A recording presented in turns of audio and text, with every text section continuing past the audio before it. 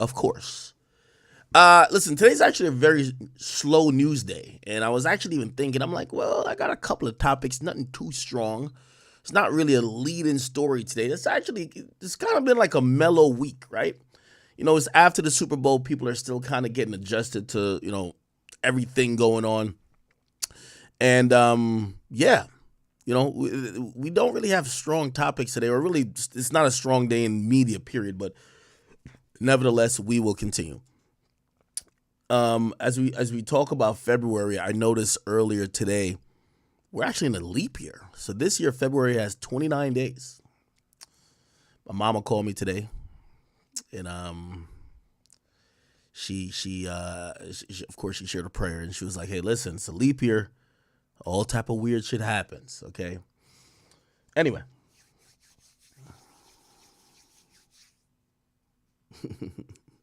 Niggas say, I don't want to hear that shit at all, bro. Stop it. You finna stream. We don't care what's going on. Somebody said 20 people were shot in the Chiefs parade. That's kind of odd. Is Kansas City like that? I'm guessing a parade happened in Kansas City. 20 people got shot. How the fuck did 20 people get shot?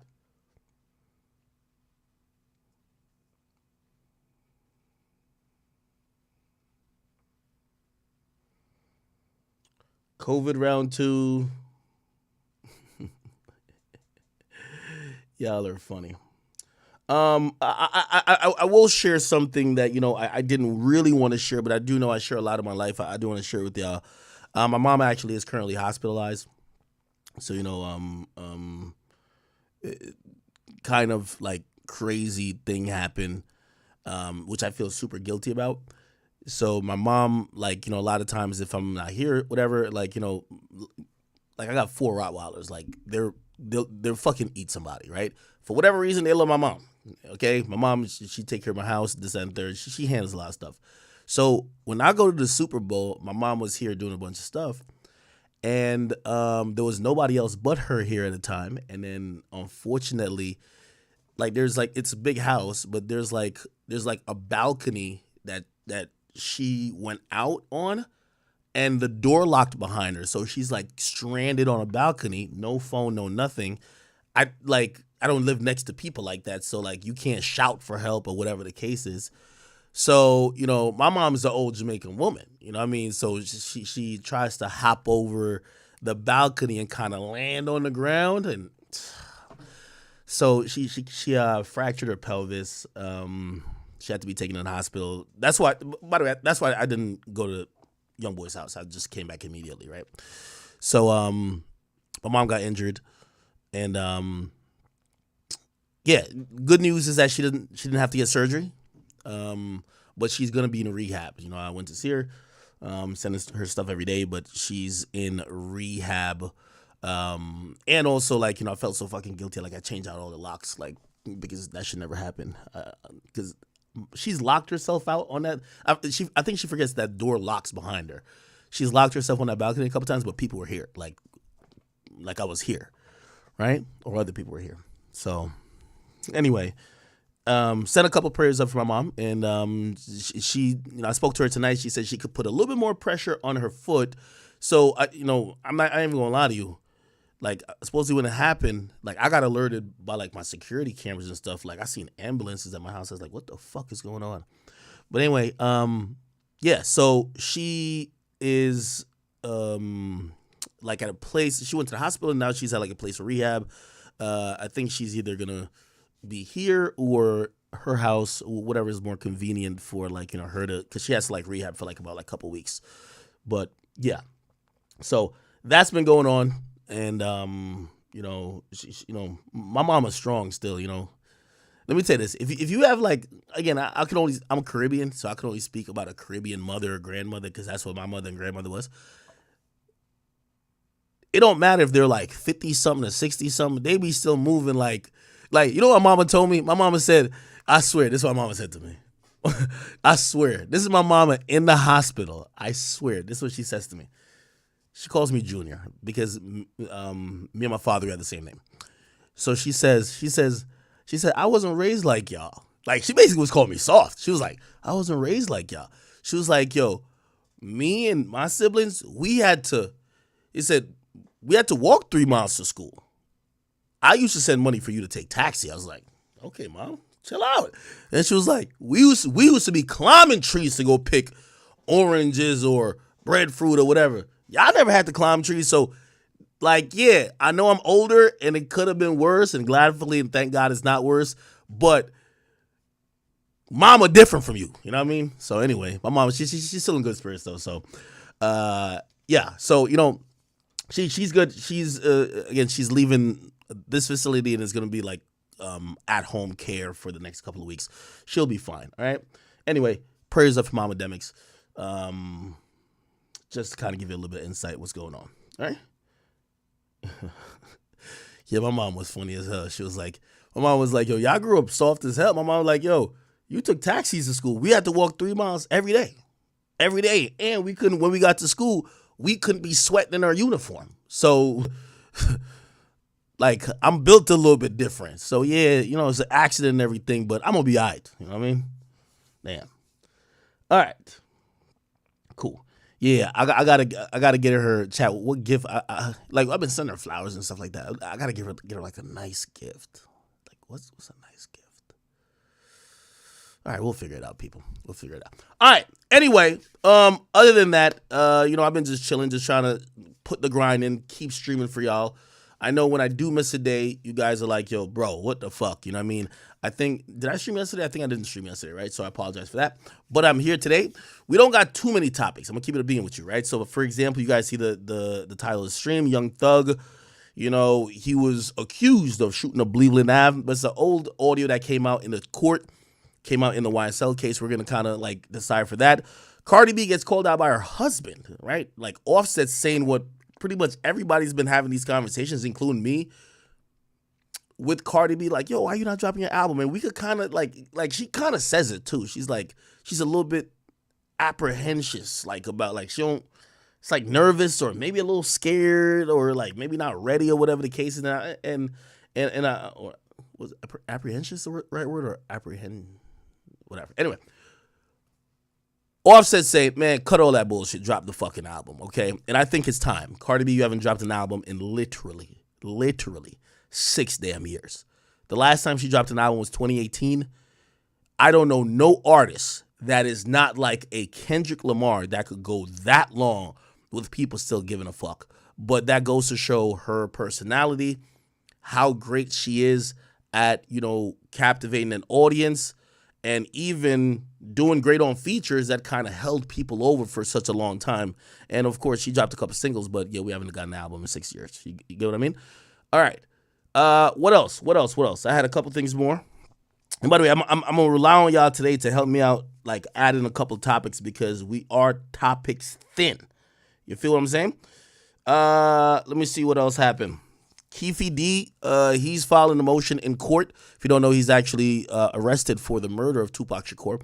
But in the bail proceeding, which I believe he was given $1 million bail, and they're going to come up with that supposedly, he wants the filings on how he's coming up with said money to be private, which is now leading to obvious, superstitions and, conspiracy theories. Wait, maybe he's trying to conceal certain people helping him out or giving him some bread, which might go into other theories of, maybe he did that murder or he participated in that murder because of maybe some bigger entities and so forth. So we'll talk about that as well. What else? Everybody been asking me, is Troy Ave in PC? I don't know. Shit, we'll figure it out today. You know what I mean? I've been seeing the Clubhouse chatter kind of get off Clubhouse. People hit me like, yo, is Troy Ave in PC? I'll let you know what I know. And also we'll kind of try to fact check whatever that's going on. The NYC mayor, if you guys don't know, that's Mayor, what's his name? Adams? Is his phone name? I don't remember his name. But the NYC mayor, so New York City mayor, is actually suing social media, basically citing that the effects of social media has been negative for a lot of children, especially children in the New York City area. So don't know what that means, but it feels kind of like a historic type of lawsuit where you see kind of government taking a stance on it, even though suing the company, I don't think that's the proper way to really go about it. We'll talk about it a little bit more. Anyway, yeah, there's a few other things, but it's kind of like minor. Okay, somebody said we gotta talk about the MGK tattoo. I'll add it to the list. MGK tattoo. Somebody said, yo, since he basically he didn't do blackface, he just did black body. Can he say nigga now? Y'all niggas are tripping, right? We'll see. Who else? Or what else is going on? What else is going on? If not, we're probably gonna hop into this YSL thing immediately. Somebody said you want to sue Instagram real quick. Somebody said, wait, when Troy Ave got locked up? Troy Ave's been locked up for about like a week now, a week or two now. He got locked up right before the Super Bowl. So the Super Bowl was, I believe, the 12th or the 13th. Yeah, the 12th, I believe. So he's been incarcerated for at least like about 10 to 14 days. Somebody said, what about Tinder Demics? That's what y'all want? All right. Somebody said that nigga is a clown for a mayor. Hey, I've been watching like the New York City mayor. He's a little interesting character because I'll see him meet with the drill artists who are, according to him, making music that is promoting death and violence. Then he'll make certain laws that's against, like, I don't know if he's trying to collaborate. I don't know. Like, it's kind of weird.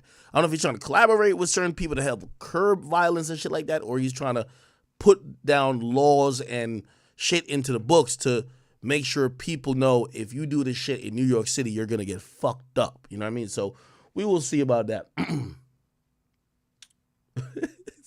Somebody said, how you over 30 and still going to jail? Bro, you know they built jail for a fucking reason.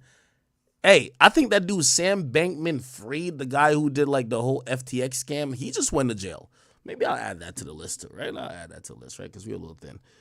FTX Sam Bank mugshot. Like the mugshot came out, or not really mugshot, but it's like a picture of him incarcerated. Okay, somebody said, talk about what? The grounds they arrested the white lady versus YSL lawyer, what they got. Yo, well, we talked about that not yesterday, the last stream. So I'm working on trying to get her on here, right? I'm working on trying to get her on the stream. You know, she clearly love niggas. She gonna love us. You know what I mean? If you love niggas, you gotta love the chat niggas. So I'm working on trying to get her on here. See if we could get a couple words from her in just response to what she's been accused of, and maybe even talk about like her conduct as an attorney, a trial attorney, on social media, right? So yeah, we got that coming up as well. Let me see what else. Can I talk about if it's easier to get 60K sales pre-streaming or post-streaming? Are you talking about Yeat? You know, Yeat's album sales prediction came out, or I tweeted out today. Yeat album sales prediction. We could touch on that a little bit. What else been going on? Somebody said Kai and Shannon hopped on Nightcap last night. Kai, Shannon. If y'all want me to talk about that, I'll talk about that too. Okay, talk about the Bobby. Yo, real question: is that Bobby Althoff leak? Is that her? Is that her? I ain't gonna lie to you. If that's her, she could bring white women back with that type of shit. If Bobby Althoff leak is real, she might be bringing back white girls. I ain't gonna lie to you. Oh, it's AI? God damn. Somebody said show us. I can't fucking show y'all. Clearly, it's porn. All right. What else? All right, cool. I believe we got a good amount of stuff to start with. Is there anything else that I should probably cover? Is there anything I have to address? I think we're kind of scandal free. This has been kind of we've been kind of low key this week, huh? Oh, Donnell Rollins and Corey Holcomb. We'll check that out. Donnell Rollins, Corey Holcomb. Yo, I ain't gonna lie. Cat Williams done set the whole comic community on fire.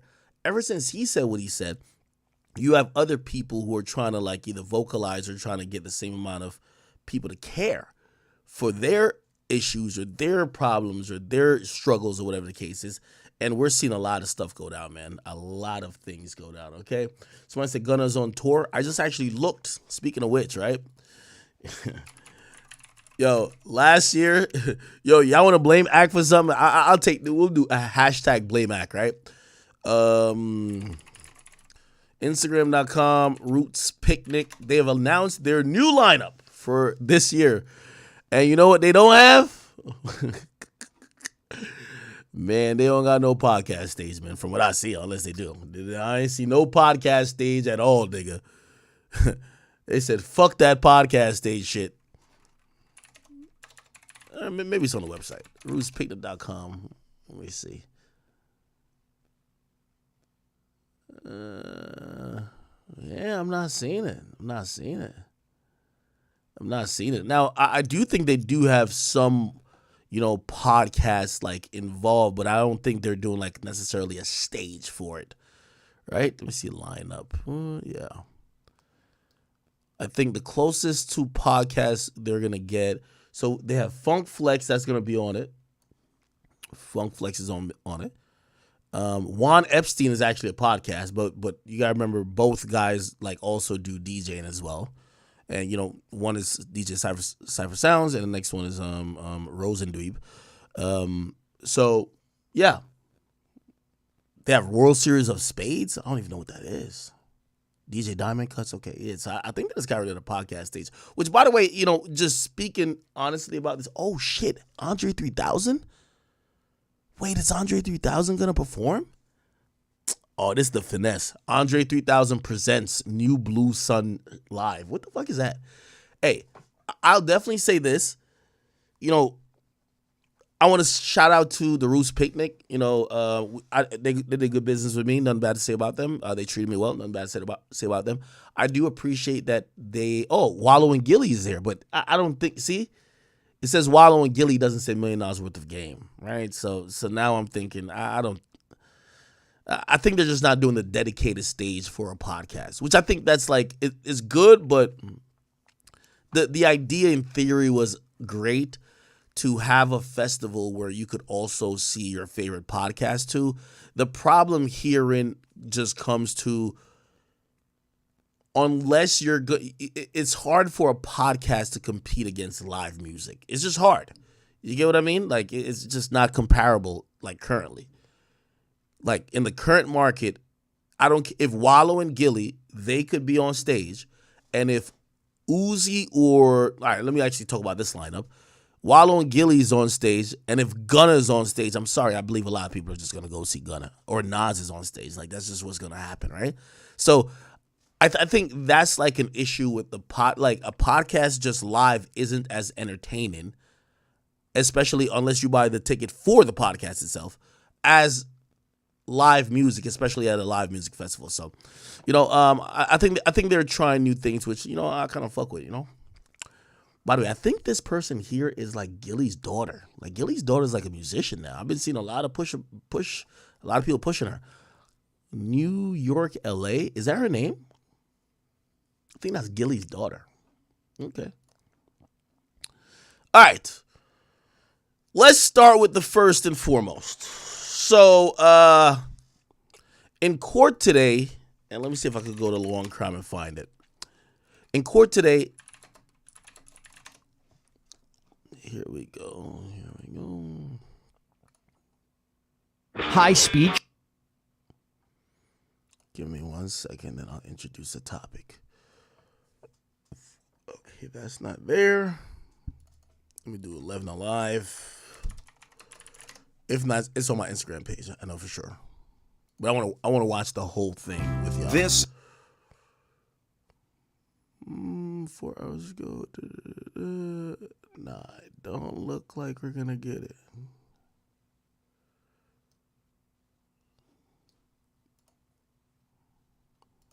Yeah, it would have to be here, but okay, that's fine. Okay, but she got her mom and her baby now. Okay. All right, and what's the number? We stay in the new townhouses in Somerdale. And she stay in building C, but I'm not for sure what department number is. Okay, so this might have the call in question. So what happened today in court is that the prosecutor's trying to build this case against Jeffrey Williams, aka Young Thug, but primarily not only him, but the entire group that they believe fall under him, under YSL, the gang. They're describing that these guys have been violent for over a decade. They've also been in a gang for over a decade. I believe the earliest thing that they list in the indictment, which are I think they call events or whatever they call it. I think it's like 2014 or maybe 2012. But they're not charged for everything that's listed. Some of these things are just supposed to be like historical facts to help prove that they're gang members or that they've been violent, right? So, for example, Young Thug, they're claiming that there was a shooting, and I believe the shooting was either in 2013 or 2012, and they're saying Young Thug shot up BLEVELAND Ave, right? And him shooting up BLEVELAND Ave, he's not charged in this indictment for that, right? Actually, I think he did get locked up for it, and I think he beat that case, right? So you're probably saying, well, if ain't that double jeopardy? If you beat the case once, they accuse you of shooting up some shit. You beat the case once. Why are they bringing it up again? Well, they're not bringing it up again to charge him with. They're bringing it up back again to establish a factual basis of what they believe he's been a violent gang member, okay? Now, what you're going to hear is 911 calls from that particular incident, right? And that particular incident, you're going to hear people describe the shooting, describe whatever, and there's one individual that's going to actually name Young Thug, right? Here we go. Yeah. But you said be able to see when you coming around, you come through the gate. Okay, so who was shot? I have no idea, babe. I promise I can't tell y'all that. I don't know. All that I know she came. By the way, here's another thing that's going to be interesting.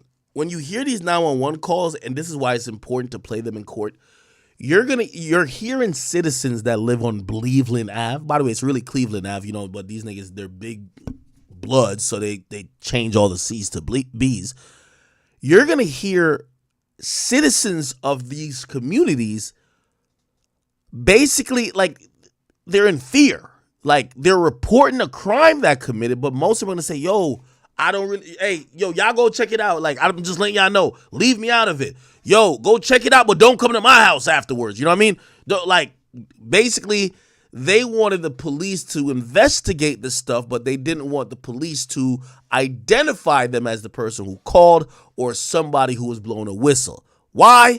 Clearly, Jeffrey Williams, a.k.a. Young Thug, runs BLEVELAND Ave, and if niggas is snitching, you know what's going to happen, okay? Wipe the nose, niggas is dead, all right? That's what I'm thinking. I don't know. What the fuck? Anyway, so this is what you're hearing. She came to my house and told me that the guy that shot somebody named Young Thug, what it's supposed to be, shot somebody and the guy is in her house. So I don't know how y'all can do that. I'm trying to get her out the house, but she wants the phone now. Okay, all right. Okay, so you saying the female won't answer the phone? I just tried to call her phone. And she got her baby and her mama now. Okay, all right. And do you want to leave your name or number?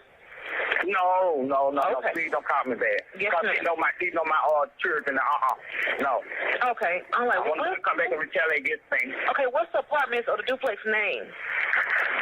They Summerdale townhouse. Not the old Summerdale, they the new one. Okay, is there a gate code to get in? Let me call it now. You got to have a gate code get in, but the back gate is open. Okay. Everybody standing out here. Okay, we'll get somebody out. Yeah, I'm trying to get her out the house on the mama, but they want the phone now. Okay. She don't know what to do. She panicking. Okay, but she's in the building C, correct? Building C. When you come around, when you come through the gate, come around. But I'm not for sure what the number is on her apartment number. All right, we'll get somebody out, okay? All right, please don't tell us how to make the call. Yes, ma'am. We won't. They won't call you back, and I don't. You hear, don't tell them I made the call, right? Which I think that's going to ring, again, by the way, if you don't know what the jury's made up of, the jury, I believe, is like 8 black people of color. So 8 black people on the jury. I think there's a bunch of women. I think there's more women than men. but still, you know, even if you're like, oh, well, more black people on there, like they're going to let Jeffrey off. They love his music. Well, you got to realize these are people from these communities, right? Like, and they probably know, like, obviously these are people who probably ain't like 10-time felons, this and third. So they probably, you know, probably identify with somebody who's like, shit, there's crime and all this type of shit fucking up your community, making you feel in fear. You don't want to go outside. So now, like, these calls are probably making them like feel away, right? I have your name. All right, thanks. All right. All right.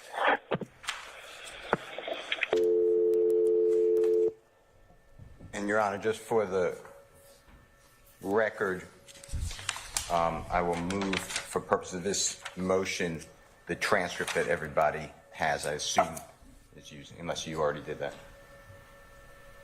Your Honor, I prefer that the call speak for itself, and the transcript is not pertinent to and not evidence of what's on the call. So What's the purpose of the transcript, Mr. Steele? For the record, Your Honor, and it assists us in talking about it, and I served it on the state Friday.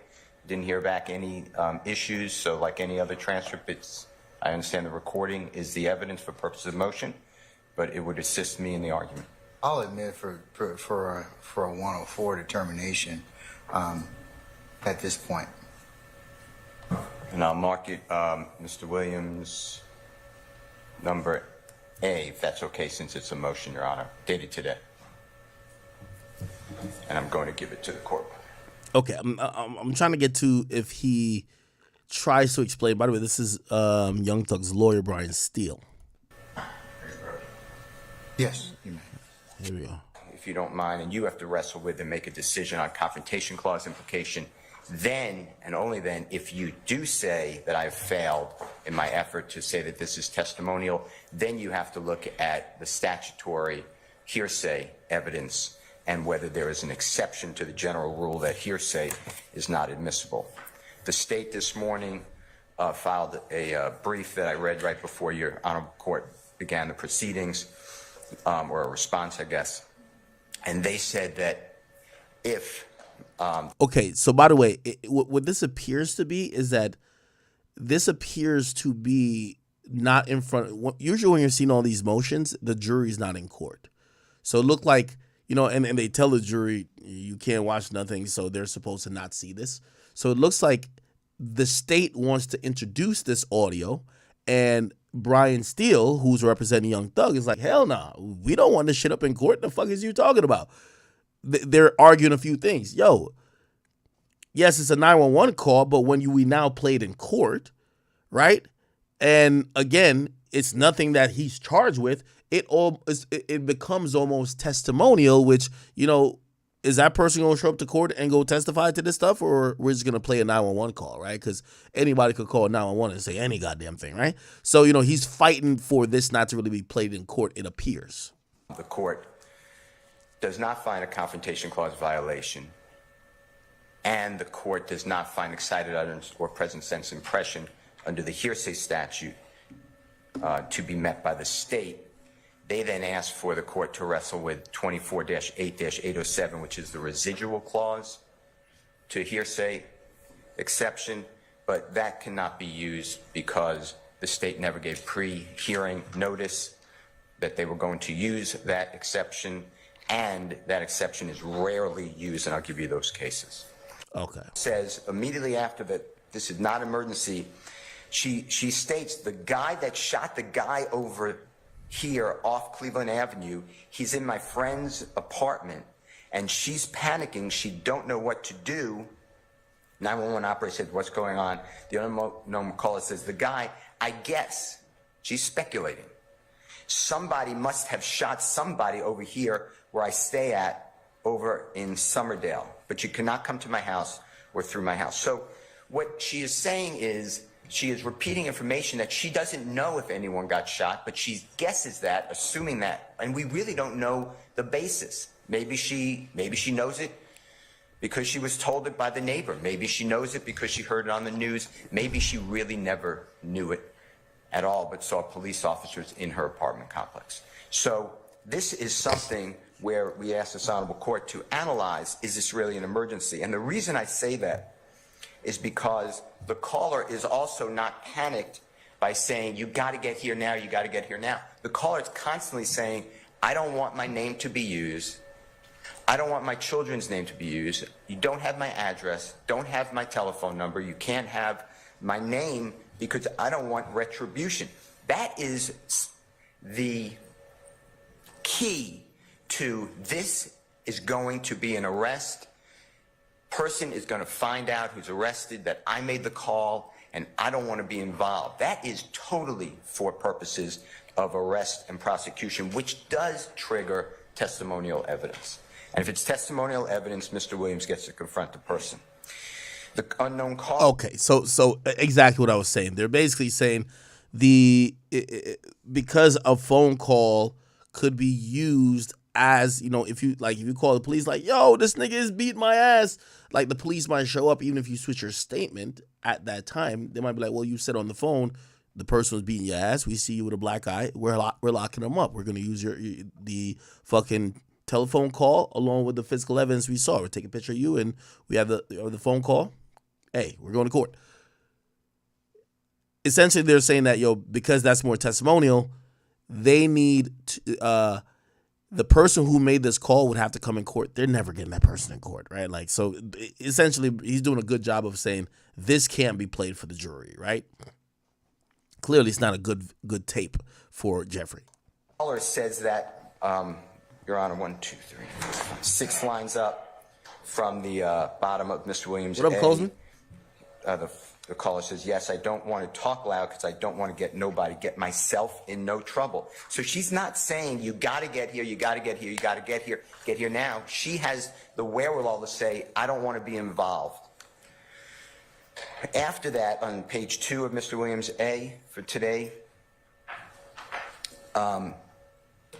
the operator asked at the very top, where the operator is speaking for the first time, okay, so what? Excuse me. So who was shot? And the unknown caller says, I have no idea, baby. I promise you, I can't tell you all that I don't know. And then she goes through, the only thing I know is that my neighbor, excuse me, she, but I'm assuming the neighbor, came running. She came to my house, told me the guy that shot somebody. Okay. So, Your Honor. All right. So it looks like they're trying to get this thrown out. I'm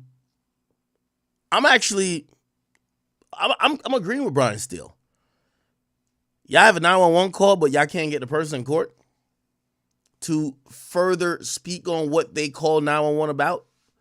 They believe it's Young Thug, but who knows if there's not somebody else that they know that's called Young Thug, right? And if that's going to be played in front of the jury, it needs to be definitively that person genuinely believed that Young Thug was the person who committed a crime, even though he's not even charged for that crime. So I kind of agree with that. Now, what this does give us a little bit of insight on, let's say if it was true. Man, Young Thug been putting in work in BLEVELAND Avenue for over a decade, man. I'm not going to lie. And I could imagine some of these things has probably consistently came to the DA's desk because some of these, they were getting arrested for a lot of these stuff. And over time, the DA was like, yo, listen, we probably got to do something about this, which probably led up to a RICO charge, right? So, again, I don't think this is going to necessarily do anything. I do believe that this is, what's happening with the DA is that they're trying to, like, drown the jury with the preponderance and just a fucking assault of evidence. Some of it not even relevant to the case necessarily, but they're going to say it's relevant to prove a point of these guys have a lot of power. They're putting money on people's heads. These guys are dangerous. These guys are organized as a gang. So again, everything is at play. And, obviously you have Brian Steele, who's pretty much the lead prosecutor or lead defense attorney in this whole case, what he's representing Jeffrey Williams. It's his job to kind of like defend it. So we'll see, man. We will see. Okay. But do I think this should be led to court? Nah. If you're not charging with it, no. Right? And if later on he wasn't found guilty for it, nah. Yo, you know what just happened just now? Like, literally. Remember I said, what the fuck? This just happened right now. Let me post it to this page. Chat, check this out. So I try to post this on Instagram, and look what Instagram told me. Tell me if you think this is some crazy shit. Instagram hits me with this. Yo, this post could limit your account's reach with non-followers. I try to post to my main page, the one with 5 million plus, right? It says your post may go against our recommendation guidelines. This could impact your account reach on Reels, feed recommendations, explore, search, and basically saying you'll get shadow banned, motherfucker. Guess what the post was? Me saying all songs from Kanye West and Ty Dolla $ign's Vulture's One album simultaneously chart on the Hot 100. By the way, I just didn't post it because you just can't fuck with Instagram. Like when they're telling you this, they're like, yo, post it if you want, nigga, but you gonna be shadow banned for 90 days.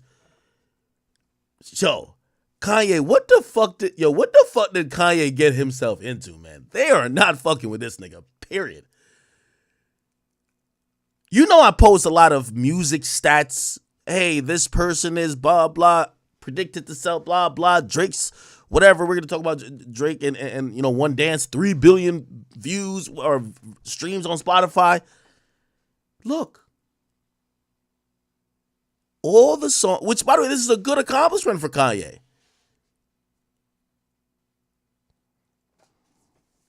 Is that odd?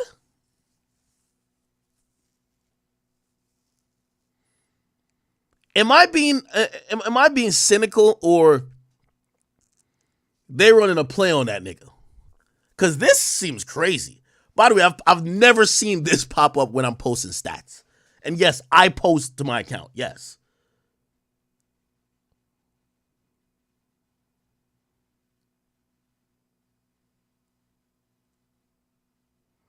Is it his wife? Maybe it's his wife, right? Like, because you know the cover of what's it called? Cover of Vulture's One. Maybe it's the cover. Is his wife nude on the cover? Maybe it's because his wife seemingly is nude. Is she nude? By the way, this is an album cover, so Twitch, don't fucking ban me or do no weird shit. And YouTube, chill out, okay? This is an album cover, okay? This is art. Y'all let Kendrick Lamar was flinging dick up in a bitch in a goddamn video, and y'all didn't even age restrict it. Y'all said, oh, this is great. This is art, okay? Maybe it's because the album cover, but like, I'm gonna be honest, I've never seen this before. But even then, you think Instagram has shit that could scan the photo to know, oh, that's a butt crack. Nah, we feel shadow ban if you post it.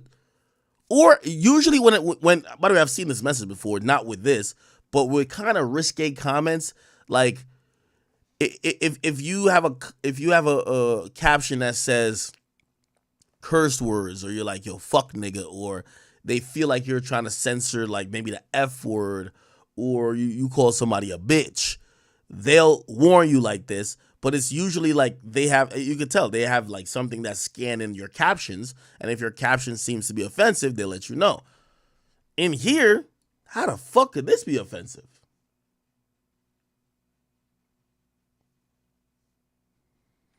Yeah, I ain't gonna lie, man.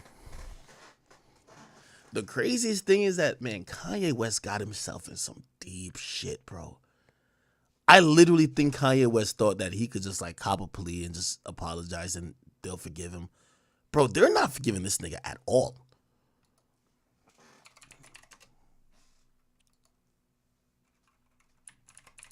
Kanye West.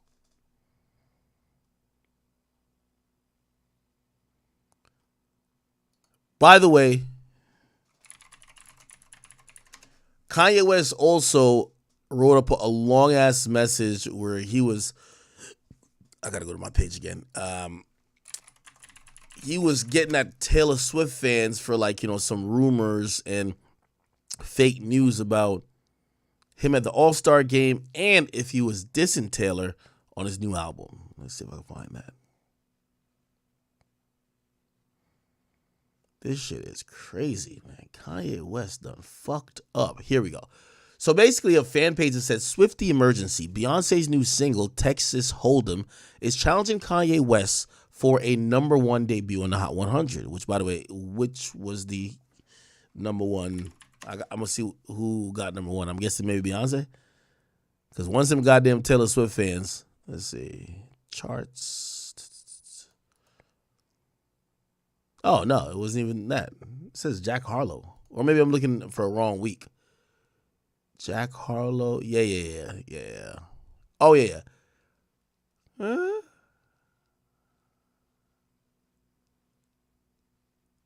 Am I looking at an old one? This must be an old one. Because where's the Kanye songs?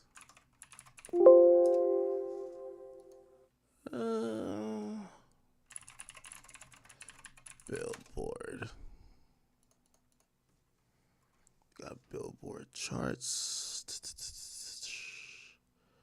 Global.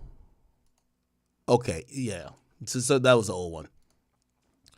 So Jack Harlow got a number one song? What the fuck?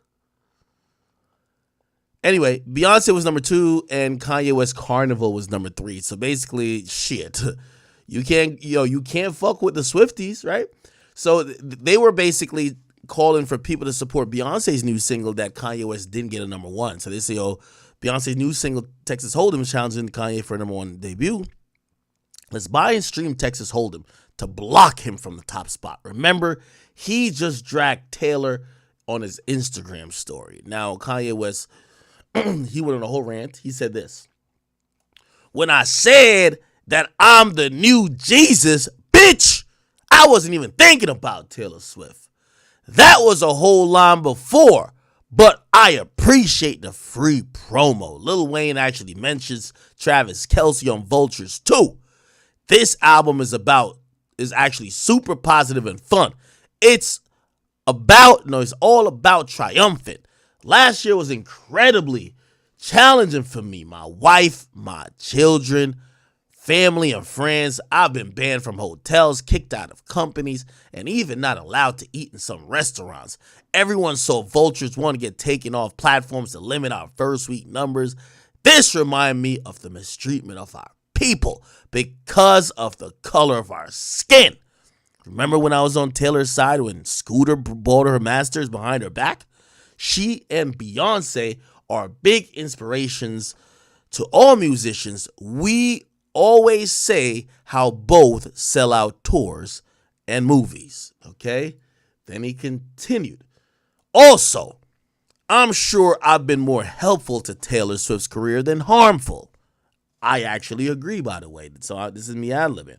I think that Kanye West has been very helpful to Taylor Swift because he made her a victim, and there's nothing better and more marketable that a white artist, as a damsel in distress with a big black Negro who is fucking her over or trying to take away her pristine, precious moment in the limelight. Okay, and that what Kanye did. A lot of people sympathize with Taylor, and they said fuck Kanye. Okay. He said also, he said to all Taylor Swift fans, I am not your enemy. I'm not your friend either though. LOL. Also, I didn't get kicked out of the Super Bowl. We left our seats to go to YG's box and see different friends. My wife had never been to a Super Bowl, so I wanted to walk around and have a nice time. We had such a fun day. Oh, and to Shaq, I grew up looking up to you. I would love to hang with you and Jamie sometime. Jamie Salter is like a father figure to me. The media may control the narrative, but the people have spoken. Good for Ye. Still didn't beat Taylor though. You get what I mean? Again, I think Kanye has dug himself in a hole where my boy either got to knock it off with this playing crazy shit, rebrand, or fall on the sword to apologize to the Jewish conglomerate. And even then, I don't know if this is a redeemable thing.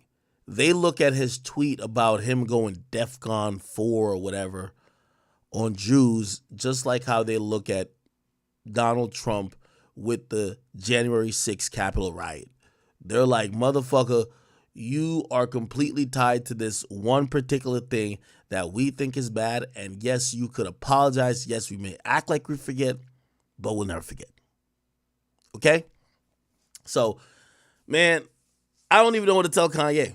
I really don't know what to tell Kanye. I think, he's always going to be fine. We love him culturally, but it's clear that these big corporations, they're backing up from him. And if anything, they want to tighten the output from him, not only in opinion, but in product and anything else, which, by the way, I think he finally acknowledged, which, remember when he was doing good in the clothing market, people were like, bruh, why are you not giving this type, why are you not acknowledging that the music is really why we're here? Finally admitted that without the influence he has on music, none of this other shit actually goes. You know what I mean? So, yeah. All right. Damn, man. That was a weird-ass message. I'm not posting that back to the gram. Okay. All right. Similarly, bunch of other stuff going on.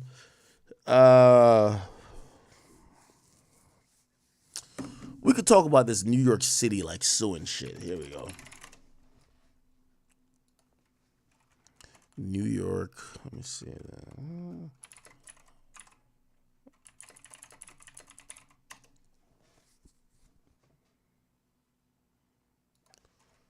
Social media.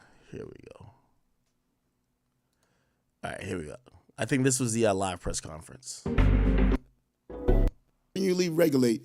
Here we go. Presented by social technology, there have been unforeseen consequences. And let's listen to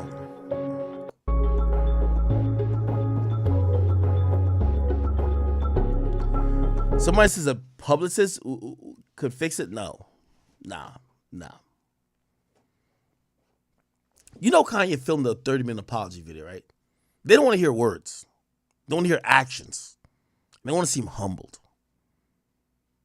They looked at him like he was a pompous asshole when you said what you said about us. You bent it. And to be honest, we want to break you first, motherfucker. A PR is going to say the right things, but it's not going to do the right things because they're not only on lip service with this. Anyway, let's hear Mayor Eric Adams talk about the lawsuit targeting social media companies.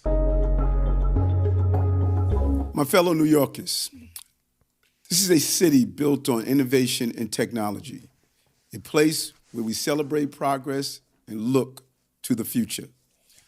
But even as we have created jobs, opportunity, and prosperity with new technology, there have been unforeseen consequences and new dangers, especially when it comes to social media's effect on the mental health of our young people.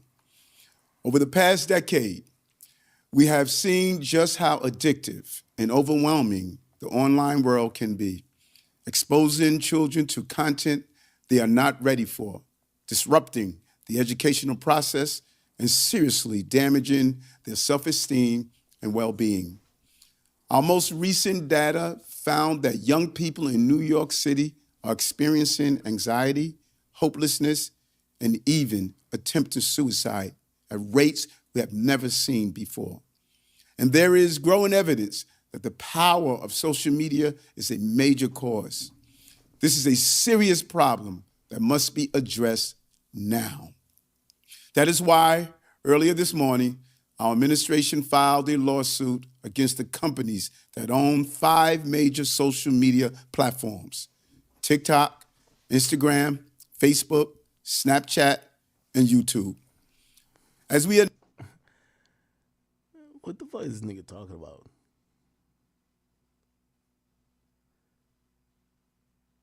TikTok is owned by some Chinese company, Douyin or something like that. Facebook and Instagram is owned by Meta. I guess Snapchat's still owned by itself at this point, and YouTube is owned by Google, which is owned by Alphabet. So it's 4 companies, not 5. Anyway, I don't know. Maybe I'm just fact checking. Right? World can be exposing children to content they are not ready for, disrupting the educational process, and seriously damaging their self-esteem and well-being. Our most recent data found that young people in New York City are experiencing anxiety, hopelessness, and even attempted suicide at rates we have never seen before. And there is growing evidence that the power of social media is a major cause. This is a serious problem that must be addressed now. That is why earlier this morning, our administration filed a lawsuit against the companies that own 5 major social media platforms: TikTok, Instagram, Facebook, Snapchat, and YouTube. As we announced last month in the State of the City address, we must take action to protect our children from harm online, including the growing dangers presented by social media. Together, the New York City Department of Health and Mental Hygiene, New York City Health and Hospitals, and the New York City Department of Education, we are filing litigation today demanding that companies be held accountable for their platforms' damaging influence on the mental health of our young people. And we're seeking to recover the costs of addressing this ongoing public health threat as well. Parents everywhere can see for themselves that their children are spending too much time online. New York City teens spend an average of 3 hours or more per day in front of screens, not including time spent on schoolwork. Much of it focused on the endless stream of social media that has been designed with one goal in mind: keeping the user engaged for as long as possible. Adults find it hard enough to moderate the use of social media, but it's even more difficult for our young people. We know these platforms are designed with addictive and dangerous features that take advantage of a child's natural interest in novelty and play. The social on these platforms, the likes, the trophies, the streaks, are designed to manipulate a dopamine release in the brain. And children lack the maturity and impulse control to continually regulate their use. Instead of talking to each other over lunch at the cafeteria, they're absorbed in their screens. Instead of playing at the park with friends, they are inside on a sunny day clicking and scrolling. And instead of learning confidence and resilience, they are being exposed to content that often leads to insecurity and depression.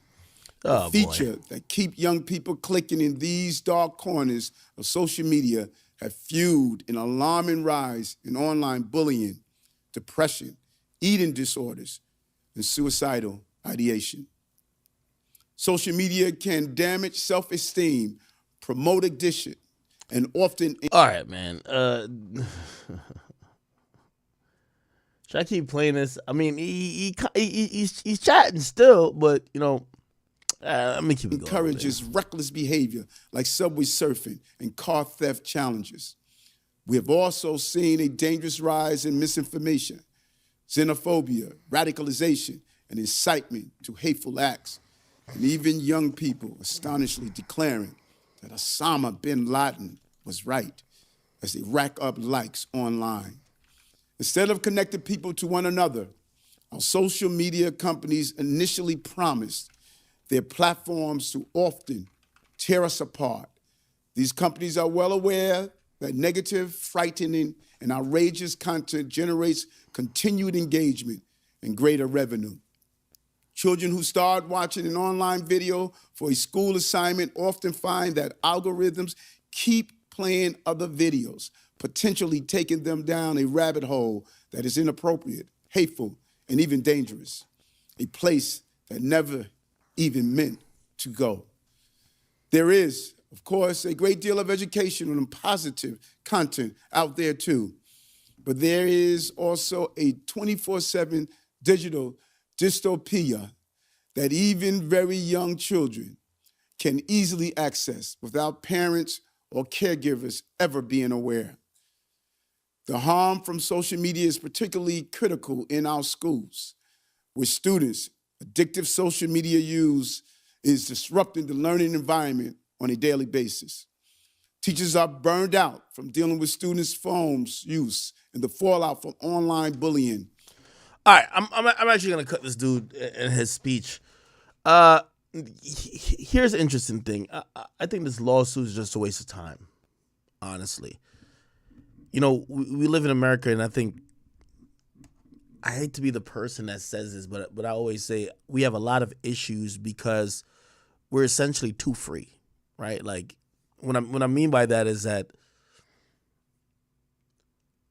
with all the rights that we're granted, we pretty much could do any goddamn thing. And then what happens is that then we wonder why some of the ramifications are what it is, right?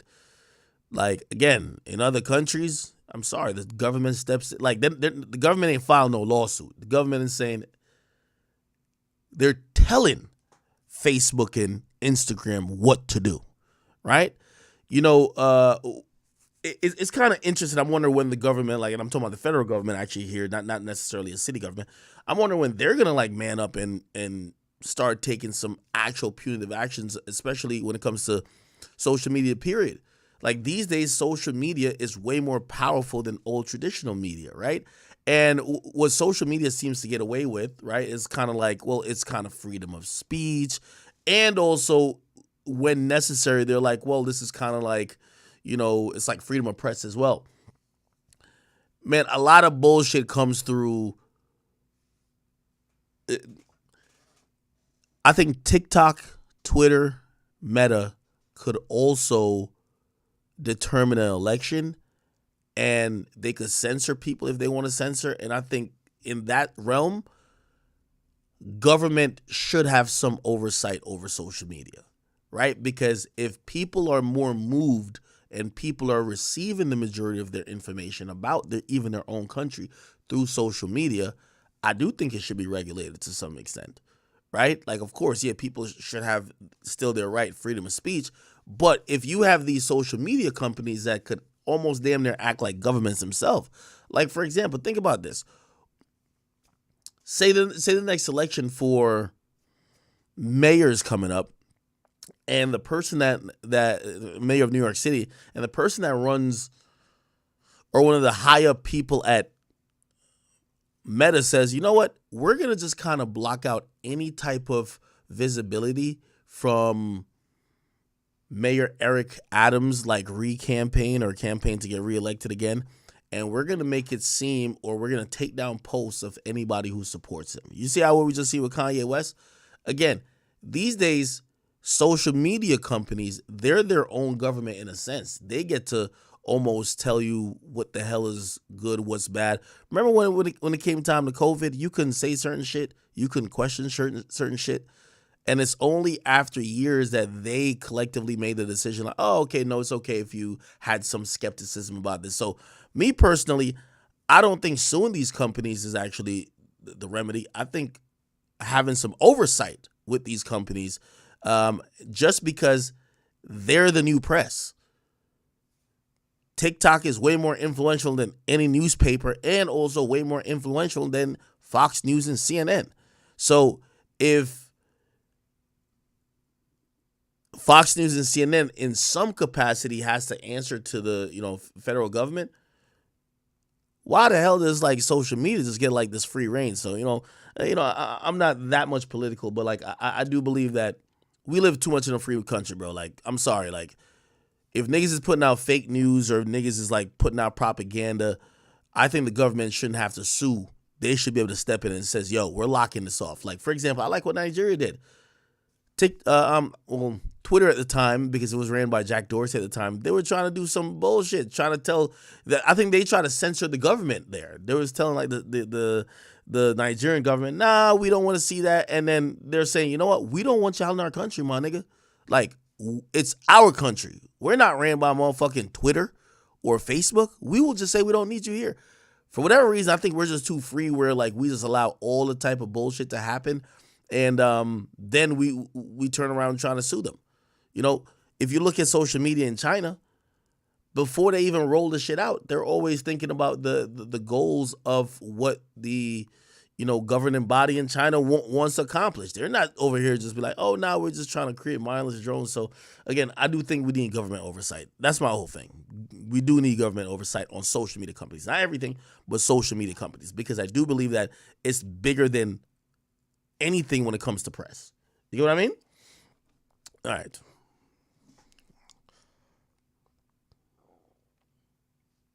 Who the hell?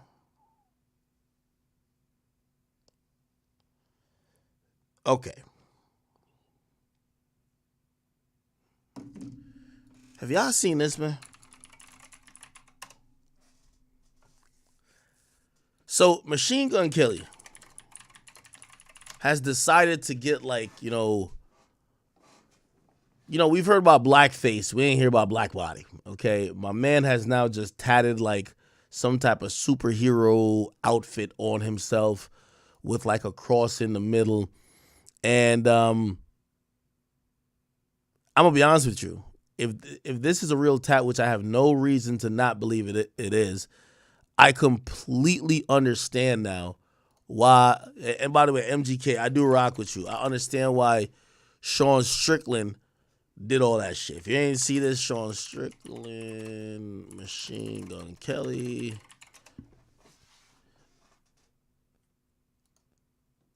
This what happened.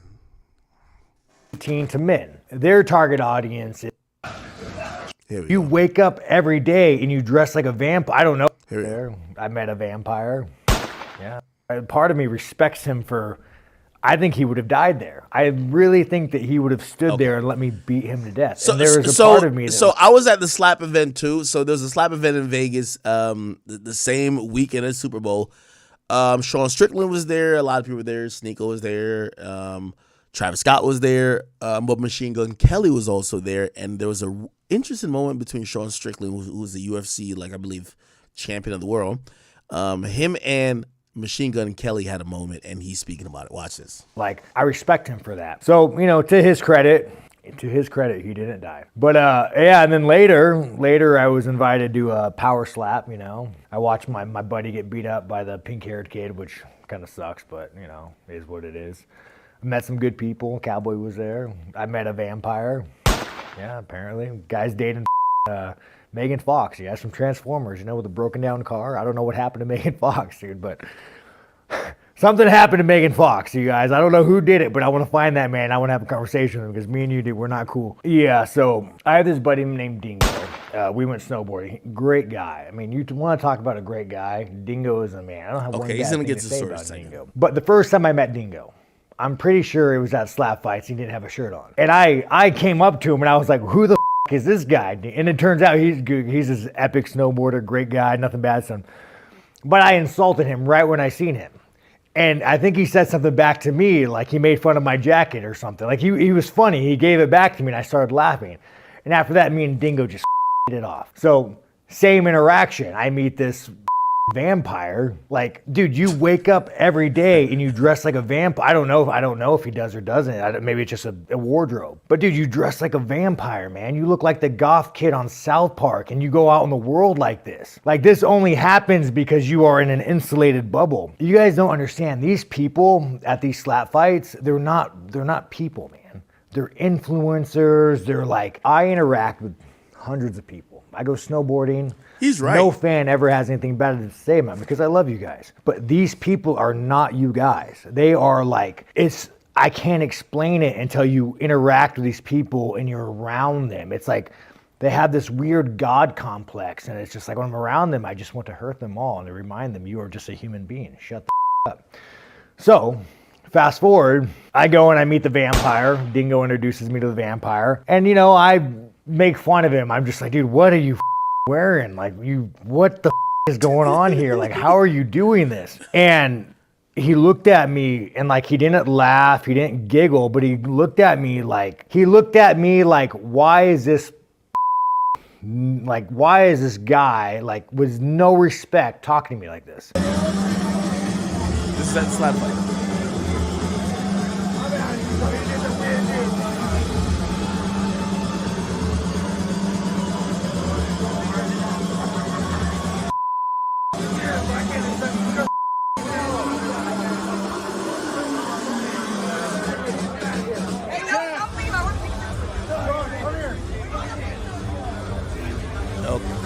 So I think he told MGK, was like, yo, bro, you look weird as shit. And like he said a few other things and he just walked away. He looked at me like I was less than human. And I was like, you know what? I'm going to humble you right now. And then my girl kind of got in the way. And then I was like, whoa, well, chill the out. And then I was escorted out. But these people, you guys, they're not like me and you. They're not the guys you see at the shopping store. They're not the guy getting gas. Like, they have this weird God complex. And I had no idea who the vampire was. I didn't know until today.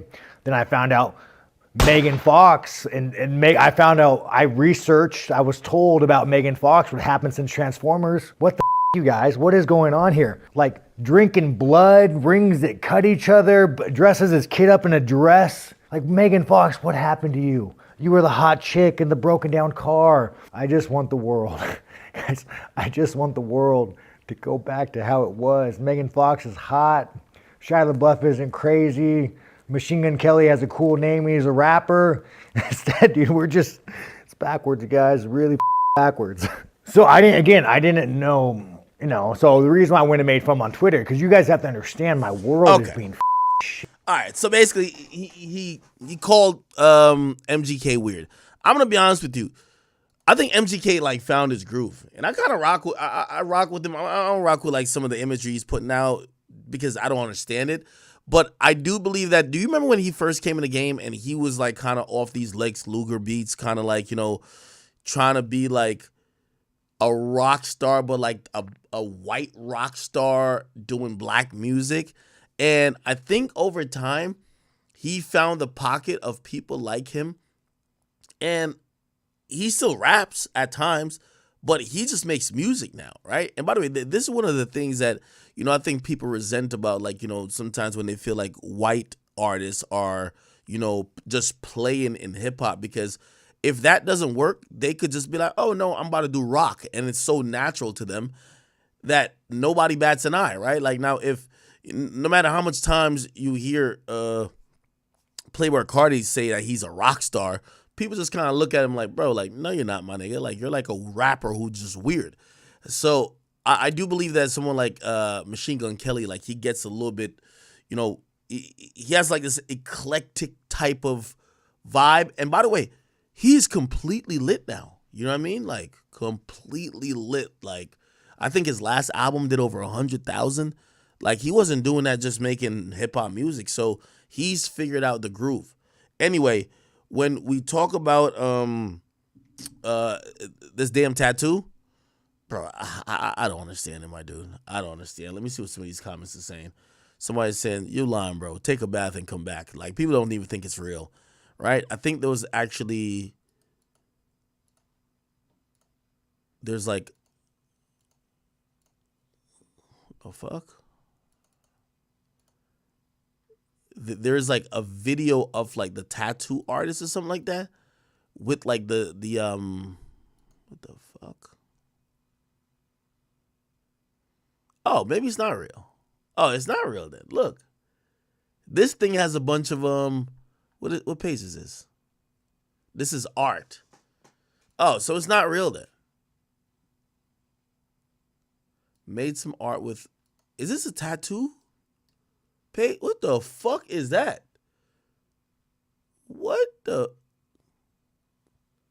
They got niggas naked on this bitch? Like, oh, hell no. Let me get off of this page. I ain't gonna lie. Let me get the fuck off of this page. Somebody says, is that an actual tattoo or just paint?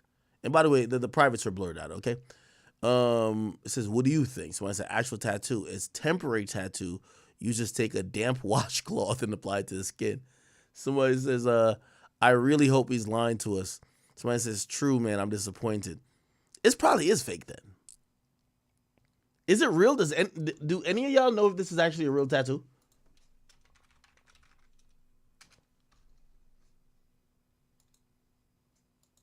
I ain't gonna lie. He is taking this whole vampire, like, whatever thing a little too far. But sometimes, you can't blame an artist if they're trying to embody their art.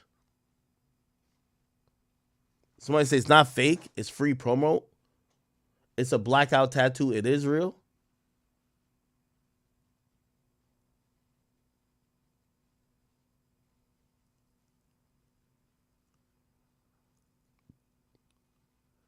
Yeah, throw this nigga in the swimming pool, man. And that nigga will come back up. And listen, the only reason why I think it's fake is that, trust me, Machine Gun Kelly, I do think he's talented, but he's definitely been one of the products of, at the end of the day, he looked in the mirror and he says, shit, I forgot I got this good old white skin, and this shit gonna allow me to keep winning when all these niggas that I was running around with or in competition with, they have failed. So I don't think he would be like, listen, I'm about to go tattoo my white skin with some black shit. I don't think so, bro. But who knows? You know what I mean? At this point in his career, maybe he's really on some art shit. Whatever. Okay. Whatever, man. Somebody says hair dye. Nah. Somebody says, it don't matter what you think, it's real. All right, we'll see. Why does everybody with this shit look so weird? Some work, some heels, starting to look at the other side. Okay, it does look like it's... Is there no video of him doing it?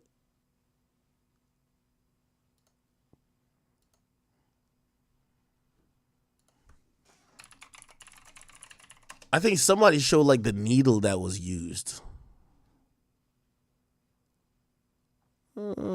Whatever. Okay. Did you guys see...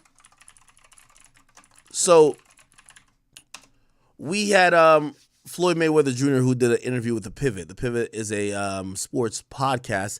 And while doing an interview, he was asked about Diddy. And his answer kind of got a lot of people talking. But let me know what you guys think about this. Even like P. Diddy. I'm not going to speak bad about P. Diddy because he's still a black man. Mistakes happen. And I can't say if it is or it's not a mistake, but things happen in life. And P. Diddy business is P. Diddy business. It's not my job or anyone else's job to go on the internet and stump him and kick a man while he's down. My take on it is it's not my business. I don't think it's right at all. And I don't condone it. Even if that happened to my daughter, I would be hurt.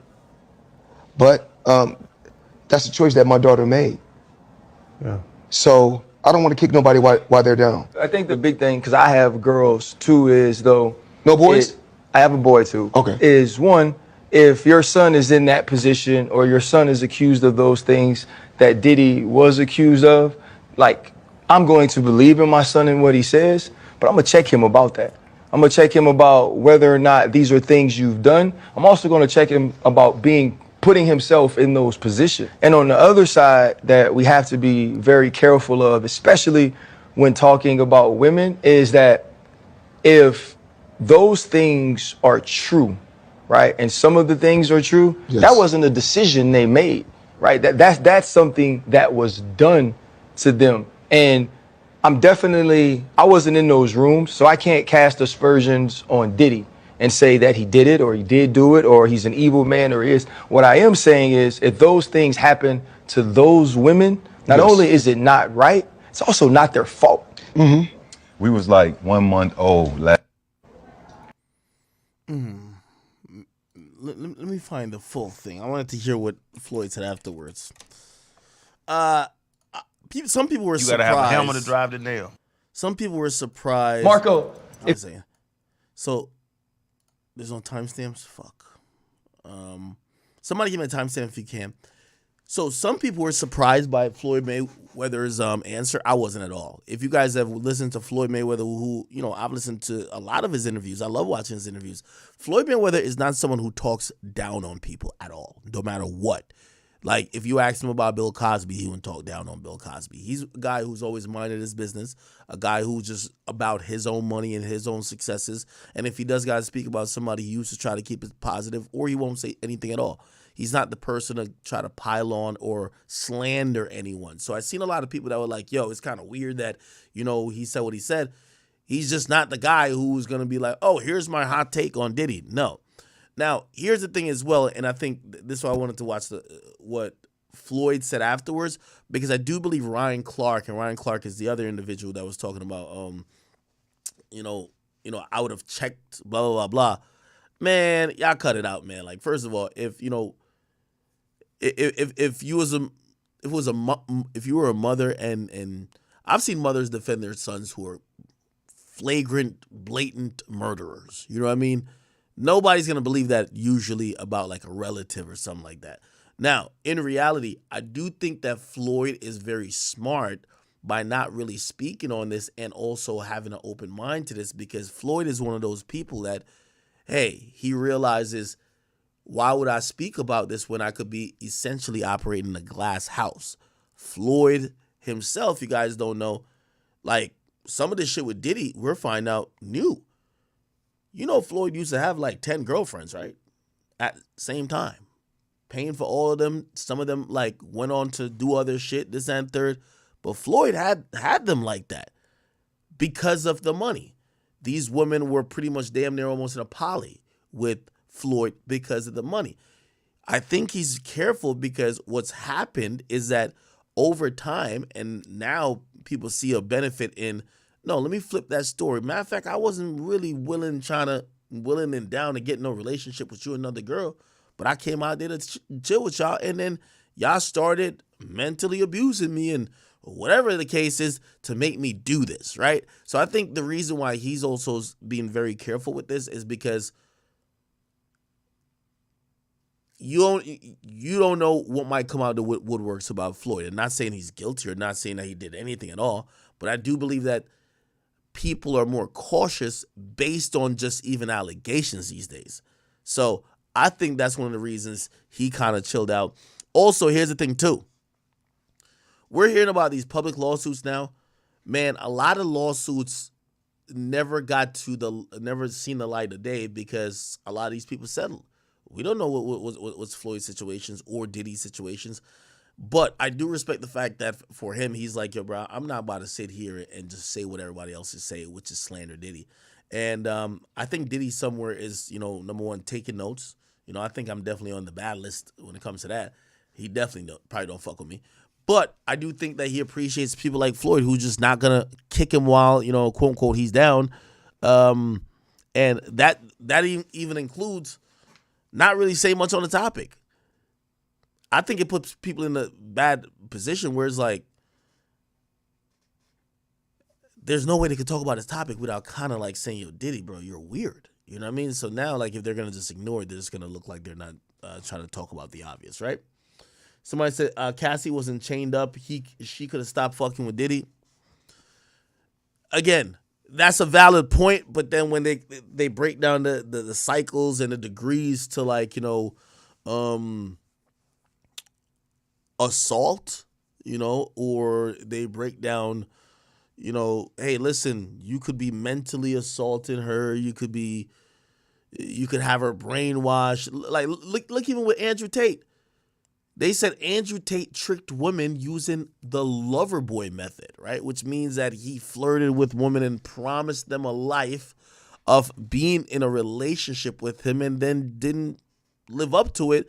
And at that point, they came and they were down to do sex work. And before they looked up, they were hooked to sex work. So, you know what I mean? While I agree with you on face value to say, hey, listen, maybe there should be accountability held here. Was Cassie like drunk all the time? Like, how did she do these freak offs for over a decade and never said nothing, but now it's a problem? Yeah, they could be like, oh yeah, she was scared. He was mentally abusing her. Yeah, you can't win. The timestamp is 7 minutes. Thank you, by the way. All right, Someone else's job to go on the internet and stump him and kick a man while he's down. Let me put it on. My take on it is, it's not my business. I don't think it's right at all. And I don't condone it. Even if that happened to my daughter, I would be hurt. But that's a choice that my daughter made. Yeah. So I don't want to kick nobody while. By the way, I feel like that was almost hinting towards maybe his demeanor with like NBA Youngboy. I've been waiting for this long time to be like, yo, bro, I ain't raised my daughter like this. Why she like a nigga like this? This nigga don't got no manners. Damn, this nigga said fuck me. Like, yo, Floyd has remained super humble, like even in some of the conversations or whatever, even with Youngboy speaking. And I do believe that he's living by that motto, which is like, yo, hey, my daughter made this choice. And if my daughter made a choice, I'm going to back her up rather than try to like school her and teach her to come along in another realm. You know what I mean? So I thought that was a little bit of his mentality, because think about how YoungBoy has talked about his daughter, and then you still see Floyd saying, "Oh, nah, we about to go do, I'm about to bring $1 million to the mountain this and third." And you're like, bro, you know what he said about your daughter like a couple weeks ago? Anyway, Why they're down? I think the big thing, because I have girls too, is though. No boys? I have a boy too. Okay. Is one, if your son is in that position or your son is accused of those things that Diddy was accused of, like, I'm going to believe in my son and what he says, but I'm going to check him about that. I'm going to check him about whether or not these are things you've done. I'm also going to check him about putting himself in those positions. And on the other side that we have to be very careful of, especially when talking about women, is that if those things are true, right, and some of the things are true, yes, that wasn't a decision they made, right? That's something that was done to them. And I wasn't in those rooms, so I can't cast a... Yeah, now, if you ask me, and by the way, I don't have kids at the moment, so if I had a daughter dating NBA YoungBoy, I ain't gonna lie, I would probably have to squabble with that nigga, man. That nigga is just too disrespectful. You know what I mean? Remember when he was on some shit like, yo bitch ass daddy? Like, nah, hold on, I gotta squabble with you, King. Like, bro, like, you talking too crazy. Like, what's up with you, bro? Either that, I gotta squabble with you, or fuck all the squabbling shit. Matter of fact, like, yo, my daughter, like, I don't care if she grown or not. Like, as long as I'm cutting her off from the riches at that point, if I'm Floyd, right?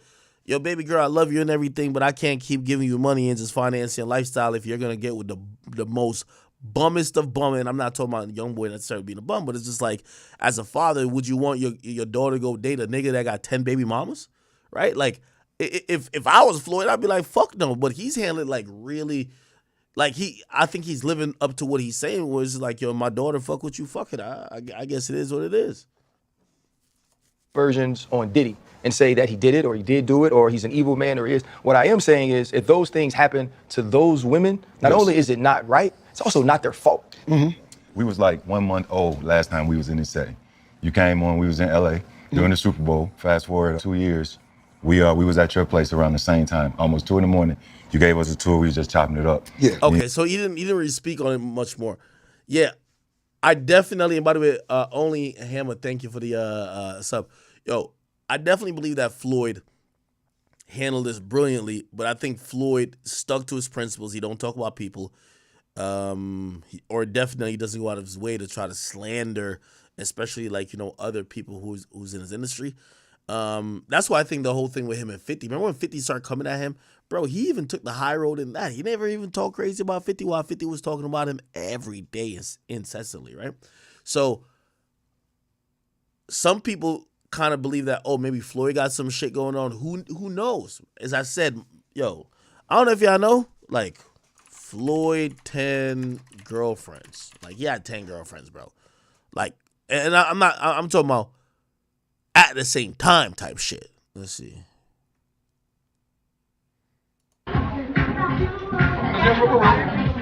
Look, see? Come on, Diana.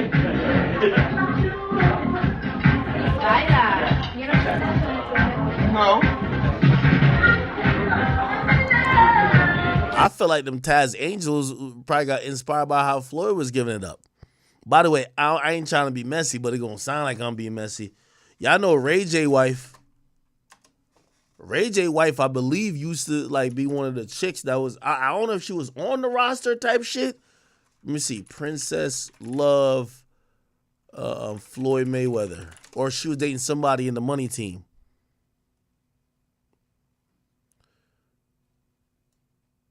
Let's see. Yeah, look. She talked about breaking up with Floyd Mayweather. She was like, to keep it real, like, again, I'm going to be very respectful, but it just is what it is. She was one of Floyd's 10 rotating girlfriends. Ray J comes in, probably was playing the piano. If I had one wish, you know what I mean? C Shorty, they start macking it. And she probably was just like, damn, I'm 1 out of 10 over here. Shit, I could go fuck with Ray and be 1 out of 1. And she skedaddled, you feel me? Like there's another girl that Floyd had too that dipped off and went and got another man. Like that's just really what it is. I ain't trying to be disrespectful. So, you know what I mean? Ray J, you know what I mean? Don't try to catch a fade with me, but I'm just, you know, that's kind of like just in history, right? Anyway. I got y'all people here. She hides something, ladies and gentlemen. This one here. This one hides something.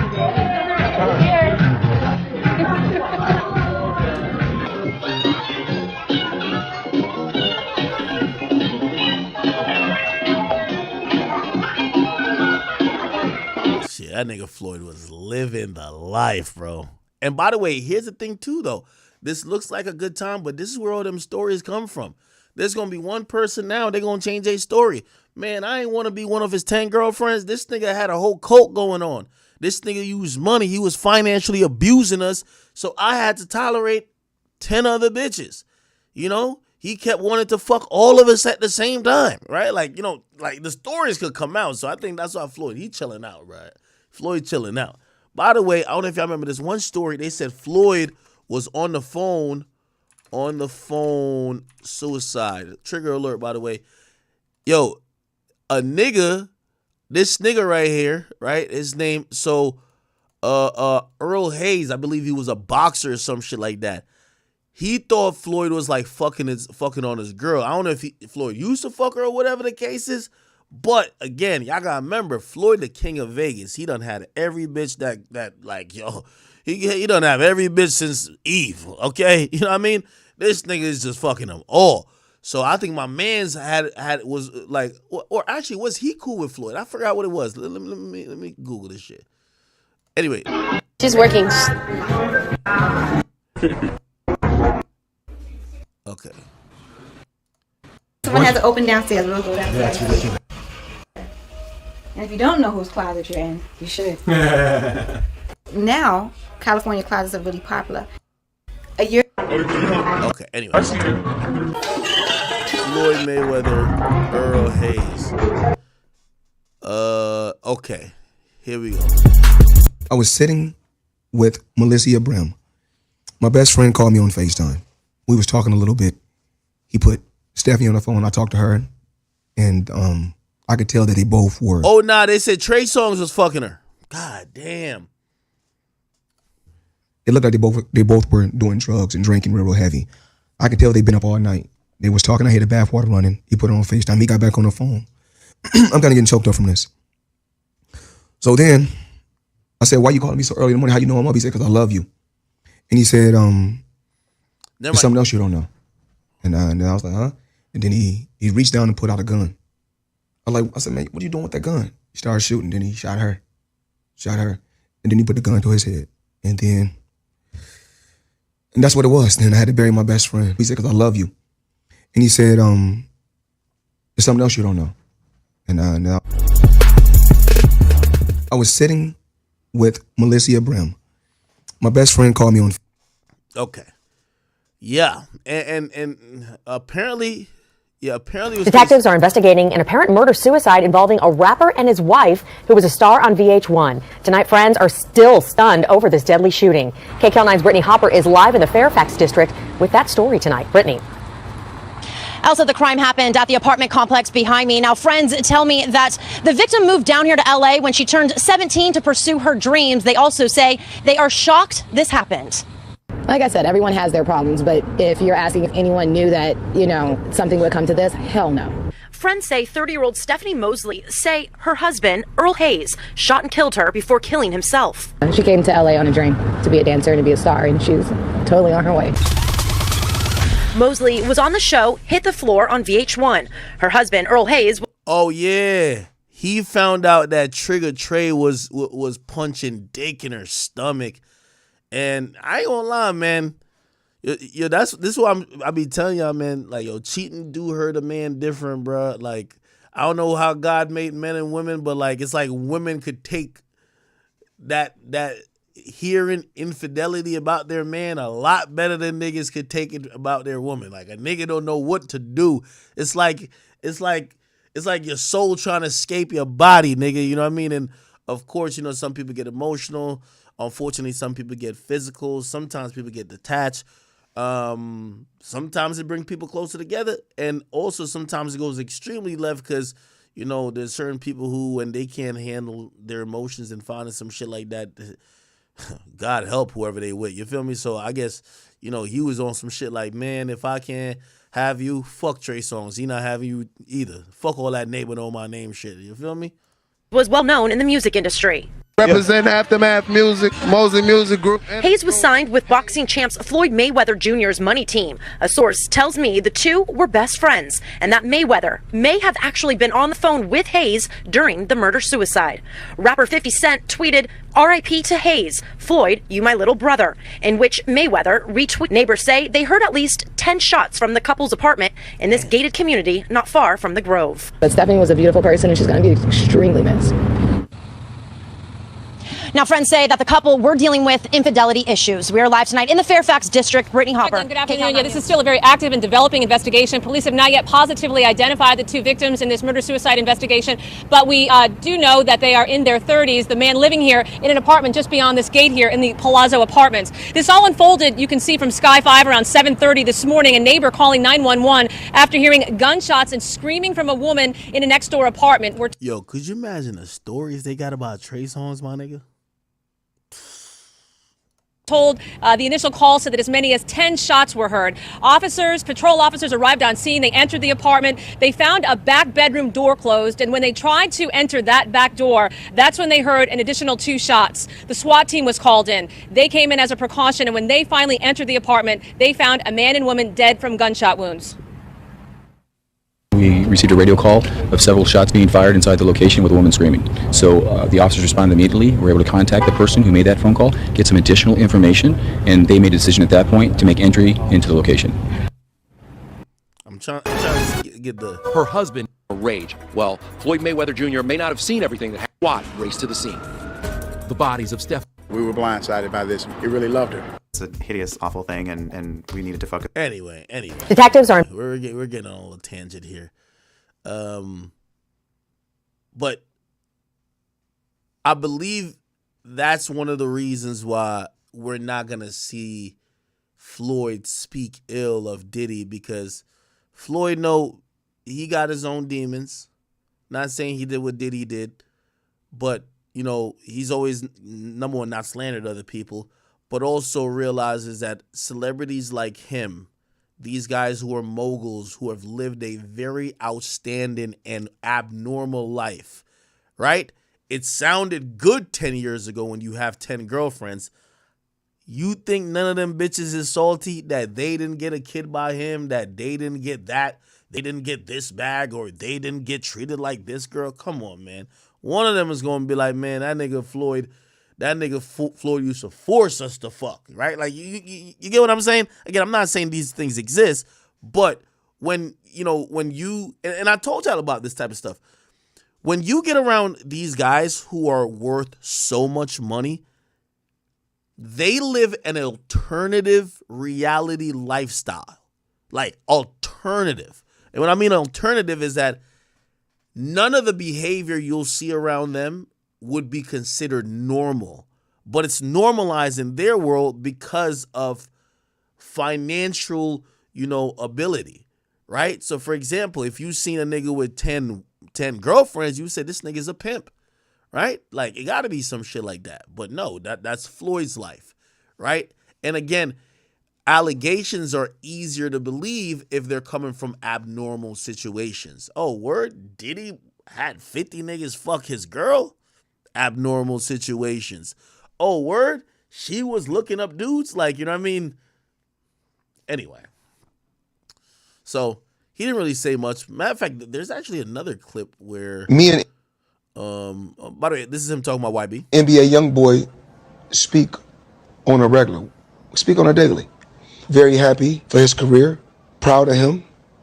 And eventually, he's going to grow like anybody that's young. When I was young, I visualized and seen things a certain way. But as you get older, you look at things totally different. I got to ask him, what NBA Youngboy? Yes. Okay. He also got emotional during the whole thing. Let's see if we can find that. He was talking about somebody else that passed away.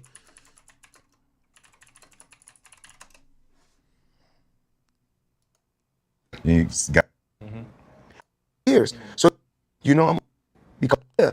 Does anybody have the timestamp for that? Again, they don't have timestamps like in here. I love videos that have timestamps, but fuck.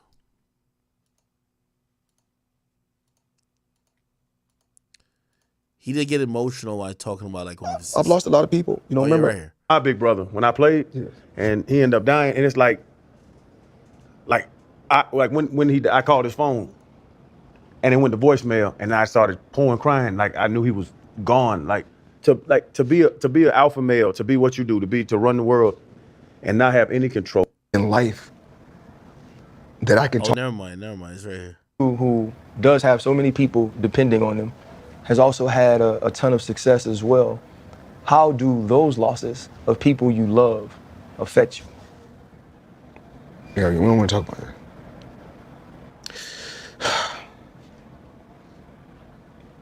We're gonna get through this. That's tough because she's my best friend. People really wouldn't understand that people like your drivers and your assistants are your best friend. Kichi was the only person. True. Drivers, assistants, security. In life that I can talk about anything to. So I believe this is like an assistant that passed, I believe. That knew my deepest secrets. There was no male or female in my life that I told more stuff to than her. The only Super Bowl she really wanted to go to was the one in Las Vegas. She was so happy. For her 50th birthday, she wanted to go to Aruba. Was gonna have a big party for her. I was able to take her to 100 countries. She taught me a lot. She helped me a lot. Through rain, sleet, snow, or hell, she had my back. Like I said before, if my life didn't go like it went, I would have never met her. So everything plays out for a reason. And it's just like, we talk about just music, the black culture, the Filipino culture. She took me to the Philippines and put me in a position I made, and not even the money, because my assistant, I put her in a position she didn't even want. I could have got her a business, whatever she wanted. That's not what she wanted. All my assistant wanted to do was support me and help me be the best man that I can be. And she wanted my kids just to be positive, and she was a positive person. And I always wanted her. She worked so much, all I ever wanted her to do was find a husband and not think about work and just give herself breathing room sometimes. All she wanted to do was, what they call it, FOMO, fear of missing out. What a lot of people don't know, we was in Dubai, in my room, and I was talking to her, and I was talking to somebody else. I don't know who it was, but I know I was talking to her. And I told her this. I said, y'all have to listen to me. I said, because if you're gone, it's gonna be too late for you not to listen to me. Within 6 days, she was gone. So the word, you know what I mean? Sometimes, powerful words sometimes. But I was just telling her that because I want her to take care of herself. Because a lot of times, like I talk about a vehicle, like I have a Rolls Royce. Like we got a Rolls Royce that I came here, right? You can't just put gas in a Rolls Royce and wash it. It has to be serviced, just like the body. So when we get to a certain age, we still think that's all we, women think, I put my lashes on, put my makeup on, put my heels on, get manicure, pedicure, but you still have to service the body. And she was at my house. And she said it's okay for Courtney to work on me. Courtney is the team doctor. She traveled with us too. I said, of course, Courtney can work. So for a couple of days, Courtney was working on her. I seen her working on her back, massaging her. And Kichi didn't go to the movies with us. So when she didn't go to the movies with us, I said, yo, something is going on. So I told her, I said, listen, you have to go to the doctor. You have to go to the doctors, the medical center or the hospital. Very, very important. Everybody kept telling her. I guess she called her sister. Her sister came, flew out from LA. And I don't know if she was, wanting to give her some organic herbs. A lot of times family members think they got the remedy when none of us knows it all. I know a lot, and I'm here to come on record and say I don't know it all. And have I ever contradicted myself? Absolutely, I'm a human. We all have. But sister came out. She was working with her. Next thing you know, I'm asleep. I get a call. They knocking on my door. They said, it's very important, 911, it's very important. I said, what is it? I'm asleep, leave me alone. They said, it's about Keisha. I said, okay, what's going on? So I grabbed my phone. I called her phone. Just rang around, I called the phone again, rang. I'm like, fuck, let me get up. Got up, somebody gave me the phone. Here, hello. When they said, what? The fuck, like what? And it hurt me, and it hurt my team that we couldn't send her home the way we wanted to send her home, the way we know that she would have loved. So many people loved her. Yeah. So many people loved her. Yeah. You can die and come back a billion times. You can't find that energy. Yeah. We argue, we debate, we help each other. That's a sister that I never had, a best friend that I never had. How hard was it for you to not get that closure? You seem like a person that wants to show people how you feel, and it feels like sending her home the way she would have loved and the way. Okay. Salute to Floyd. And by the way, I think that's a genuine moment too, I see some people who think that because he has $1 billion, he doesn't feel the same human emotions like pain and grief. Of course he feels that, you know what I mean? There's people who's probably around him more than maybe sometimes his family. So if somebody lost their life and someone he cared about or probably shared a lot of moments with, he probably definitely cared. Let me see. Have y'all seen, this was on TMZ earlier, Corey Holcomb and Donnell Rawlins, they got into it. So Corey Holcomb was performing at the Laugh Factory, and all of a sudden this happens.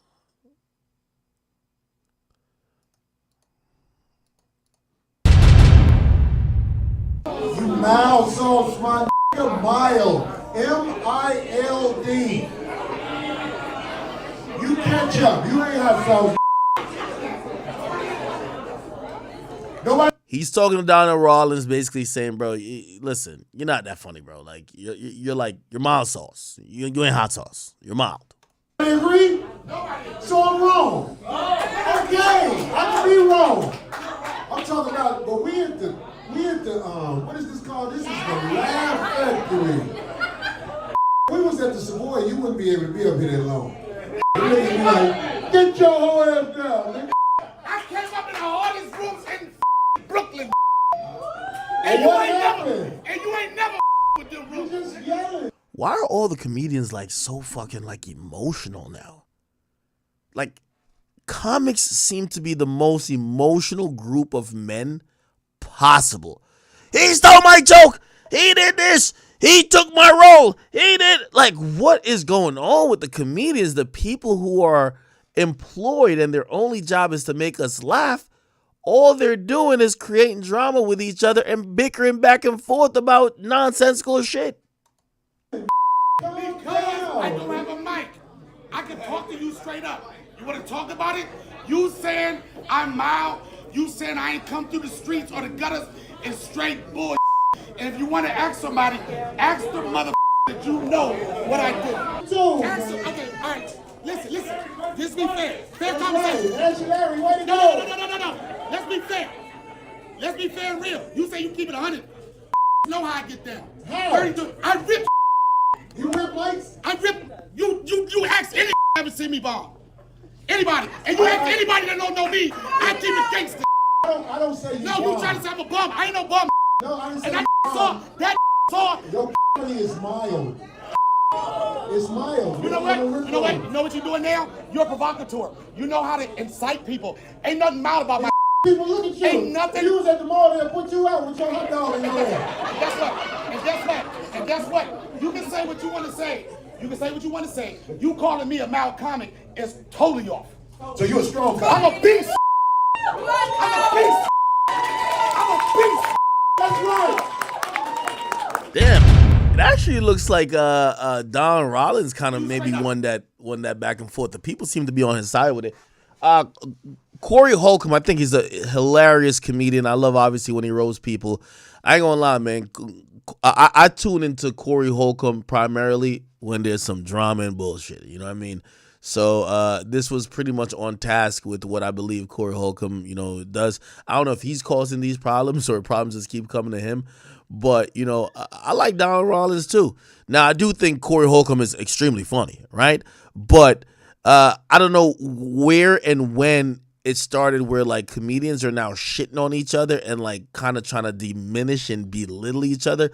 Because to me, it looked like, it looked kind of, why are you trying to shit on Donald Rollins? You know what I mean? Now, granted, I've never seen a Donald Rollins special, but shit, I know he was funny as fuck when it came to, he was funny as fuck on the Chappelle Show, right? So I don't know if the problem here is Corey Holcomb, who just likes problems and incites drama, or it's Donald Rollins maybe either being too sensitive, or he just don't like the truth, which I wouldn't consider it to be truth because I actually think he is funny a bit. Anyway, I think he did pop up on TMZ to talk about it. Let me see this. First off, I think comedians nowadays, they're trying to sell controversy over comedy. I wasn't there to watch Corey. I had performed myself, and I was about to leave, and they announced that Corey's about to perform. And I know that he had said some ill things about Dave Chappelle. I agree with that. I do believe that after Cat Williams, and I think Mike Epps is one of the people who notoriously, I don't know what the state of stand-up is, but it feels like everybody wanted a piece of the Cat Williams drama to kind of fuel whatever they had going on. I mean, Mike Epps basically said, yo, I got a special coming out. Why the nigga didn't mention me? I want to get some headlines too. I need some free promo, which, by the way, I started watching the special. It is on Netflix. But if that's what's going on, Donald Rollins might be right. Niggas is selling drama over jokes. And they announced that Corey's about to perform. And I know that he had said some ill things about Dave Chappelle. I know he said some ill things about some of the openers of Dave Chappelle. So I just sat there, wanted just to see what his take on what he felt about comedy or whatever. I sat there and I just waited. And then when he made the comment about that anybody that's done 3 movies in comedy has performed fellatio, I said, wait a minute, I've done 3 movies, right? And I've never been accused of that. And then I also fact-checked his IMDb, and Corey himself has done 4 movies. So I think he might be guilty of his own joke. It's unfortunate it came to this. Should I have yelled out at him? No. But, I'm I've been rocking with my guy Dave Chappelle for years. I'm a little guy to my friends, my fans, and my family. And it was just, for me, it was a buildup. It was a buildup off of a lot of things that's troubling comedy. Yeah, Corey, listen, you're a funny guy, but let me tell you this. You become, and this is the difference between, I think, Corey Holcomb and like a Cat Williams. Cat Williams is a bona fide star. Cat Williams is selling out like arenas already. Cat Williams wasn't somebody who maybe people feel like, oh, damn, you underachieved, or, oh, man, like you're not as successful, so that's why you're hating. That's the difference with him and anybody could speak like they're in his position. With Corey Holcomb, though, I feel like if he's saying these things about, a lot of these guys, oh, yo, if you did this amount of movies, you were sucking dick. It feels like that's more bitterness and like a little bit of coping. It's like when a broke nigga says, or somebody who didn't get on in the music industry, they're like, yo, the only reason why I didn't get on is because I ain't sell my soul. No, motherfucker. Ain't nobody was trying to buy your soul anyway. And also, you didn't have an opportunity to get on. Like, let's just stop it. Like, stop trying to cope to give a reason of why you're not succeeding, right? Comedy. Corey is the type of comedy, he can go on stage. Again, but that's the difference between, you see, you can't say, like, even if Cat Williams at the highest level, like, yeah, he talked about Kevin Hart, maybe could be like, oh, yeah, you haven't starred in as many movies as Kevin Hart, but he's done a bunch of movies, and he's doing stand-up at a more frequent rate than Kevin Hart. So it's like, I don't look at it as jealousy when it comes to him. But Corey Holcomb, I think people might look at it like a little bit differently. Start with grunts, and by the end of it, you're laughing hysterically. I did not want to scream out at him, but I felt like protecting the integrity of myself and my friends, I thought I had to say something. I thought I had to say something for people out here that have done over 3 movies. I want to talk about your special, because this sounds awesome. So Dave is Okay. I think Corey Holcomb was live. Making more money than him. Well, he wasn't going to make a lot of money, and he was ugly. Yeah. Oh, shit. Can't keep the girl if you ain't got no money, boy. If you got some money, you can keep the girl. You ain't got no money. Is that ain't her? Is No, it? that's not. Hell no, that's a girl. He act like he was gonna leave. He was like, nah, I'm going back in here to watch this shit. Mm-hmm. No, I heard The security guard told me that, but I'm like, yo, you get away with shit like that sometimes, but it ain't wise to be trying to disrupt my set, little ugly comic, because that can get fixed like this. Where's Batman? You went to the dime after that. If I was a dirty, rotten motherfucker who got dirt on his mind, the dime would have been a bad experience for you. To him, I'd be like, hey, brother, how you doing? Even though I always knew he was a hoe-ass nigga, there's a lot of motherfuckers, Corey, I never liked that nigga and all that shit. I ain't playing that shit, but I got it for receipts. I ain't gonna lie. Everybody listen to this. I want you to fact check this. When I said on stage, if you've been in more than 3 movies, you probably had a dick in your ass, that nigga said, hey! Ask anybody who was there that night. When I said, if you done 3 or more movies, you probably, I don't know how probably is spelled right now, but probably had a dick in your ass. That struck the nerve in that nigga for him to start talking crazy and yelling while I was on stage. So all you people out there who think Corey is the motherfucker who is the aggressor, you wrong. Okay. He a hoe-ass nigga who wanted some attention. Look, he did about an extra 10 minutes than what he was supposed to do, talking about my DVD coming out, y'all, and y'all gotta support it and all that sucker shit. Nigga, I hope this DVD, I hope this Netflix shit funny. Garbage ass nigga. You said a DVD? I want you to be rich as you could be, cause you up. Yo, Corey Holcomb is like, yo, he's the gangster comic. Like, he talk crazy and make it funny. Ugly. You need Oprah Winfrey type paper to walk the earth like you want to walk the earth, homie. You ugly.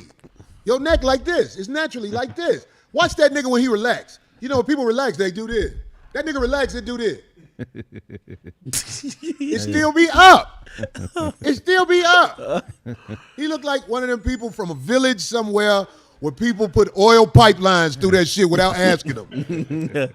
That's what he looked like. He ugly. Man. So he wants me to jump and fall for the sucker shit. This for the youngsters. Now, hold on. While I'm giving critiques, yo, I do have a critique of Donald Rollins. Donald Rollins, like, ever since he, you know, I used to watch him on The Breakfast Club, and he would come off like funny. And I don't know whatever happened with him and Charlemagne. There was a point that happened where he just came in and he was just like bitching every time. He would just always be bitching at Charlemagne. It was just, to me, it just wouldn't be funny anymore. And I remember, like, I watching it, and the dynamic would be odd because Charlemagne, the non-comedian, is cracking jokes. He was always in his feelings, and I was like, bro, like, you're a comedian. Make this funny. You know what I mean? So. Man did everything in his power to get me to come out my body. We live in Hollywood, dog. Everything is a videotape. You can't come out your body because the nigga invites you to do it no more. When you get with a motherfucker, you got to get with his ass somewhere else. You dig what I'm saying? Oh, yeah. You can't just doot, doot, doot, like back in the day, boop, ba-da, boop. You can't do that no more. It's a video and you doing whatever you do. Right. And if you really out here productive, man, you ain't got time to get them people money at the county. You ain't got time to get them people time at the county. Wherever you at. That man tried his best to make me come out my body, but I wouldn't do it. It ain't worth it. It ain't worth it. Right, it ain't worth it there. Oh, I said, put hands if we on were that nigga. somewhere outside of Hollywood, you wouldn't be acting like this. And them people wouldn't let you talk as long as you talked. Right. He knew I was going up. That's why he was mad. Y'all act like I'm the motherfucker who walk around disrespecting people. Right. It's people out here know that they are men who mess with men, but they want to act like people hating on them. It's people out here who know that you funny, and they want to act like, oh, you said something to him. Corey Holcomb don't say nothing to these people out when I'm in the streets. Are y'all crazy? That man ugly. That's what all that stemmed from. He ugly. Of course not talented, like I said. He mild as a comedian. Yeah. He the type of nigga you be like, okay. On tours, he always opening up. The whole nation know him, but he an opener. They can't close it out with Ugly Larry. That's Ugly Larry. You gonna always have to pay for hoes, homie. You ugly. Man. You broke the cardinal rule. Somebody in your family did something wrong in the last generation, and God put your face together like that. Nah, this is crazy. And your neck and head together like that. Nah, this is you tried crazy. to have a baby. Get the mark off there. I don't like that. Put that family picture up there. That's the one that's most revealing. Well, it ain't his family because the broad stopped messing with him as soon as she got the baby because she got the bag. Well, that's his child, though. We don't know that's his child because they holding that baby. Look at old girl. Look how she looking away. Body language is everything. Oh, here we go. She looking toward the baby. Like, I'd rather lean this way. Oh, nah, this is fuck. Is that his family? Yo, is Corey Holcomb like that? Because I'm telling you, Corey Holcomb, I look at it like the gangster comedian. Like, he feel like he's telling jokes, but he'll throw in there like he'll chin check a nigga. Like, he'll beat up a nigga. In that way. I've been in situations like this before. That bitch don't fuck with him. This show ain't for everybody. This show ain't made to make everybody happy. It's for the people who can handle what it is. So I'm just saying, I take solace in looking at this picture. This picture is so messed up in so many ways. Y'all, look at that picture. Man, is that his family? He said he was sticking up for his boy too. He said he was sticking up for Dave.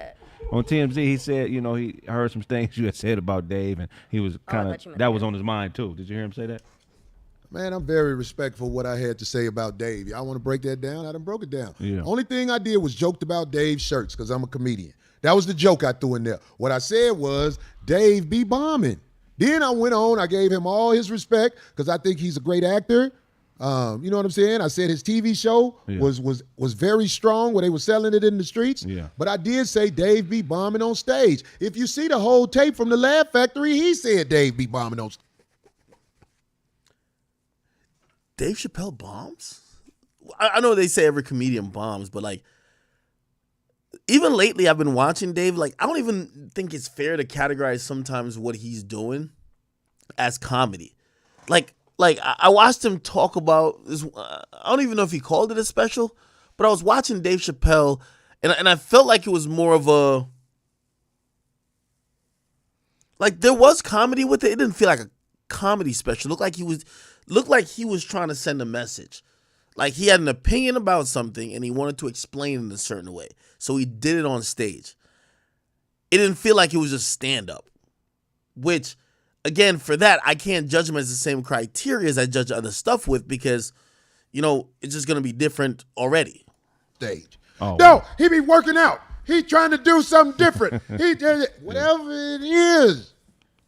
Yeah. It don't be hidden. But I don't got no animosity with Dave Chappelle. I said that. When I said what I said that day, I didn't just go in on that man. Right. People act like they want the mess, and it's okay. I'm not finna be on here saying, well, have at it. No, fuck that. Fuck you cake-ass niggas. That's where I'm from. That's a cake-ass nigga right there. I walked outside. He wasn't out there. He wasn't out there. I'm glad he wasn't out there, because if he'd have got loud outside, even though his video outside, he had already did enough where I could say something to him. Maybe he would have felt like he could do something. Okay, if you feel like you can do something, that's cool. Even though I don't pick fights with people in public. Oh, a story to tell. Thank you for that. He said, yo, Corey Holcomb is a Oblakian. He's from Chicago. He don't play that type of shit. Oh, I didn't know he from Chicago. Maybe that's why he be standing on business, right? Only people I really talk to is the people I know. Right. When we be standing in front of the motherfucking improv, man, I talk to Craig, them. I be joking. Somebody speak to me, I'm respectful. Hey, what's up, y'all? How y'all doing? I take pictures with people.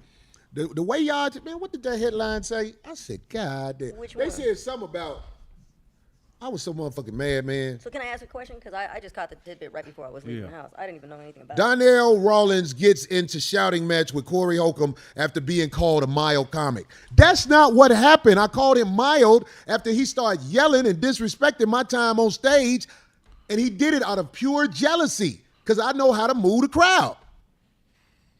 Yeah. I know how to move the crowd. Everybody root for the little ugly boy. Look, let me tell you something. When some ugly in a movie died, it's nice. Everybody cry. when the little monsters that was on the good people's side die, everybody cried. Right. I'm saying, like, I feel sorry for you, bro. I feel sorry for you. You ugly. You ugly, dog. You'll never be a leading man. You always gonna be a Gotham City record You will exec. never have a sitcom like this. Like he worked for Def Jam in Gotham City. Where's Batman? Okay, wait. So can I ask you some questions? Yeah, you can ask me something, D. Can I? Okay, because I have no idea exactly what's starting. Now let me just get this straight. It's hard because you be wanting to be everybody's friend, but go ahead, D. What? Not true. This is why I'm asking the question. Were you just minding your own business, doing something, and then he just started blurting stuff at you, or did who? You see how I already said that? I already said that. Yeah. I don't speak to. I'm on stage. Everybody, the darker and bigger you are, the more you're wrong. I'm wondering what possessed him. That's all. I was just. I agree with that. You wonder what possessed him instead of believing me when I say he a little hater, hoe ass nigga. No, I heard that. When you bigger and blacker, you wronger. Remember that. When you bigger and blacker, you're wronger. I'm wrong because I'm bigger and blacker than him. Where even people that know you be like, so you ain't say nothing to him. Hell yeah. It worked like that when you bigger and you. I'm trying to say. I didn't ask that. I asked. I'm wondering what sparked him. What sparked him was the Dave Chappelle stuff. That's what sparked him. He called you. I feel like he. But I'm saying at that specific moment when no, Corey was that's on some stage. pre-planned shit. So you're saying it had nothing to do with it? That was just an excuse for him to act up. So now they're arguing over who started. Donald Rollins. This is my final take. Donnell Rollins. I think he's going through the crisis of the biggest thing he ever did was a Chappelle show. So people remember him for, certain sayings or certain very cliche, but probably played out in his mind moments. However, in the last probably 2 years, every time I've seen him do an interview, and really most notably on The Breakfast Club, it doesn't come across like he's a funny comedian. He comes across like he's bitching and he's upset, which goes to further make the point that maybe he did incite this or he did start this with Corey Holcomb. Now Corey Holcomb, a couple things about him, look like he loved drama too. So again, he lives for this shit and he usually weaponizes it and turns it into something that could be comedy material even if it's for a podcast. So both of them got their faults. All right. You said Donald kind of funny? Yeah, he is funny. But as I said, I've been watching more interviews and he's mad motherfucking he's very very very sensitive. Somebody said, bro. Somebody said, yo, somebody said what? Somebody says Corey Holcomb told on me. Do that. Wait, what? Who was academic? Oh, here. Oh, yo, somebody say, yo, who academics? He said, bitch ass nigga. Yeah, don't please. Really? Wow. Is that DJ Academics? The real one? Hey, man, quit streaming my show, man. That's wild. Motherfuckers will take your whole show and shit. I'm trying to see the drama. But I said, you know what, fuck it, I'm going to say some shit. People get to do a whole bunch of shit on YouTube with me because, like I say, I use this for the game. I give this to the game, man. You know what I'm saying? I don't know who DJ Academics is, but didn't DJ Academics play something and then everybody was playing it? Did he? I don't know. I don't watch him. I don't know. I'm saying the whole YouTube game is a trip, man. It's like motherfuckers act like this ain't your hustle at all. You know what I'm saying? It's like, I don't know. We'll get to the bottom of it. I got some people who work up there at YouTube now. That's interesting. Yeah. Yo, I hate when people say that. That's like the equivalent of saying, yo, I'm gonna call my lawyer, and niggas never have a lawyer on. Niggas never have a lawyer that they're gonna call. Listen here, Corey Holcomb. I could stream your show. I'll give you the rules of fair use. I'm not just recopying your content. I'm looking at small segments and reacting to it. It's fair use. It's all on YouTube, brother. Stop it. What the fuck? Come on. You get what I mean? The same reason why you got 15,000 people watching, I don't know how many people normally watch you, is the same reason why I'm here, okay? Yeah, we'll find out everything we got to find out. It's crazy. We're going to put a strike on that motherfucker. And you'll get your channel deleted for it because that'll be a fake strike. Come on, stop it. I hate when Negroes try to act like come on, listen. You're funny on stage, my guy, but you're not the sharpest knife in the book, okay? You know what I mean? Please stop. Anyway. But anyway, go ahead, D. Yeah, move on. That's okay. No, that was definitely. Ain't that in New York? Is it? He might be up there with the cake ass nigga. Who's that? Oh, he's talking about. I don't know where Donald Rollins is from. New York. You know what's so crazy? I was just getting his. Yo, this is okay. So now this is the problem I believe with Corey Holcomb. You see, because he comes off like a gangster comic, he almost also comes off like a serial hater. Like he never got nothing. Like he's like the Cat Williams that don't do stadiums, right? He's like the guy who he's hating on everybody, but his accolades don't match like somebody like a motherfucking Cat Williams, who you could be like, all right, at least when he's hating, he's the guy who's really putting in the work and selling out all this crazy shit, doing arenas. So when he talk about Kevin Hart, makes sense. When he talk about Dave Chappelle, even though he didn't, makes sense. Corey Holcomb be seeming like the nigga who's just like on the sideline didn't make it. You get what I mean? Now he's funny, and I'll actually watch him to hate. You feel me? Like, listen, like, shout out to my guy Star, right? Whether Star likes me or not, but it doesn't matter. Star has his moniker and his persona. He calls himself the hater. Like, we all sometimes do. Like, come on, let's be honest. Maybe sometimes fairly or unfairly. Sometimes y'all catch me hating on some shit. Don't y'all tune in to be like, man, I disagree with Act, but I know this shit about to be funny. He's going to be hating. It is what it is. You get what I mean? That's just what it is. Somebody say I'm hating. I'm absolutely not hating. I'm telling you, the majority of times that I see Corey Holcomb pop up is because he's speaking ill and negative of somebody else in the comic scene. Most of these people that he's speaking ill and negative of, he's usually not more successful or even in their realm, right? I ain't gonna lie, I enjoyed when he roasted Jess Hilarious. But then when I find out, supposedly, him and Jess, like, he was like an opener for Jess Hilarious. Like, you get what I mean? So again, what I'm speaking about when it comes to him, I don't give a fuck about, like, you know, if he's successful or not. I think it's funny. The dude is funny. You get what I mean? I like to watch him because, you know, I like to watch people. I'm not going to necessarily compare him to me, but he talks shit. And when a nigga talks shit, ain't he funny? I like that. So again, Corey, whether you don't like me or not, tough luck, brother. You can't do nothing with YouTube. And those two old-ass motherfuckers sitting next to you, they could barely spell YouTube, okay? You're not putting a strike on shit, okay? And if you do, it'll get reversed, okay? I don't know if niggas like, oh, I know somebody on YouTube. Well, know a couple more. Anyway, other than that, I'm going to still watch you, and you don't got to like me. It's cool. A lot of people don't like me. I'm going to keep watching. I'm going to keep watching you hating. And, well, not you don't hate all the time, actually. Let's be honest. You don't hate all the time. But sometimes you hate, and it's fine.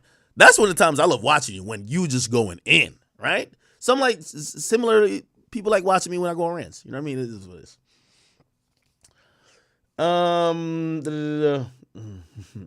Somebody said don't crash. No, it's not crash. I like the guy. I like him. Also, you got to realize this as well. I'm not the person who, bro, like, for me liking you, you don't gotta like me, right? Like, that's happened a bunch of times. Okay. Look, y'all want me to crash out so bad. First of all, and that's another thing too, I am not going back and forth with a seasoned comedian too, right? Like, I gotta wait till I actually have blood. Like, y'all know me. I'm a sniper. I don't know enough about Corey Holcomb, or I gotta get some shit on that nigga before I really start. He's a fucking comedian. I'm sorry, he's a seasoned comedian. Now again, compare him and me in terms of joke telling. I'm like in the G League. This nigga at least in the NBA. Now he might be the nigga at the end of the bench for the Detroit Pistons, but he's still in the league. You know what I mean? And the difference in talent level when it comes to like a joke off is not even funny. So it's not even close. So, you know, I got to give him his props on that one. You feel me? Okay. Yeah. No, and also, yeah, and I think let's break that down too, right? Let's break that down because I think that's the point he doesn't understand too. You know, you see Corey Holcomb, even though he says, oh, I'm giving the game here on YouTube, these are now comedians who are using the YouTube space to try to promote their actual live show, and I get that.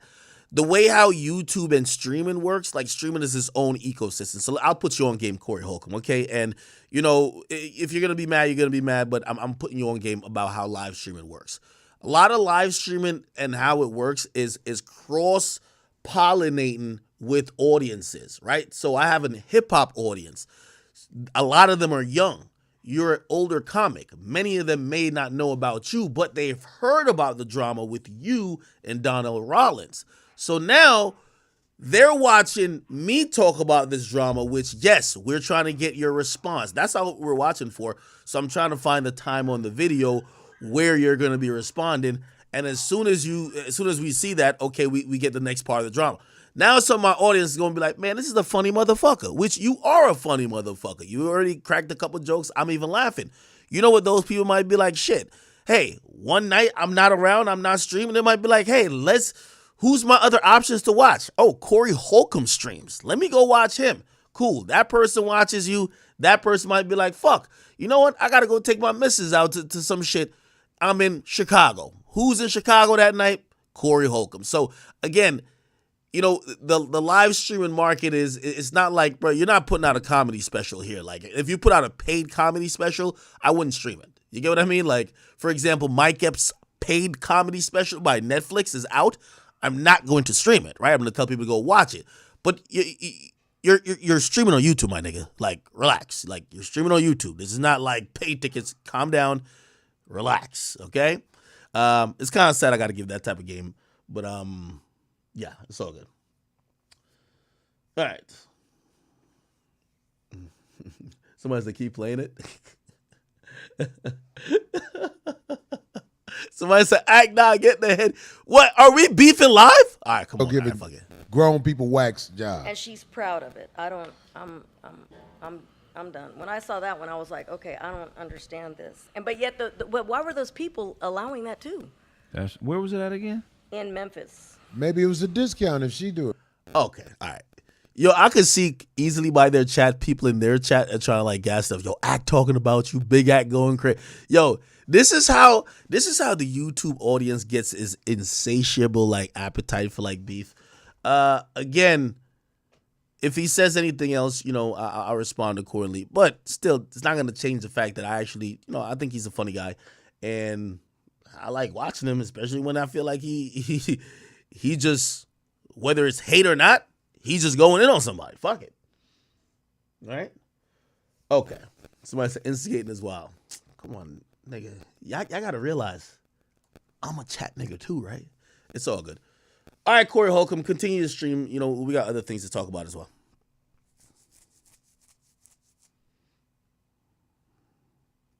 Y'all want me to just blow a gasket like completely, don't y'all? Somebody said, act, you're too sober. You think so?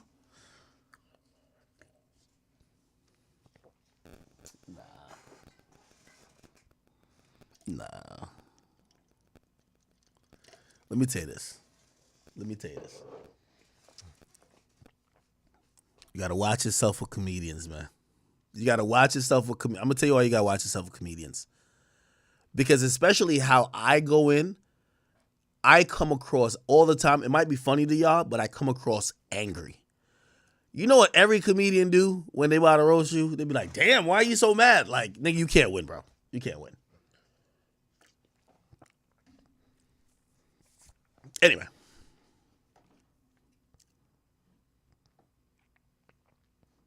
Oh, this way it says, fuck DJ copy cake ass. Who did I copy?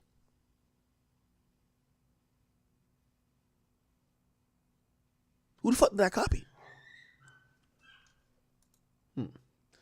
Eternity, thank you for the $100 donation. He said, yo, can I send you a gift from my company, Kingdom Club Apparel? Yes. You can actually send it to my studio, hit up my assistant or something like that, or just send me an email. We'll give you an address where you can send it.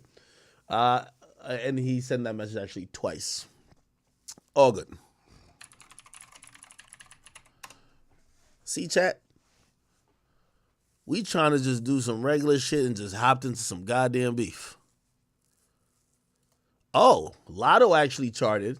She charted 100 on the charts, exactly 100 with her new song Sunday Service. That's one that's in Ice Spice.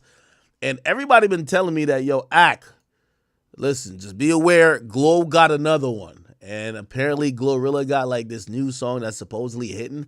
It's called Yeah Glow. We'll see. I haven't really listened to it. I listened to Sunday Service though. But everybody keeps telling me that Glorilla got one with this song, which, to be honest, I thought she came off like a few misses, and I thought she was cooling down, and definitely I even predicted, I said, yo, Sexy Red basically just took her spot by being more authentic, more whatever. Maybe Glorilla finally, got a song, right? Okay, what else is going on?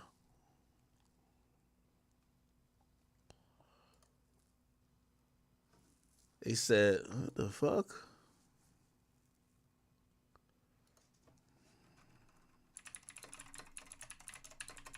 Let me find the original article. What the hell?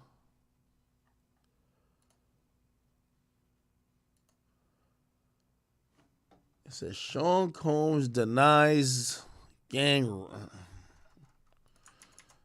Hold on. I'm about to use this in Microsoft Edge.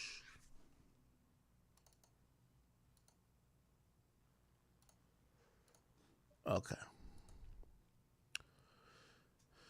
We can't read the full fucking art. Yo, are they charging for articles nowadays, bro? Like, what's going on out here? All right, fuck it, man. We're about to just read it from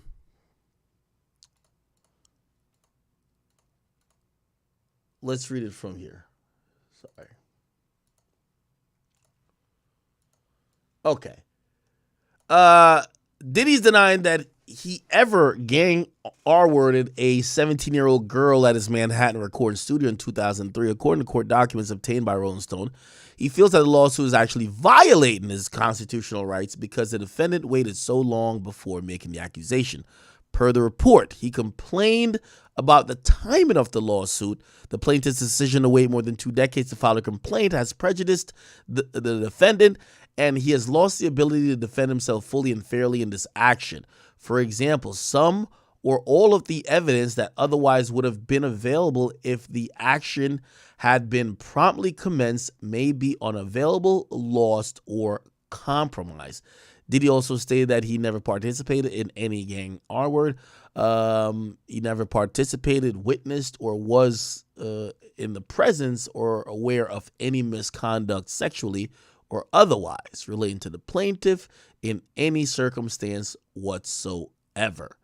He believes the photo of Jane Doe sitting on his lap is being presented out of context. He's asking that her case be thrown out. I don't think that's going to have the case thrown out, man. Now, again, Diddy got he got a hell of a legal team. By the way, let's see. Megan Cunniff. I think Megan Cunniff been tweeting about this, so maybe we could get the full lawsuit here too. Let's see. Okay, yes. Yeah, so he filed a motion to dismiss, and it says plaintiff alleges a single cause of action against 5 defendants. So one of the things that Diddy is also trying to do is remove his companies as defendants. So they're suing Sean Combs Enterprise, which that houses a bunch of Diddy's companies underneath that umbrella. But he wants at least the litigation to only focus on him, or just be canceled and not go forward at all. Okay, it says the plaintiff claim fails or falls. Oh, let's zoom in a little bit. What the fuck? Plaintiff claim fails against the corporate defendants for at least 3 reasons. First, in the plaintiff's attempt to hold the corporate defendants liable, plaintiff relies on the language that was added to the VGM in 2022. Such language, which expanded the VGM's scope of liability, is inapplicable to the plaintiff's claim, which is based on the misconduct that allegedly occurred in 2003. Secondly, if the plaintiff... Okay, this is a bunch of legal mumbo jumbo. Okay, the third thing looked like we might be able to understand it. And the third alleged misconduct of the individual defendants cannot be imputed to the corporate defendants. It is well settled that sexual assault and related misbehavior are outside the scope of of employment and cannot be imputed to a corporate employer. Further, as to the defendant, Mr. Sean Combs, plaintiff has not alleged any facts or legal theory that can impute his alleged behavior to corporate entities he allegedly owns. Okay. Yeah, that's interesting. I guess in the Cassie case, probably they could, because they could say, yo, well, he's my boss. He's my boss at Bad Boy, and we have like this, or we had this sexual relationship or whatever the case is. But I guess in this situation, unless they're saying this Jane Doe person was like an intern or something of the sort, like if she was promised an internship, now those corporate, ties come into it, because they're like, well, it would have been an intern for Combs Enterprise, right? But if it was something where she was just linking Diddy by herself, okay, here's the full file. I think we got her. I think we got it. Yes, here we go. Okay, perfect. All right.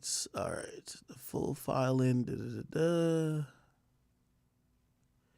In broad strokes, the complaint alleges that on an unspecified date in 2003, defendant Harv Pierre and another defendant, only identified as the third assailant, befriended the plaintiff at a bar of a unnamed lounge in the greater Detroit area. After befriending the plaintiff, Mr. Pierre allegedly telephoned Mr. Combs, who invited plaintiff to meet him in New York City. A private jet allegedly waited to transport her there. He agreed to the plaintiff agreed to accompany. Okay, all right, bet.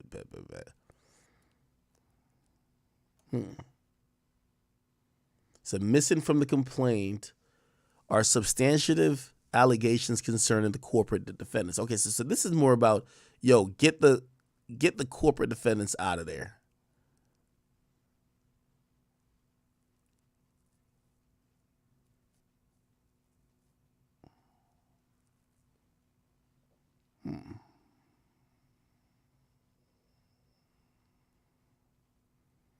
Okay. So this one doesn't have anything about the time. It's okay. I mean, again, what I think is going to happen here is that, obviously, like, whoever this lawyer is that Jane Doe has is probably doing this pro bono. They probably heard about the rumored $50 million he paid to Cassie, and they're saying, hey, if we approach with a serious enough case and we start going hard, maybe he wants to cut a $10 million check or even less, but still they'll get a piece of that money. And who knows? They could be like, yo, we're going to do this for 50-50. We get half of it, right? Diddy's lawyers, he has like such a dream team of lawyers. I think they're going to continue to hammer all possible motions to try to get this dismissed or even reduced or even just kind of like ruined before it even gets to like any type of trial. And I think he's doing the right thing. Now, here's the thing. Some of the things he's going to ask for won't look good on a PR level. Like, if you're saying that you want the victim to reveal themselves, some people might be like, oh, you're trying to bully them, or you're trying to have your fans bully them, right? Oh, you want the case to be thrown out because, the timing is like, oh, okay, so you actually believe there's a statute of limitations on that. So some of these things are going to be run in the media that doesn't look good on Diddy, but Diddy's at the point where he knows, man, people are saying everything about you. Right now it's about winning the case, and his lawyers are going to try every measure to try to make sure he doesn't get into having to pay this woman or, suffer even more PR damage from what's being alleged, right? Let's see. Okay. All right.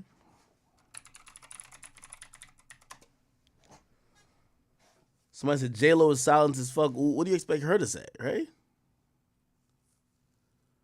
What would you expect her to say? Let me see what else. Okay.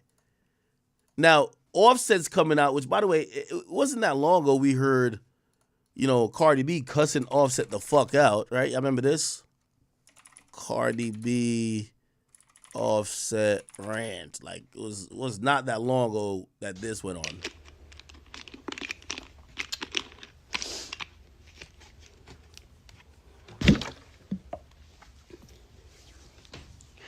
Yo, I really don't like doing the internet shit. I really, really don't like doing the internet shit.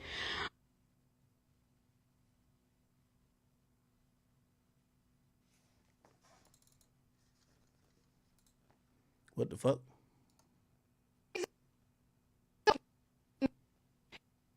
Your shit.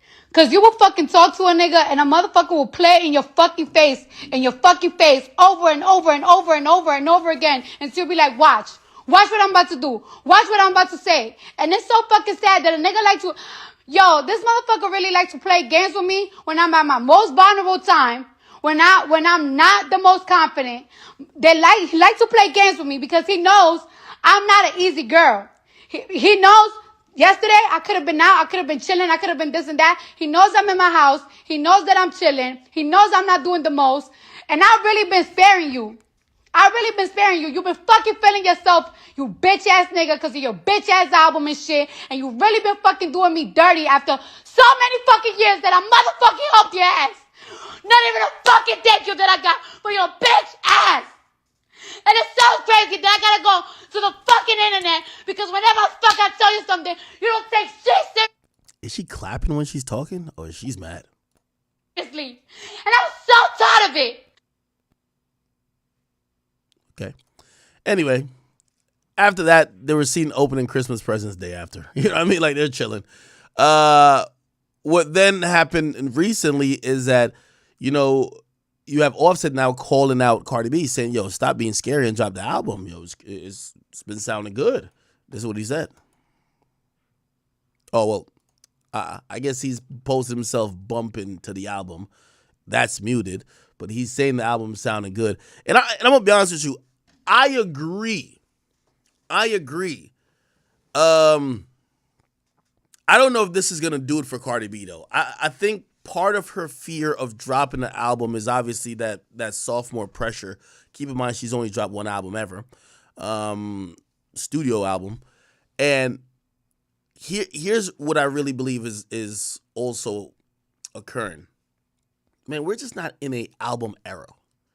Like, we're not in a album era. And I think that Cardi B may be best suited to do what Ice Spice is doing. Let's keep putting out singles.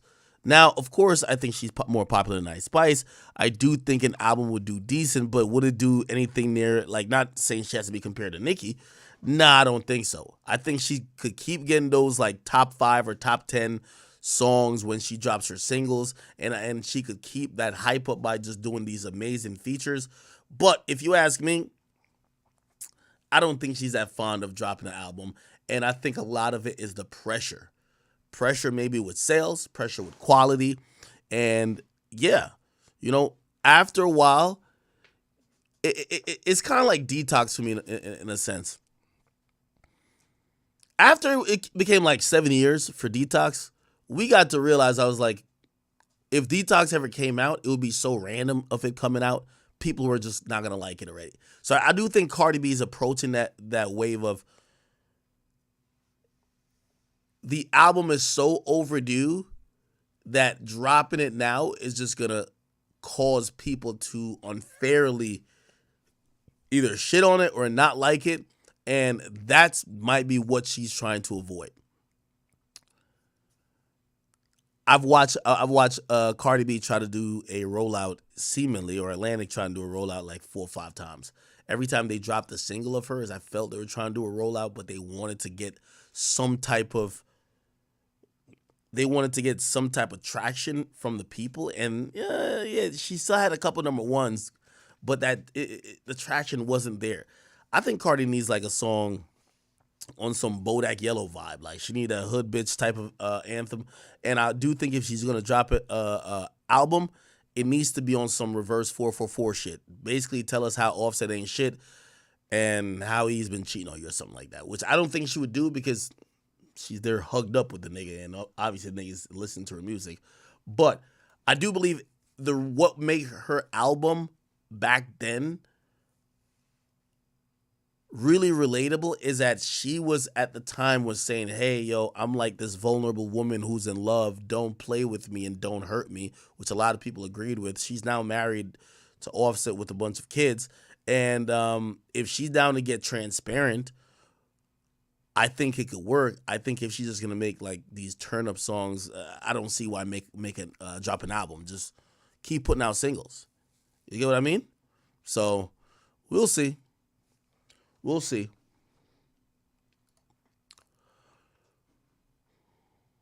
What else is going on with this bitch? Yo, look at Nicki Minaj, man. If I told you Nicki Minaj is like 55, like, you would be shocked. Like, bruh. Yo, Nicki Minaj is like in high school when it comes to like Twitter, bro. Look at Nicki says, laughing emoji, laughing emoji. I be telling y'all nobody's exempt. ACGI, anybody can get it. It don't matter who started, the barbs always finish it. I've been doing this shit for a long time. And every time I ever tried to warn people that the barbs are different, they had to learn the hard way. Things I've learned about the barbs since 2009, number one, they don't forget. Number two, they don't care how long it takes to get an op back. Number three, they never stop once they start. They'll be in that ass for life. My moment for life voice. 4, they beat everyone at their own game while laughing and supporting Onika. Yeah, I kid you not. This is like such a fucking weirdo flex by a 55-year-old woman who literally don't realize that what you're implicitly co-signing is that your fans are bullies off the internet. These are the same fans who tried to play like you're a victim. They're like, when it was allegedly reported that your fans have doxed Meg Thee Stallion's mother's gravesite, right? This is the type of encouragement you give implicitly, right? This is on some like January 6th, hey, listen, y'all should go march and riot if I don't win type shit. You're encouraging your fans, and you're 55, and you're encouraging your fans to go bully other people who might not like you. I just think that's like actually whack. I'm sorry to say. Not saying she shouldn't be very happy about her supporters. Of course, the Barbs, like, they support her a lot. But to implicitly kind of egg on them going at people, nah. Somebody said she looked good for 55. No, I don't think she's 55. She like 40-something. How is she? How old is Nicki Minaj? She not 55. She's 41. She's 41. Is she 41 or like 44? This might be her industry age. You feel me? Okay. Somebody says toughen up. It's not about toughen up. It just looks corny. Bro, it just looks corny. Bro, like, again, when you're calling yourself the goddamn queen, bro, certain things has to be beneath you a little bit. Like, do you see Beyonce like telling the Beehive to go, you know what I mean, go and attack this person? Like, no. Like, that's the corny thing about it. Like, if your fans want to just go out of their way and do it, cool. Not saying you got to speak up against it, but it do seem a little corny when you're trying to stick your fans on people or you're trying to encourage them for bad behavior. That just seems whack, bro. I'm sorry. Marcel says, yo, you're reading YouTube comments. Duh. Mm-hmm.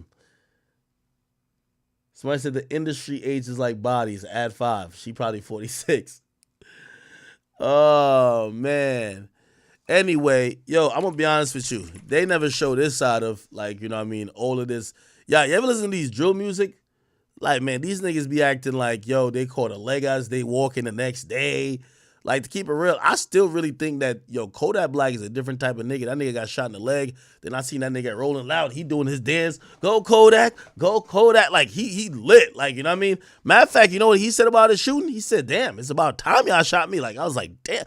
That nigga is a fucking gremlin, okay? That nigga is taking fake perks. He's doing the most. Now, what they don't tell you about, like, the realities of all these shootouts that everybody rap about is that sometimes there's lifelong damages. You know what I mean? Somebody could be a paraplegic. By the way, if you don't know, you know, so to speak, when it came to one of the decisions to pull life support from Tupac, they're saying that if he had survived that shooting in Vegas, they believe that he would have been subjected to a wheelchair, maybe had speaking problems, among other things, right? We know Tupac to be a pompous, shit talking, like arrogant, strong dude. And if he was, having problems either breathing and walking afterwards and like missing limbs and missing lung, like you might look at him a little different. Anyway, that's the reality of sometimes when, gunshots are involved. Now, what happened recently is that one of the guys that was there with King Von, I believe in 2020 when he passed away, he just got back fully recovered, so to speak, and has left the hospital after multiple surgeries, to kind of like, help his condition. And this is how, let me see if I can find the picture. All right, don't I have it on my own page? I guess not. King Von friend. He popped out like, hold on. He popped out like this. Okay, so this is O-Block Louie, who, he's showing off his recovery picture. He was shot in the head that night. If you guys don't remember, so there was so much chaos that happened. Von is running down on Quando Rondo to beat him up. Lil Tim hops out, shoots somebody. Then the police who was working off duty, they respond, they shoot. Like, I ain't gonna lie, whoever them off-duty cops was, they was on timing. They shot Quando Rondo. Not Quando Rondo. They shot Lil Tim. They killed one of, because now, remember I told you when Von's people came back from the car, this is why I think, Lil Tim is going to beat this charge, right? They're going to beat this charge because multiple men were armed walking up to Quando Rondo. You get what I mean? Which is going to then put a reasonable, it's going to be reason enough for you to use lethal force as self-defense, especially if you testify when you're in the car as Lil Tim and you see a bunch of dudes with guns in their hands walking up to your friend, in self-defense, at least in Georgia, you could use self-defense to protect your life or the life of a friend or a family member or a child or something like that. And so the police, after they hear the first couple shots that killed Von, they pull their gun out, but then the O-Block dudes got their gun in their hands, so they don't know what's what, or if maybe Quando with other niggas, so they kind of like up their guns, and the police just ain't gonna wait too long for your ass after that, right? They shot him, and he got shot in the head. There's another guy who died, and looked like, he got shot in the head. Looked like he had multiple surgeries, right? This is a picture before. This is him and Von before, and then this is a picture of him now. You could tell, the bullet must have probably went through his skull. They probably did mad surgeries, try to make sure he's good. Shit. And I want to be very, kind of respectful when speaking about this, but you can see like it felt like his head is split open on the side. You can see how like half of his head is kind of like still like lumping over here. One of the eyes like shut. This is definitely physically affected him, and it will continue to affect him for the rest of his life. This is another picture. I guess he was on Instagram Live. Man, this shit is no fucking joke. You get what I mean? Again, we got to be very cognizant and aware about all these shootouts that we keep hearing all these guys talk about. Yeah, the shit don't just happen where everybody just gets a leg shot and they come back the next day. Some people are permanently altered. I believe also with Nipsey Hussle, they said if Nipsey had survived, he would have been able to walk as well. He would have been in a wheelchair because there was multiple gunshot wounds that went through his spine. So they believe that Nipsey was going to be pretty much like in a vegetated state if he had survived. So that's kind of crazy, right? Yeah, the reason why I'm showing this, we have to take stock. By the way, this is him before. This is a guy before. we got to take stock of sometimes what all of this gun violence bullshit actually results in, right? You take a man like this, and some crazy shit happen, and this is him now. You know what I mean? This is him now. Fucked up, actually, you know?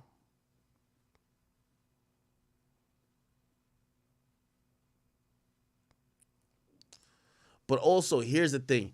It puts a face onto some of the things. Like, for example, like, you know that King Von line when he be like, yo, Wooski got shot in his head and like something like that? Like, there was an op, Wooski, who allegedly got shot in his head, and yo, they mercilessly clown that nigga. Like, they clown that nigga all day. They be like, yo, it's Wooski got shot in the head, now he taking medicine, right? I think that was like the line. They're mercilessly clown that dude. Now, if you look at this and you kind of see, it's like, bro, this don't look like something that you would want to clown somebody over or even be making, you know? This doesn't look like that. Story to tell says, man, them cops turned homie into Jadena. Man, this is not a joking thing, you know? Jadena is a guy usually with a parted haircut, normally, or the old Jadena. Like, what the fuck? Yeah, he used to have a haircut like this. Whatever happened to that guy, Jadena? Man, this is sad though, bro. This is fucking sad. Hey, you know what? Once you know, my friend in the military told me this. A guy who has been in multiple war zones, a guy who's, you know, in war, he saw people die right next to him and people died in his hands. And one of the things he said to me, he said, if only people know what war really looked like. Because when CNN and Fox News reports war, it sounds pretty. Oh yeah, we dropped the bomb, we killed all the bad guys, we're still chilling, everything is cool. If people saw the actual carnage of war, people taking their last breath, people getting their head fucking exploded, people losing limbs, people seeing how just crazy and dangerous like all this is, he said people would probably think a little bit more differently about world affairs. They'll be more respectful. They would realize war is something, or even confrontation, or even occupying another country is something that we as Americans, we probably don't want to do, right? But as long as war sounds like a video game, right? Like, you know what I mean? Shit.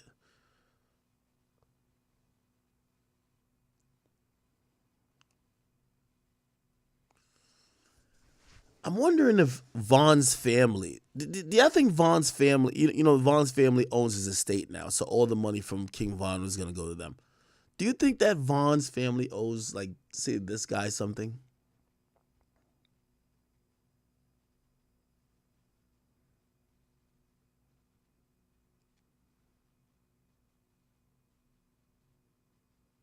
I think they do. I think they do. All right, I'll take it off the screen. I took it off the screen. I could tell some of y'all were, you know, getting some trigger warnings. Okay, here we go. By the way, congratulations to Drake. By the way, I posted this while I'm on stream. Of course, it doesn't get blocked like the Kanye thing got blocked, but Drake Take Care has now sold over 10 million units in the U.S., which means it is eligible to be certified as diamond. This would be Drake's first diamond album, and if you think about like his whole catalog, you know, I would imagine more albums will become diamond as time goes on. It also joins another record that Drake broke, which is One Dance. It's his first 3 billion streamed single on is that Spotify or is that I think it's on Spotify. Yeah, on Spotify. It's his first 3 billion stream single on Spotify, and it's his 7th ever on it's his 7th It's his first 3 billion stream single, but it's his 7th billion stream single. You get what I mean? And it says, I remember walking into Soda and your chalkboard with the work and track list for views. There was a song called High Powered. I asked which was it, and you says, it's an 85 beat I haven't recorded yet, but this is a single, and it's gone. Wow. Wow. Oh, let me also correct this. So there's 7 songs, only 7 songs to ever get 3 billion streams, and they're saying this is Drake's first one. My bad. Okay, I thought it was Drake had 7 songs that did 1 billion streams, but this was his first one with a particular song with 3 billion, but that wasn't what it was. Okay. Let me see what's going on.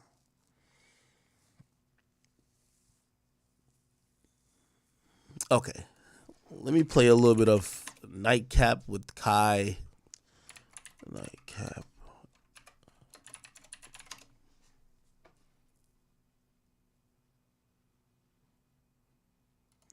Hey guys, well, okay, that's what Michael.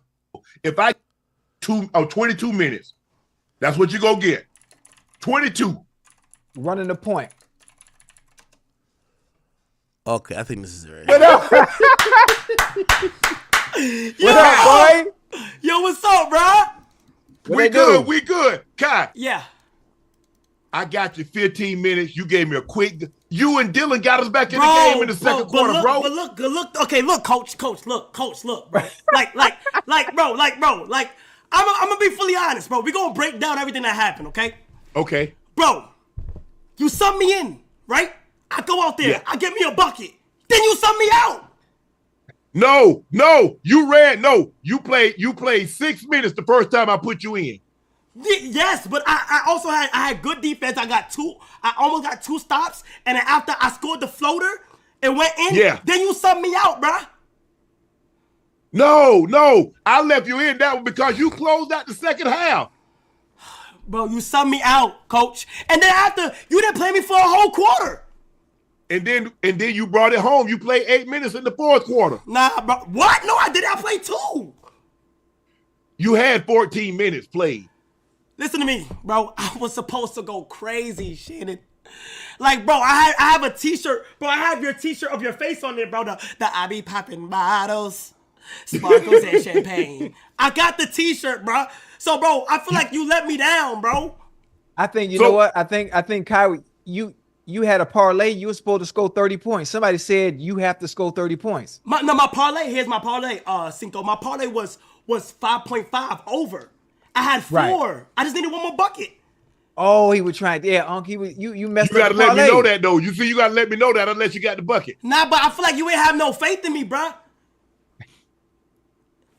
Right, all right. Come on, let's be real. Let me be real, bro. Man, I saw you in pre-games. I was a little skeptical. I ain't gonna lie. No, but okay, but let me show you something. Look at this, bro. I don't think you've seen this, bro, but this is me before the game, like the day before. I think they're playing music or whatever. Got 22 minutes to get 10 points. Look, I don't even got to start. I could come off the bench. It don't matter. I just need some time to do what I got to do. You feel what I'm saying? Because, what's your point total? What's the point total you trying to get to?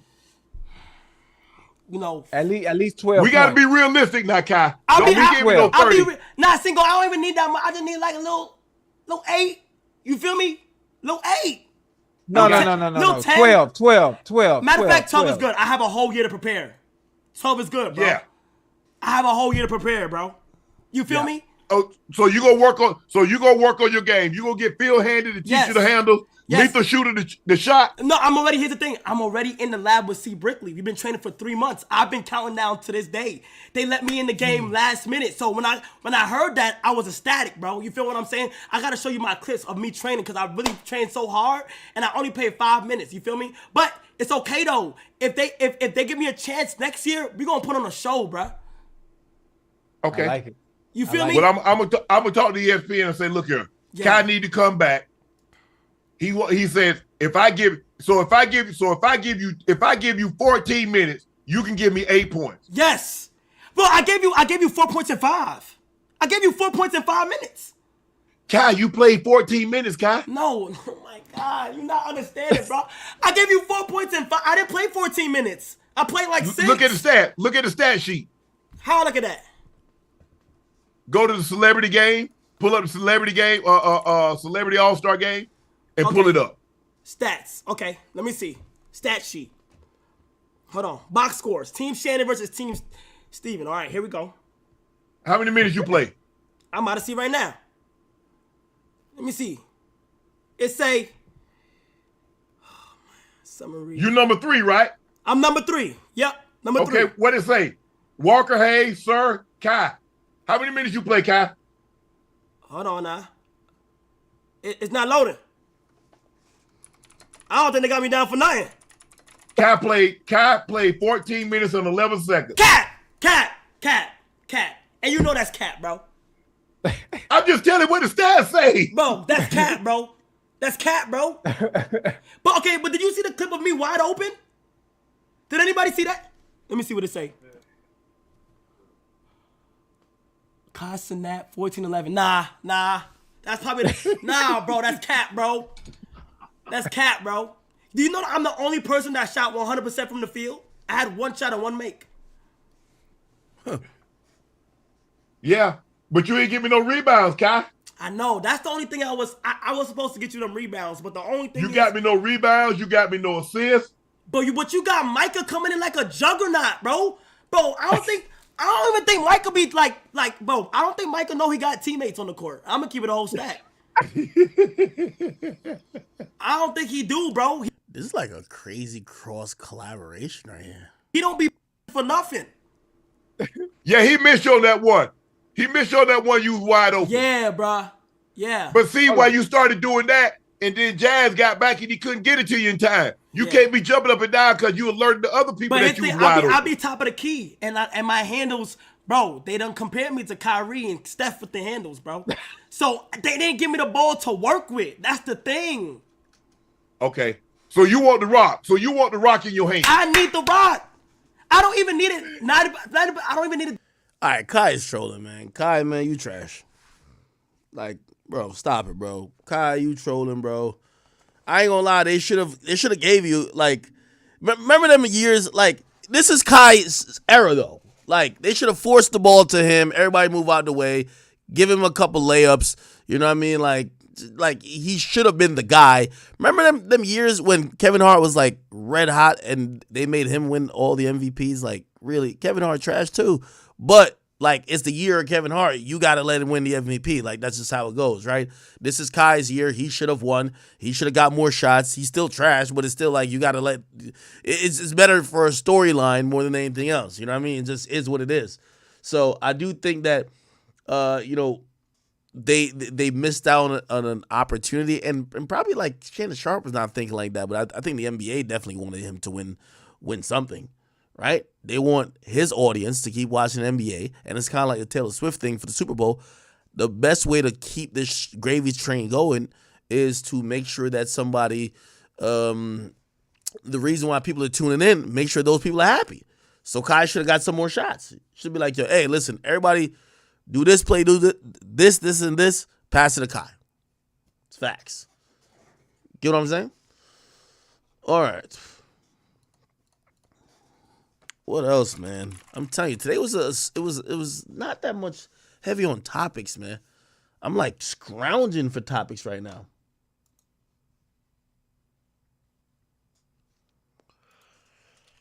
Fuck.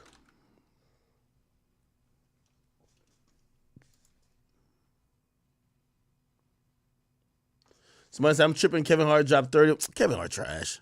Nah, I mean, like, he wasn't, like, balling, bro. Like, they kind of were feeding him the ball, bro. Like, let's be honest, right? What is Nicki Minaj talking about now? Oh, she said Pink Friday 2 World Tour is now her best-selling tour to date. She sold 30,000 tickets in her home state alone.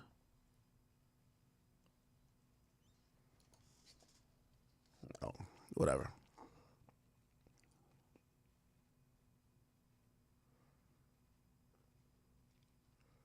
Neon losing his AP. I don't care about that. Charleston White. What Charleston White got going on? Chad Johnson got the monster. Like what monster are you talking about?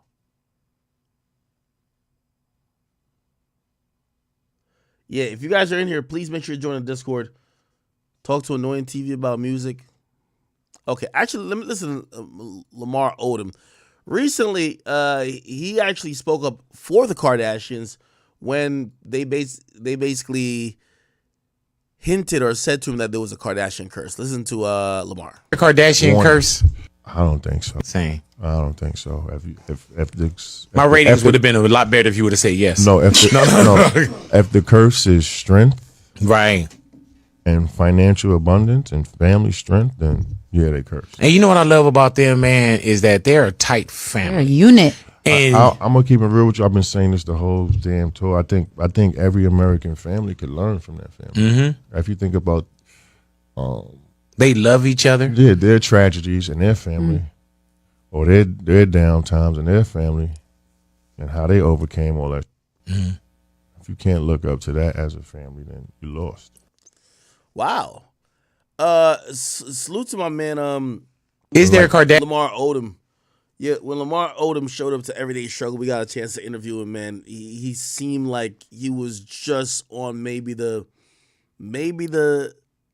still recovering from like him being like such a drug addict or being addicted to certain substances. I'm actually surprised he said that, and I know he's probably not trying to start no beef or nothing like that. Or maybe he's just trying to take accountability. For whatever reason, that Kardashian family has driven niggas to all type of bullshit. It's got them unfocused on work, had a bunch drop out the league, or had a bunch of them turn to hard substances and hard drugs. That's what I'm talking about. Or some other alternative measures that we've seen their life path take after the relationship that we're saying, yo, it's clear that those people did not, they're leaving that relationship worse than they came in. That's what we're talking about, the curse. Like, bro, nigga, you had crack rocks coming through your pores, bro. Like, dog, I know you're trying to take accountability, but yo, Reggie Bush, we don't even know where that nigga's at. Like, actually, I think he beat the curse. Kanye, even though, truth be told, Kanye was bipolar before, but these are the things that I think people are believing is more than coincidence about the Kardashian family. They've had like a clan that is like man eaters, and every guy, and shit. I think we even got to put Kanye West a part of it.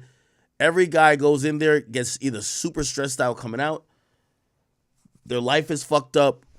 They don't want to do what they got popular to do in the first place, and it looks like they're usually on some substances. So I don't know, man. I don't know.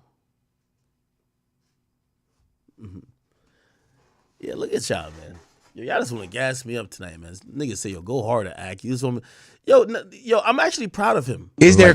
Yo, he seemed a little bit alert here. Yo, when he came to Everyday Struggle, bro, that nigga, bro, I could still smell the crack on that nigga, bro, at that time, bro. I could still smell that shit on that nigga back then, bro. He looks healthier here. Promise you, he looks healthier here. And what we do have to, like, be very cognizant about is that when you're dealing with people who are former addicts, when they are doing good, like, you shouldn't try to encourage behavior or try to shit on them that may have them try to relapse or something like that. And by the way, you see that little scratch right there? That's an Ashy Larry right there, man. That's an Ashy Larry right there. That's an Ashy Larry right there. You know what I mean? I would call it the Famous Dex, but Famous Dex got a whole different shit going on. What the fuck Famous Dex be taking that he got froth on the side of his mouth? Nobody took more coke and crack than motherfucking Lamar Odom, and he don't got no motherfucking froth at the side of his mouth. What's going on with what's going on with who am I saying? What's going on with Famous Dex? Okay, what's this? Oh, this is Keith Sweat. All right. Oh, man.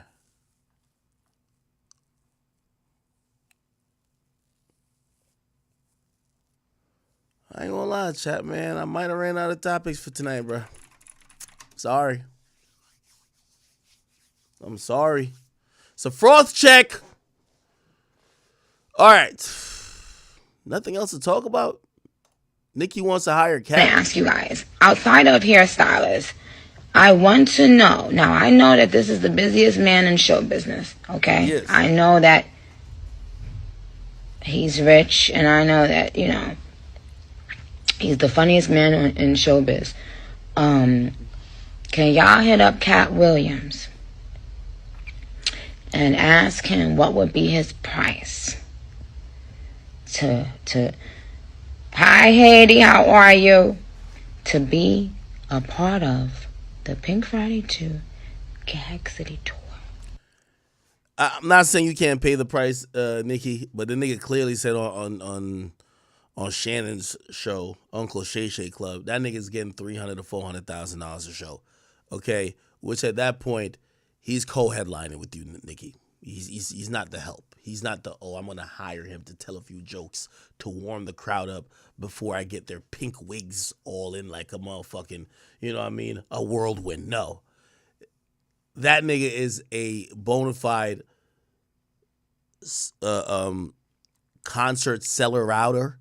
And yeah, I don't think he would ever be an opener for you. If anything, I think it would be more polite for you to say that you want to co-headline your tour with him.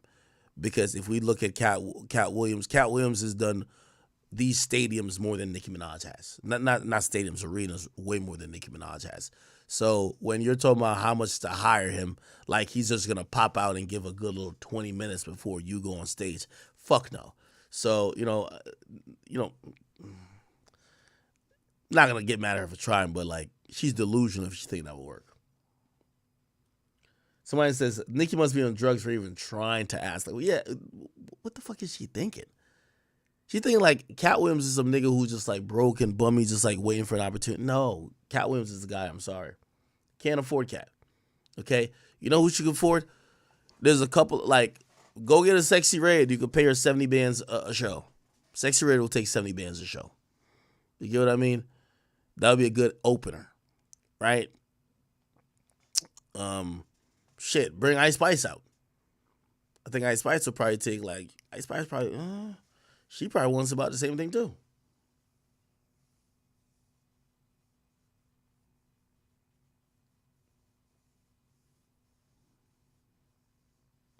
Nicki's live on Station Head. Yo, she must got a streaming deal. She's live there every night. Yeah, if you want a comedian, man, get Corey Holcomb or Ashley Larry, man. You're not getting Cat Williams, the motherfucking GOAT. Hell nah. Cut that out. But I do think Nicki had like good intentions, even though sometimes like her ignorance will make it seem like she's kind of throwing shade or some shit like that. Okay. It's a super cut of Kanye. Hey, good morning, Kanye. Shut the fuck up. All right, Kanye, give us 3 things that are hairy. Balls, balls, balls. I'm just extremely happy. Can you tell by my face? My greatest pain in life is I will never be able to see me perform. The wife got a big butt, and I just see our life becoming more and more and more like The Incredibles until we can finally fly. Kanye, what's the best part about being a dad? The kids. You ain't got the answers, man. You ain't got the answers. You ain't got the answers. You ain't got the answers, Sway. Because look at Gaga. She's the creative director of Polaroid. I like some of the Gaga songs. What the fuck does she know about cameras? I'm on the Maybach. Y'all got the Maybach. I'm on the Maybach. Look at that. There's a little bit of Lamborghini in everything I do. All right. What the fuck does that mean, Kobe Bryant? You're welcome. It's like, shut the fuck up. I will fucking laser you. Hey, Yo, I kid you not. This is why Kanye can't be canceled, man. Can't be canceled. He's the prime example of don't try this at home, kids. And that's the whole motto. Don't try to do nothing that Kanye West is doing because it will not turn out the same way it's turning out for Kanye West. Because even though he's getting shunned from all these places, Kanye West is still Kanye motherfucking West. You get what I mean? All right. Morning Glory is the biggest boss, Ricky. All right. What the hell else? The only guy really that I knew was Jaylen Brown and Mac McClung. Mac McClung, and he deserved to win. He deserved to win. He was better. But T.O. says, yo, man, she should go hire Just Hilarious. Yeah, I agree. Go hire Just Hilarious, man. You can't get a goddamn. It's like, yo, I'm not saying he's on Chappelle's level, but it's like saying, yo, I wonder if Chappelle will come tell a couple. No, motherfucker. Or you know what you should do? Go hire Drewski. Hire Drewski. That would work. If she hires Drewski, yeah, that would work. All right. Chad, give me something to talk about. Fuck. Did we talk about these Trump shoes or nah? Not yet. We talked about the Air Trumps? We talked about the January 6th, right? Somebody said, check no jumper. What's going on over no jumper? Yo, I ain't gonna lie, man. Yo, Adam, I gotta keep it respectful with you, bro. But, bro, the script writers at No Jumper are failing, bro. How y'all got 5 niggas beefing in the same building, in the same parking lot, and not one squabble yet? We gotta get to the squabbling now, bro. Whack don't like this nigga, that don't like this nigga, that don't like this nigga. And they all showing up 7 days a week. These niggas don't even call out. And not one squabble yet. I thought LA was the home of the squabbles. I haven't heard one squabble yet. The script writers at No Jumper, they writing this shit like they must think it's Walking Dead. Nigga, you think we about to wait 5 seasons for the first squabble? Nigga, let's get to it. The fuck? Now, the latest in the No Jumper times is the Crips are beefing with Pyru's, okay? Or let me not say it like that. Well, the Pyru guy, Whack, is beefing with the Crip guy, okay? But then they're saying that 2 Crips are beefing too. And then somebody just threw Crip Mac under the bus. Let me see if I can find interested in who else? TTE Naughty. He dissed me. Hopefully you get some views, bro.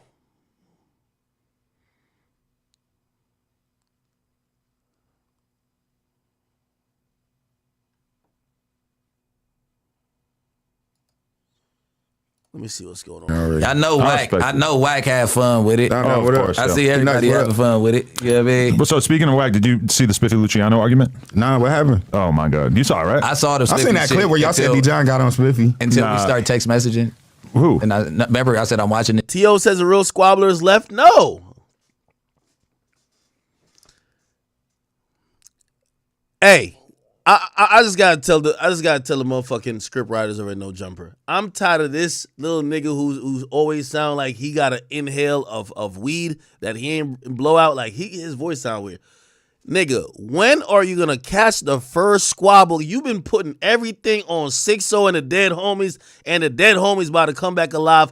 Y'all niggas need a squabble. It's time. It's squabbling time now. I'm sorry, man. I'm sorry. Like this, nigga, y'all got more cliffhangers than Dragon Ball Z, man. On the next episode, nigga, when the fuck y'all gonna get to the squad? Yo, Goku, you gonna beat this nigga's ass or what?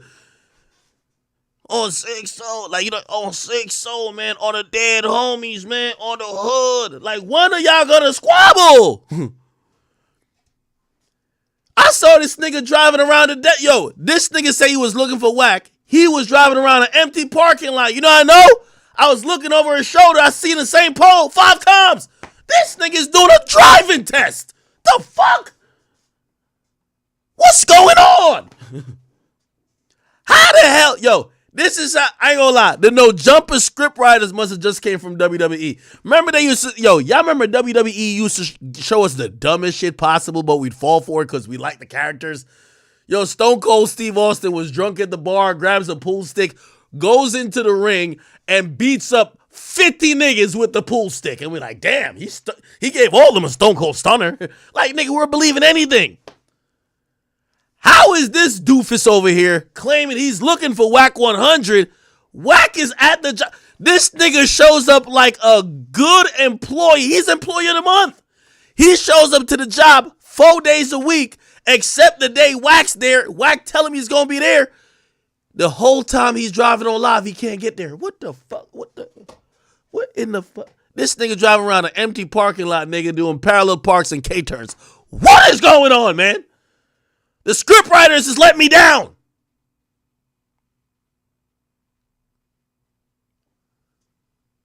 And now, yeah. I got into text message mode. Basically, just to explain it for people who haven't seen it, when I interviewed Spiffy, he made it clear. Yo, I ain't gonna lie to you. These niggas, I don't even know half these. Who the fuck is Spiffy? It's like, can I fucking no. Start saying, I'm gonna start calling him Raider. Yeah, Raider. I was with Raider. I like that name. Yeah. And Raider. All right, man. I just want to hear about the squabbles, bro.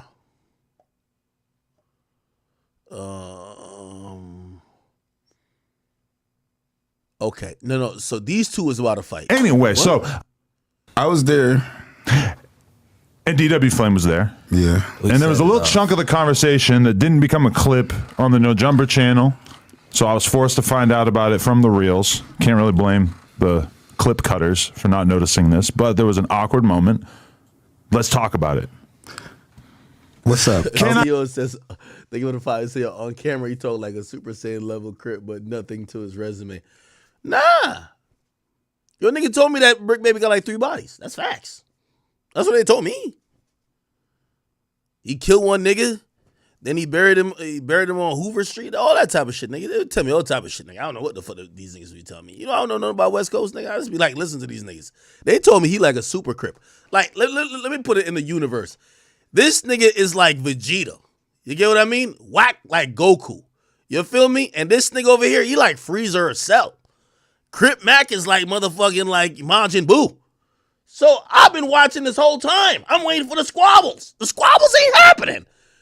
They all work in the same building. Nigga, I hear this the most they do. They all go in the public bathroom and No Jumper and write a sign on 6-0 Crip. If I see you, Whack, I'm going to fuck you up. Then Whack go to the bathroom and write, cross that shit out and say, on Paru, when I see you, I'm gonna sock you out.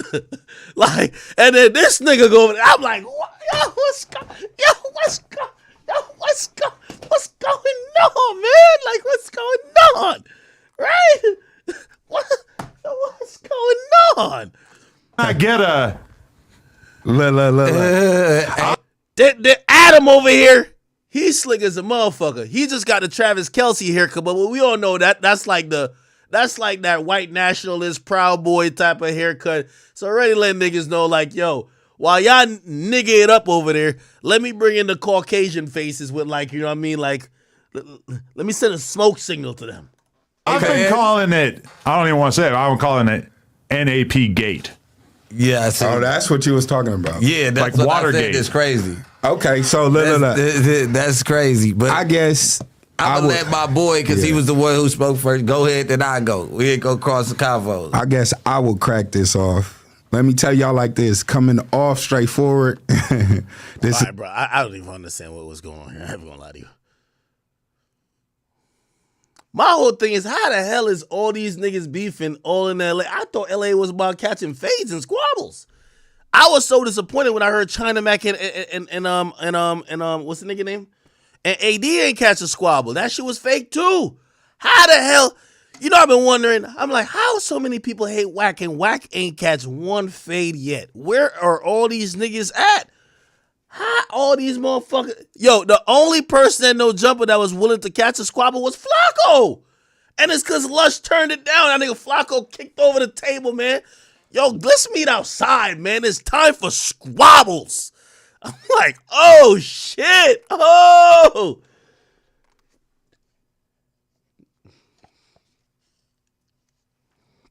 Yeah, look at me instigate, huh? I just want to see one squabble out of this. I'm like, oh, shit, they getting it in. Yeah. Y'all want some shit like, to keep it real? Yo, Adam, I got an idea. But, nigga, if you steal this fucking idea, I'm at war with you. I swear we at war if you fucking steal this. I'm going to give it to you, but we got to be 50-50 partners. You got these dumb niggas already like going back and forth on your platform. Let's do some Aiden Ross shit. Let's get a fucking boxing ring. Get these niggas $5,000 and let them swing for the hills. Let's do it. Put a boxing, nigga. Put a little boxing ring there, nigga. Let's go. All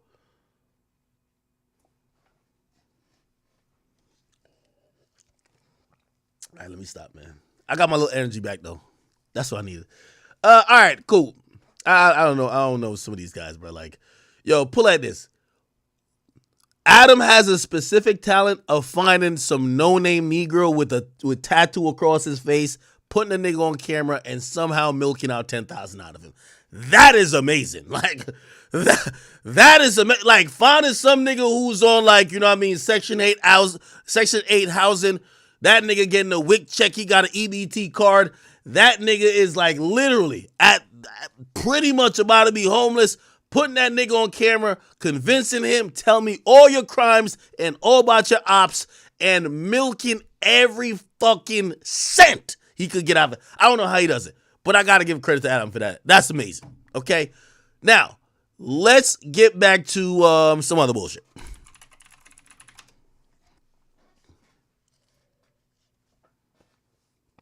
Somebody said, why bro dissed me? I don't know. Bro, I don't even know who he is. Is he from? He's got to be from like Chicago, right? He look kind of Chicago-ish, but this thing look old. Still like nigga Wack look younger than him. Nah, yeah. Me and this nigga got no beef, bro. Come on now, I got no beef. Okay, all right. Give me some spicy shit, man. I want to talk some shit, man. Y'all got me over here doing like just news reporting. Hey, this was going on in the Diddy case, man. I want to talk shit.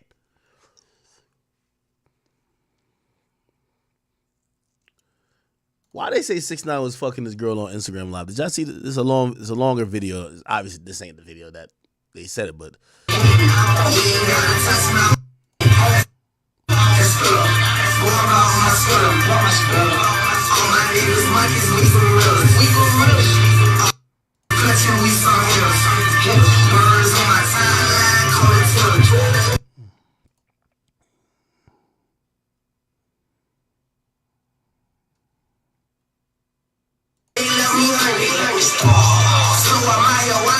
hey, chat, who wins for toxic relationship of the year? Come on now, chat. Who wins for toxic relationship of the year? Me, 6ix9ine, Blueface, who else? Jacquees? Like, we got to make some nominees. Who's winning? Who's winning for toxic relationship? Over here is he got locked up, she got locked up, both domestic violence. You know what I mean? She got videos of him wilding. He got videos of her wilding. She cried to the cops. He cried to the cops. Love. You know what I mean? Dysfunctional fuckery. Blueface. I ain't gonna lie. The internet been turned down with our Blueface, man. We need Blueface back in the fucking building. Right? Y'all think, yo, how many squabbles y'all think Blueface done caught in LA County, man? The funniest thing, which I'm glad Charleston White covered on, was like the nigga he said, I love it here. His mom came out and said, yo, Kim Kardashian, could you help my son get out of jail? No, hell no. That nigga say, love it here. What you talking about? I've never seen such a nigga excited to go to jail. Let's see what's going on right here. Now, we do miss Blueface.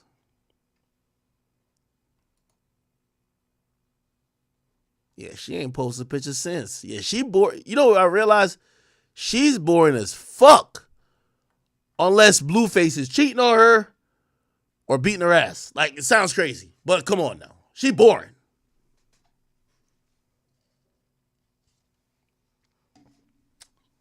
Blue better be getting active. He probably is. Which I said, who doing what? Doja Cat getting some backlash. Charleston White versus Kwame Brown. They're beefing? No way. No fucking way. Charleston White. Kwame Brown. Wait, that's old. This is some recent shit that's talking about? Who's Charleston White beefing with now?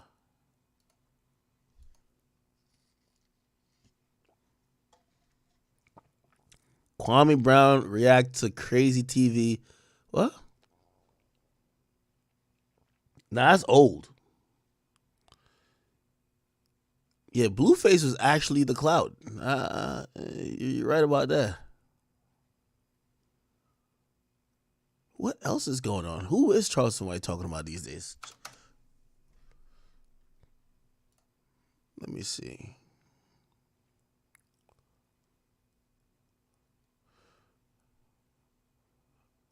It's a 20 versus 1. Nigga, ain't this Wiping Almighty J? Who the fuck is this? Almighty J changed his name? P. Youngin. Today's video. Very much. So look, Youngin, how you feeling, man? How y'all boys feeling right now? Trying to run it big. She want to run it back. Yo, I'm gonna keep it up being with you, man. Yo, these 20 versus 1 joints are getting played out. Yo, but they bringing the dirtiest bitches on here, man. Like, some of these bitches look like, yo, their feet, like their feet is black. Like, What's up? What's up? Take one girl out right now and speed date one of the girls right now. nah, this is bad. Oh, hell no. Who the fuck is P. Youngin? I thought that was Almighty J. Charleston White. Trolling fans. Nah, Charleston ain't on nothing today. DDG's fighting Pretty Boy Fredo? No way. Is he? No way he's fighting Pretty Boy Fredo. DDG, Pretty Boy Fredo. No way.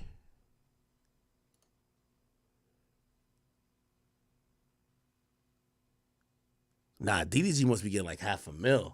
Because if I'm DDG, I done fought on like good cards already. Like, bro, I could get $500,000 fighting this shit. Yeah, I'm sorry. Let's wait till that shit. Damn. Are they really gonna fight?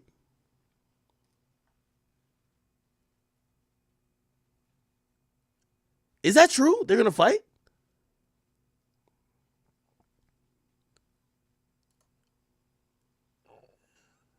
Nigga, I ain't gonna lie to you. I think DDG gonna beat the fucking Tupac, this little headband off of this nigga, bro. Yeah, DDG gonna beat this nigga's ass. I ain't gonna lie to you.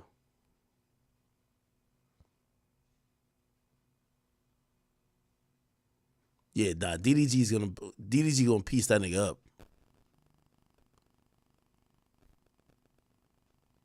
Didn't they have beef back in the day or some shit like that?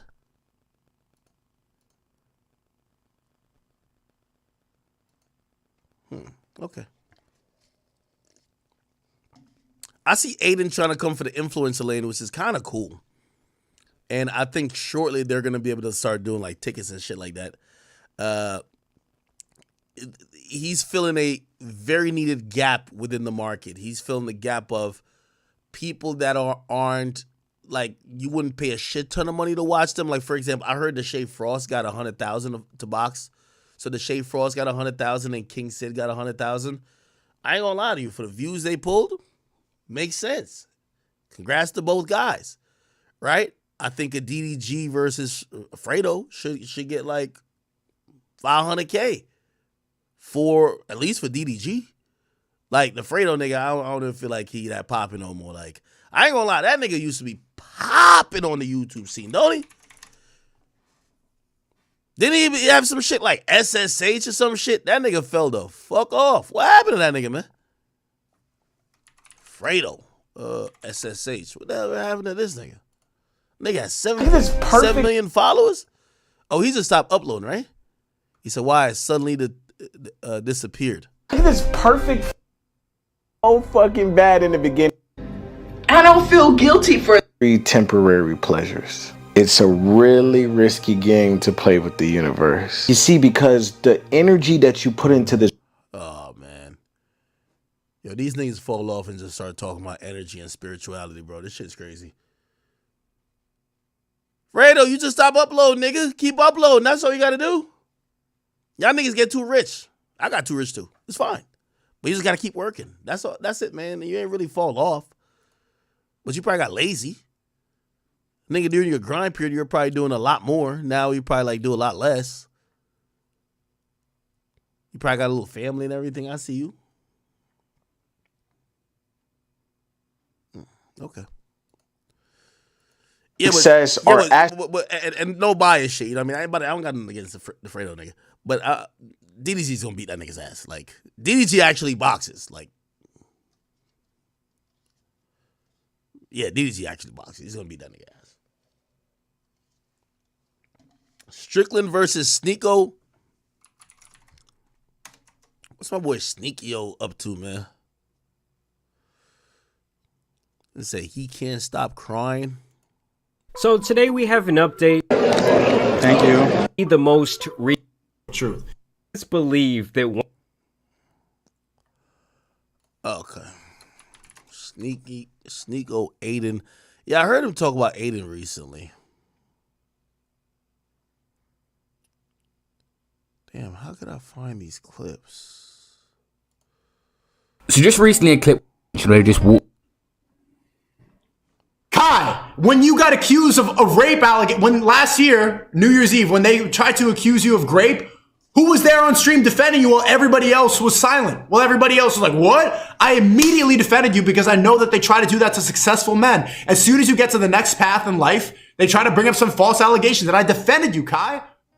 I actually covered that whole Kaisernet situation on the channel as well. That blew over really quickly. It was his friend at a party was accused of certain things, being an art allegation. It was very serious, and Sneeko is saying he defended him. A lot of people did defend Kai because it was nothing to do with him, it was his mate, but Sneeko making a point here that he had defended him in the past. Then you walk right in front of me. Aiden, same thing. When you got canceled, these people were not your friends. They only fuck with you when it's profitable for them. This whole influencer shit is like high school times 10. It's all the giant popularity contest. There's no loyalty whatsoever. They smile and do a little dance and bark, but none of them actually even like each other. They only pretend to so that they can get more money and fame. It's all fake. And so if you notice that this is not messing with whatever you're doing, take it as a sign that you're doing something right, bro. It's all a play. So obviously Aiden Ross has done streams with Sneeko in the past. They spoke about the Andrew Tate situation, but also a lot of stuff has happened to Sneeko since. He's been called out by various YouTubers and certain things have happened. He's not been cancelled, so to speak, but he is very outspoken. Him and Aiden Ross were clearly caught 1 point, so I'm surprised he would just walk past him. But I think the closest person Sneeko has been to is Kai. Some very old streams you can see him on, and he speaks about this also in the Rumble stream. If you guys remember, if you guys are the OGs, remember like we used to do streams together? I used to go down to Atlanta. Look at me, I'm high right here. You know, we're just chopping it up. Passing the Chris cause he that motherfucker. Chad, there's no way they would ignore me. Yeah. Can you please wait with Sneeko? Oh shit, I never knew you used to stream with them niggas. I thought it was coincidence, low key. Never mind, they really ignored that nigga. Damn, he used to stream with, I didn't know he used to stream with them. Okay, perfect. They're with you? Yes. Have fun, guys. Okay. Well, they definitely heard my name if they didn't see me. You know, it's about 6 inches in front of me. I think the main narrative being pushed on social media is that Kaisernet, Speed, and even Aiden Ross egoed him. They literally just looked down on him, but it's a possibility they didn't even see him. I didn't think of that. And I even said hi to Speed's cameraman. I'm like, hey, man, what's up? And he ignored me. So I'm like, okay, that was weird. I don't know what beef he had with me. Damn, you knew Kai? Yeah. I used to go to Atlanta. I used to go to make videos and do content with AMP for like 4 years now. I've been known like AMP for a long time. I don't know if you guys are really OGs if you know like that, but I've been known them. I met Speed before at the Vultures concert with Miami. And, you know, so they decided to ignore me. And there could be like, whatever reason, it doesn't really matter. I don't really care. Whatever reason you guys want to speculate, if you guys want to say brand risk, if you want to say all this stuff. Now at this point, Sneeko goes into full rant mode and goes off at them and says they're built different. He ain't like these other streamers. This is his rant. They try to lump me in with these other influencers. I want to reiterate right now, I am not like these other niggas, man. I am not like one of these other influencers. I'm not them. Sean Strickland doesn't seem to understand that. A lot of the people in the MMA community, they think that they're lumping me in there. Bro, the only videos that they allow of me on YouTube right now are videos of me getting punched in the face. The random Dawa Muslim channel, they're deleting every single video off of their channel because I'm speaking positively about Islam. If I'm ever clipped in a positive way on YouTube, they take it down. It's an interesting point that Andrew Tate got cancelled on social media, but shortly after, so did Sneeko because he was so outspoken. Hey, chat. You know, I was watching. You know, shout out to the Tates. You know, I love them guys. But do y'all think that arc is over? I'm not talking about the Tates in general, but just like people. Like, I feel like there's a moment where people used to, even Sneeko, they used to look up to Sneeko as like some role model type of man, right? Like, there's a lot of dudes going around trying to tell other dudes how to live life properly. And, you know, I think that court case that the Tates got really affected him. But I don't know if the popularity of said people are still at the peak. I feel like that shit almost kind of came and went, right? Like, now I'm not saying that this is what has affected like Sneeko and shit like that, but it's kind of odd, right? They need to call me Sneaky-O on TikTok. It's Sneaky. They can't use my real name. That's how censored I am. I stream on Rumble. Who else streams on Rumble? My generation. Who else is doing it? The people that they put at the front. That's another good point from Sneeko. Rumble and Kick are completely different. I think Rumble is for people that have been censored. Always go over there, Russell Brand, Andrew Tate. I ain't censored. I'm chilling, having a good time. Feel me? They love me. Matter of fact, while I'm at it, let me see. Oh, while I'm at it, let me do an ad for Rumble. You feel me? Sorry, the advertisers still rock with Big Act. Damn, this is a long ass script. Jesus Christ, I should have given a shorter one. Anyway, on a scale of 1 to 10, man. Actually, I don't even have coffee today, which would have been better to do this ad read with coffee. But anyway, on a scale of 1 to 10, how y'all really hate shitty coffee, man? For one, I definitely hate shitty coffee. Okay, which is why I'm actually excited to introduce y'all to a new coffee company, and it's called. And I'm actually about to Google this shit because I'm about to introduce myself. 1775 coffee, man. Okay, 1770. What the fuck? Not now, nigga. 17. It says Rumble coffee. What the fuck? Oh, 1775 coffee. It looks like it's a Rumble sponsored coffee with every. It says with every purchase supports free speech. Okay, say 1775 is Rumble's first in-house brand that's cutting the ties from traditional advertising. With okay, I think they're gonna send this to my crib. I'm gonna try it. I ain't tried it yet. With every cup of 1775 you drink, you're not only fueling your day, but helping to fuel the millions of Rumble's creators out there and helping to grow Rumble free speech platform. Apparently, they're saying it was crafted with passion and precision. Our beans are ethically and exclusively sourced from the finest coffee farms of Bolivia. The journey from farm to cup ensures highest quality, authenticity, sustainability from start to finish. With each sip, your palate will recognize and appreciate the delicate and dedication and passion that goes into crafting the single source brew. Okay, all right. So basically, they're saying this is some high type of coffee. Which, by the way, I'm gonna keep it a bean with you. Keep it a bean, pun intended. Okay. I have to start, like, on my late streams, I got to start drinking coffee. I got to start drinking. If I stream after 8 p.m., I got to drink coffee. You know why? Because I've been drinking liquor all day, and liquor gets me tired. And I know when I'm on stream, y'all don't want a tired act. Y'all want a lit act. Y'all want, like, high energy. And unless I stream early, sometimes my energy decreases at night because I've done so much shit in a day. So, really, I might have to fuck with this coffee. I ain't going to hold you, okay? All right. Yeah, so I actually have a code. I didn't even know I have a code. Perfect. You guys could choose 1775 coffee. If you guys do care about coffee, I'll probably be having this on my next stream or something like that. 1775 coffee. Did I spell coffee wrong? I can't spell. 2F, 2 E's? 1775 coffee. 1775coffee.com. Let me show y'all. 75coffee.com/academics. What the fuck? 1775 coffee. .com/academics. Oh, you got to put academics with the capital A. Yeah, big act, nigga. You got to put the capital A. What the fuck? It says not found. It'll be fixed by tomorrow. Okay. Anyway, if you use code academics, you'll get 10% off on checkout for your first order. So, I don't know. Let me see how much they charge it over here. I'll check this out. Hopefully, ain't no wild shit. But let me see. Okay, this is kind of decent. Anyway, if you add to cart, let me see if I can put the code in. Code. Discount code. Let me see. Discount code. I'm going to type my name in to see if it works. Academics. Apply. What the fuck? Apply. What the fuck? Why didn't it work? Okay, let me like put 3 of them in. What the fuck?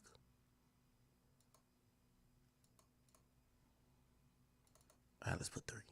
Check out. Discount code. Academics. My discount code not working. Yo, Rumble, y'all doing me like Sneeko. What's going on over here? All right, chat. I'll get this fixed by tomorrow. How the hell they gonna give me an ad read and my code don't work? What the fuck is going on? It's all good. Love you, Rumble. But yeah, I still did that. Okay. All right, back to my regular shit, man. Back to my regular shit. Anyway, still, go to 1775coffee.com, all right? Just go check that out. Okay.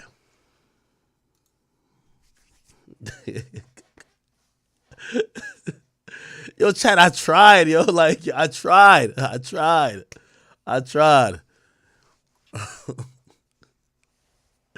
You just tried, it ain't work? Nah, I ain't gonna text the CEO. That's like wild, crazy. I'll be like, yo, nigga, my discount code don't work. Anyway, let me see what else is going on. Mason, Shannon Sharp, they still squabbling. Whatever. Joe Rogan spoke on Sean Strickland sparring Sneeko. Whatever. Have y'all seen the Bob Marley movie? I still ain't see it yet. Why Rihanna rejected Drake?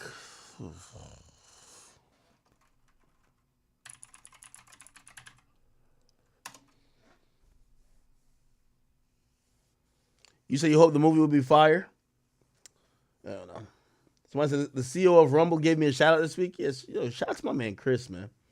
He, I think, not to dox his location, but he was in Romania with the Tates and Fresh and Fit. They did a show. Talk about Putin and Tucker.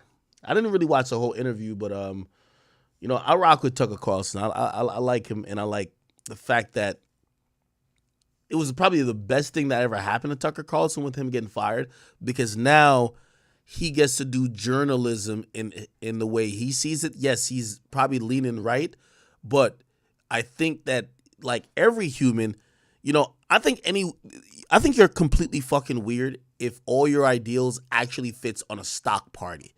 Like, we're all human. So for example, when it comes to social issues, I'm pretty much Democratic, right?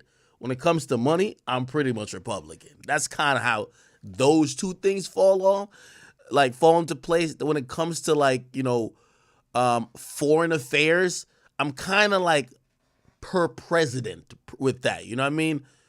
Biden, he wants to give away all our money to Ukraine. Trump is like, fuck them niggas. Let's keep it here and pass out the stimmies. Sorry. Get what I'm saying? So like depending what issue I fall on, and I think we're just human, bro. Like, we shouldn't have, these parties are like one size fits all, right? Shit. Cool. All right, cool. I'm down with the money when it come down to the Republican shit. Then the Republicans, they don't fuck with abortion. Oh, hell nah. Sometimes you got to get that baby sucked on out of there. I'm over here with the Democrats with that. I'm not saying have no late term abortion, but we're going to have to have that bitch up to 3-4 months. Stop playing now. You feel me? So again, I'm on both sides of the aisle. Depends on what's really going on. If you ask me about my political view, you get what I mean? I don't give two fucks, right? Anyway, somebody says them stimmy checks were hitting different, huh? Holy shit. Somebody said, isn't it crazy there isn't really a rapper drama going on? Yeah, it is true, right? Bro, like, I feel like the last 2 weeks, rap news been weak. Like, been weak as fuck. Like, I'm literally struggling to find rap news. Like, tomorrow's stream, I might have to just do, like some like, maybe like an E-date or some shit like on here. You feel me? Or, like, just fuck around and just kind of have fun with y'all because I cannot find nothing going on about rap.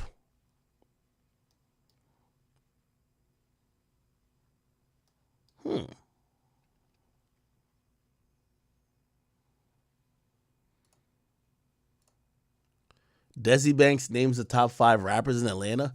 Let's hear this. Time, Atlanta Well, that's all time. All right, current, 21 Savage, Young Nudie, Lil Harold,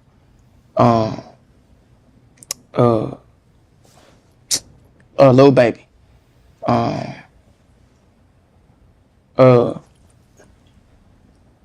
Future. Yeah, I said Future already. Yeah, you put Future in the GOATs in all time, but you want him in both. of them. Yeah, all time. I leave Future over there. That's the wizard. I leave him over there. You got one more. One more. Why nobody mention Gunna? Man, shout out to the lady, man. Mulatto. I put a girl on there. Okay. Yeah. You top 5 all time, Atlanta Well, rappers. that's all time. All right, current, 21 Savage, Young Nudie, Lil Harold. This nigga working hard for his PDE chain or whatever it is, or his 4L chain. That nigga said Lil Harold and Young Nudie. Like, come on, with all due respect. Like, come on, bro. Like, bruv. 21, we agree. Lil Harold and Young Nudie's like, come on, dog. You're tweaking.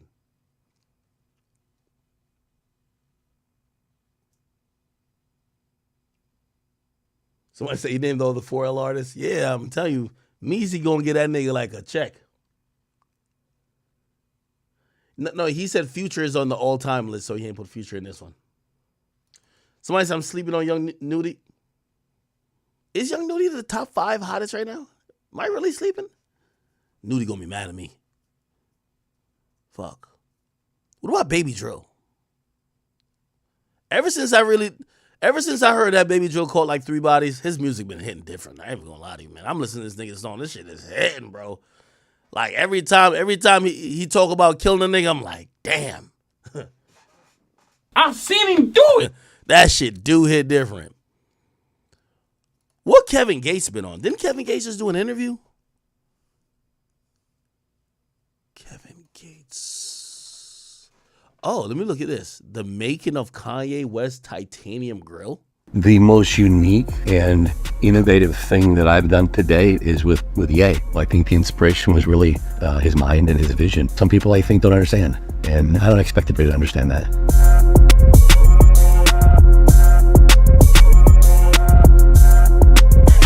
Hi, I'm Dr. Connolly. Welcome to my workshop where I make $1 million smiles. I'm a big... This a doctor?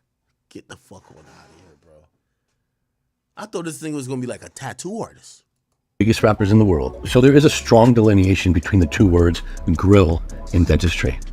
Nah, maybe he is actually a dentist. This nigga said delineation. Padded bra, breast implants, grill, and dentistry. So what's the most expensive smile that I've done? Close to $3 million. You could use something like a rare red diamond. It'd be hundreds of millions. When we first started with Posty, the concept was red diamonds. I remember going through that process of sourcing it, cutting it, what it was going to take, and then kind of saying, do we really want to invest $10 million into 2 stones the very first time we do this and then maybe find out it doesn't work or we have trouble with it? Let's not do that. I think the most unique and innovative thing that I've done to date is with Yeat. I think when you first look at it, it's a little confusing. Yo, this shit look garbage, man. What the fuck is this? It's futuristic, and you find yourself kind of looking, and it's attractive. I think the inspiration was really his mind and his vision. Yo, chat, this is what I think about like all these grills or whatever the case is. I always feel like first of all, like I have some grills that were made. Now, granted, they're not permanent; they go over your teeth.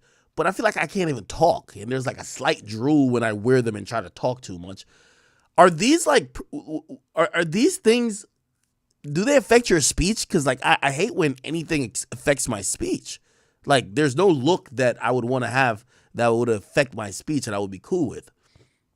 I know they're supposedly permanent, but are they like fit them where like it's not too big for your mouth, that your fucking tongue isn't getting bitten and shit? I don't know what the fuck. Vision. There's a lot of thought behind it. We're so locked into a box in dentistry and like tooth shapes, colors, and all of a sudden somebody comes and says, hey, let's do this. And you're like, well, what? To take it a step further, we partnered with a company called Proclaim, and they make this oral device and uses 60 jets to flush your mouth. They created a custom piece that he bites into that literally lines up and flushes into portholes to clean everything. So it's genius. Thank God we have people like him that have minds that are so expansive. You know, I love this. I had a part in it, but you know, I think I had implemented his design.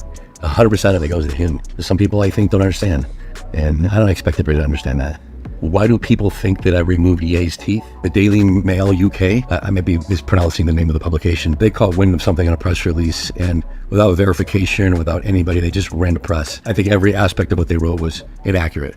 Yeah, so Yachty came to me. He already had veneer work done. We put in 4 10 millimeters, which is just under 5 carats, and we trimmed them. We custom trimmed them. He's over $1 million. Another person that I work with is Travis Barker.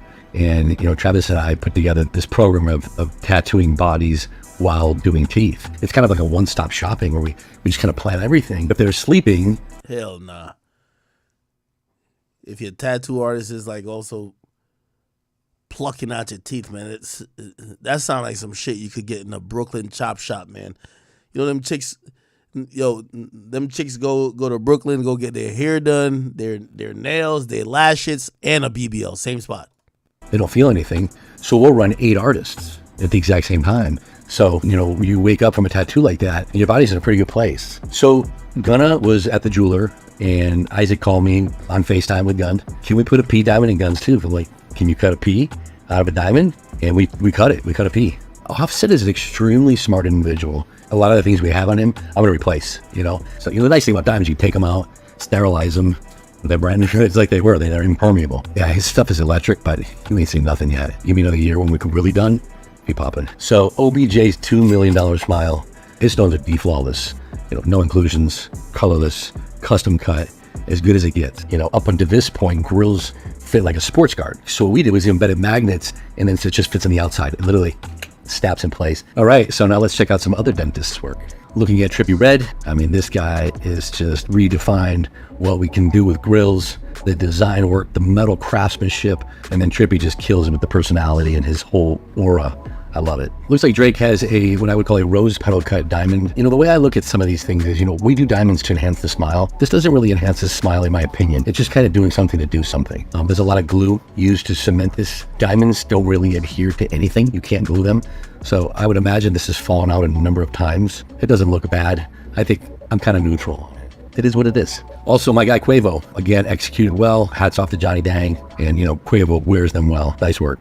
Looking at Lil Wayne here, this looks like permanent dentistry to me. Micro pave, probably a white gold alloy. You know, we've all seen these on Lil Wayne for quite some time. You know, I don't know if I can ever remember seeing him without these.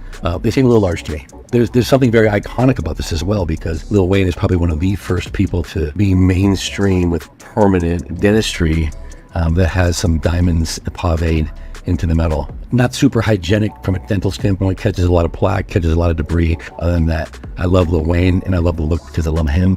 So you gotta love it. I actually had a little bit of contact with Gucci Mane when he had this done. My opinion on this is I feel like the teeth are a little large. And then we look at the way the diamonds are. Yo, them teeth look like chiclets, bro. Holy. Here to the veneers. They seem to be protruding from the veneers as if they're glued to the surface. I've seen that done a lot. I've seen it done on some of my patients. I've replaced a lot of these. You know, Gucci Mane is an icon in the rap world, so he can pull off anything. As much as I'm not a big fan of the way the diamonds are here, still Gucci, and he still pulls it off well. I'd probably do it a little bit differently, but I can only imagine the dentist that did the work is doing the best of his ability. Kodak Black. I love Kodak Black. Again, we're looking at some Johnny Dang removable grills here. Kodak wears it well. Masterful. Travis Scott. Different color stones. The canines have an original shape to them, and the photo is beautiful. Travis wears them well. A 10 out of 10. I love it. I love it. Thanks for coming to my workshop. Hit my Instagram if you want to see more. Hilarious. What's happening? It's the biggest boss in the game, Ricky Rose, aka Ravioli. And this is a day in the life right here with Spotify. I'm gonna take you around Miami, let you see what's going on. Exclusive. Let's go. You can't live every day the same and call it a life. When I get up in the morning, the first thing I'm doing is I'm praying, throwing it up to the Most High, text my mama, hey, gorgeous. I grab my blunt, and then I begin going through my phone, texting all my business partners, and I got a wide range. Right here, we live at Checkers. This is one of the franchises I own. It's maybe 1 or 2 intersections from my high school. This was the spot me and my first girlfriends went on dates at. Anytime you got a date, double cheeseburger with those orange French fries, that bag would be heavy. If you went to Checkers and spent $6, you know, she could feel the love. I can only speak highly of my city. I love it. Everybody in the lab, everybody cooking. As a youngster, the type of music I was making, the average sneaker may have been $20, which was highly respected. If you had on a pair of $20, different numbers from different people that's on my team, different homies that work for me, they spread it out over 8 different states. And I get it, but we gonna figure out this year at this upcoming car show, I'm gonna just make sure they all there. At the very first car show, I had over 100 cars there, but I kind of felt like I took up more space than I should have because there was a lot more people that showed up to the car show than I was anticipating. So the second car show, I turned it down some, but now it was the debate of how many cars I actually own, so we gonna answer that at the third car show. When it comes to shopping, I love to go shopping. I love it. Louis Vuitton, #1. There's nothing else next to that. Nothing else? No. You're wearing Balenciaga. LV, yeah. I mean, they need to make me some sweatsuits. I mean, because the few that, I ran across, I got them all, But yeah, LV is #1. When it comes to other, traveling bags, I love Goyard. Yo, how is this nigga Rick Ross so fucking rich? Stuff like that. It's whatever the vibe is, but LV is nothing close to that.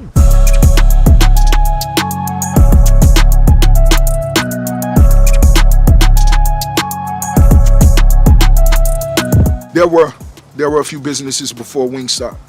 We talking barbershops. Let's say we talking this, we talking that, because Rose, I'm with that.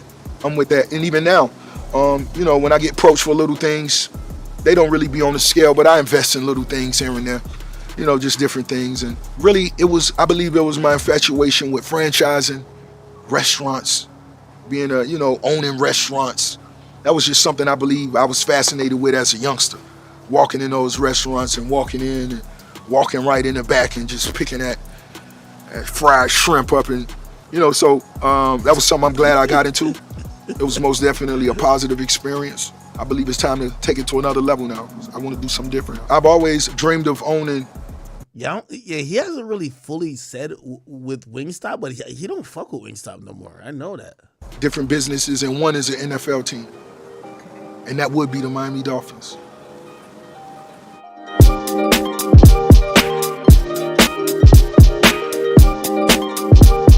When it comes to the team that helps me manage my finances, that's my mother and my sister. Oh, really? Yes, that's the brain, and of course we have my attorney, we have my this, my that, and but the brain is my mom and my sister. Real small team. I love being a part of discussing the numbers when it comes to financial, what we accomplishing, what we achieving, what I'm spending, what I enjoyed myself like last month, or what didn't, whatever it is. You want to be a part and hands-on with everything you're doing.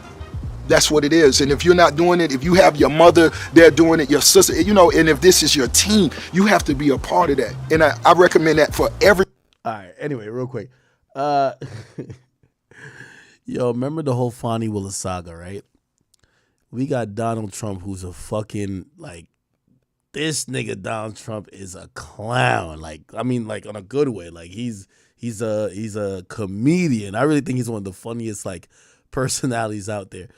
So Fonnie Willis gets grilled at a disqualification hearing for her, and Trump now responds to this. Look at now this. Now awaiting a decision in the Fonnie Willis misconduct case after a wild 2-day hearing last week. We all watched it together. A judge could remove the Fulton County DA from Georgia's Trump election meddling case, along with her lover Nathan Wade. Last week, the judge heard dramatic testimony about their affair, their lavish trips together, and the lies they supposedly told. Did you observe them do things that are Is it common among people having a romantic relationship? Yes. Such as, can you give us an example? Hugging, kissing. Mr. Wade is used to women that, as he told me one time, the only thing a woman can do for him is make him a sandwich. Let's just get down to it. Did you or did you not, by May the 30th, 2023, have had sexual relations with Miss Willis, yes or no? Yes or no? Yes. So let's be clear, because you lied in this. Let me tell you which one you lied in. Right here. I think you lied right here. No. This is the truth. Judge, it is a lie. It is a lie. Oh, Jonathan Siri in Atlanta. Jonathan, that was just some of what we heard over those 2 days. It got wild in that courtroom at times. Yeah, very dramatic testimony. This week, the judge in the case is expected to privately hear confidential testimony from a key witness to determine whether any of this testimony is admissible in court or whether it's protected by attorney-client privilege. That witness is Terrence Bradley, a former law partner of Special Prosecutor Nathan Wade. He initially testified that a disagreement related to Wade's divorce led the two attorneys to end their professional partnership. But under questioning, he later admitted it was something more. There was an allegation that you sexually assaulted a member of the firm, correct? Yes, there was an allegation, yes. And as a result of that allegation, you left. I did. You were no longer business partners with Mr. Wade. That is correct. DA Fani Willis claims she did not become romantically involved with Attorney Wade until several months after she hired him as a special prosecutor. The defense is trying to prove their relationship began earlier than that and that Wade rewarded Willis with lavish vacation travel. Former President Trump brought this up on the campaign trail over the weekend. I think she said 9 trips. Every time I took a trip with my lover, I paid him in cash. Where the hell did you get the cash? Republican challenger Nikki Haley says all this litigation is distracting Mr. Trump from important campaign issues and that his mounting legal bills threaten to drain Republican chances going into November. Sandra? All right, a lot to take in there. Jonathan Siri on that for us. Jonathan, thank you. Tom Dupree joining us now. Nah, man, I ain't gonna lie. I be watching Trump's speeches like a comedy special, bro. Trump, Fani Willis. This nigga is a comedian to me. I think she said 9 trips. Every time I took a trip with my lover, I paid him in cash. Where the hell did you get the cash? I think she said 9 trips. Oh, man. Speaking about Trump, the New York City is trying to seize his buildings. Well, so I give you the lowdown. So basically, he lost a civil suit where he has to pay a $354 million fine, right? Now, obviously, Trump says he's a billionaire and he got all these billions. So, still, it's a lot of money, but $354 million he has to pay. Now, they're saying that if he doesn't pay that, right, he could have his building seized, okay? So Letitia James says she's prepared to seize Trump's building if he can't pay his $354 civil fraud fine. It says 4 days after a judge ordered former president to pay the $354 million in the civil fraud case, New York Attorney General Letitia James told ABC News she's prepared to seize the former president's asset if he's unable to find the cash to cover the fines. If he doesn't have the funds to pay off the judgment, then we will seek judgment enforcement mechanism in court and we'll ask the judge to seize his assets. Now, I think that's just a headline grabber. Come on, y'all not about to seize the motherfucking thing, okay? Before that happens, that nigga's filing bankruptcy again. You're not doing nothing. In reality, he's going to go on an appeal, even though I think they've been asking him, well, if you are going to be waiting for an appeal to this court decision, how about you put the $354 million in a escrow that we know you have it or you're ready to pay in case you lose the appeal. All type of games being played, but this is kind of interesting. I don't know if you guys follow some of the political stuff to a certain extent. This has kind of had mad people in New York, mad businesses spooked because people, apparently they use a precedence on Trump, which is a one-of-one thing. It's not ever been really used before in that scenario. So now other business owners, Trump, New York, they're all saying, yo, listen, we are about to dip out of New York because if New York has that power to utilize these laws and do it in a very unfair way, like what I know what happened to Trump, but what's to stop us from, whatever. So somebody says, Trump fraud ruling reveals New York assault on real estate. And they said, this guy says, let me see.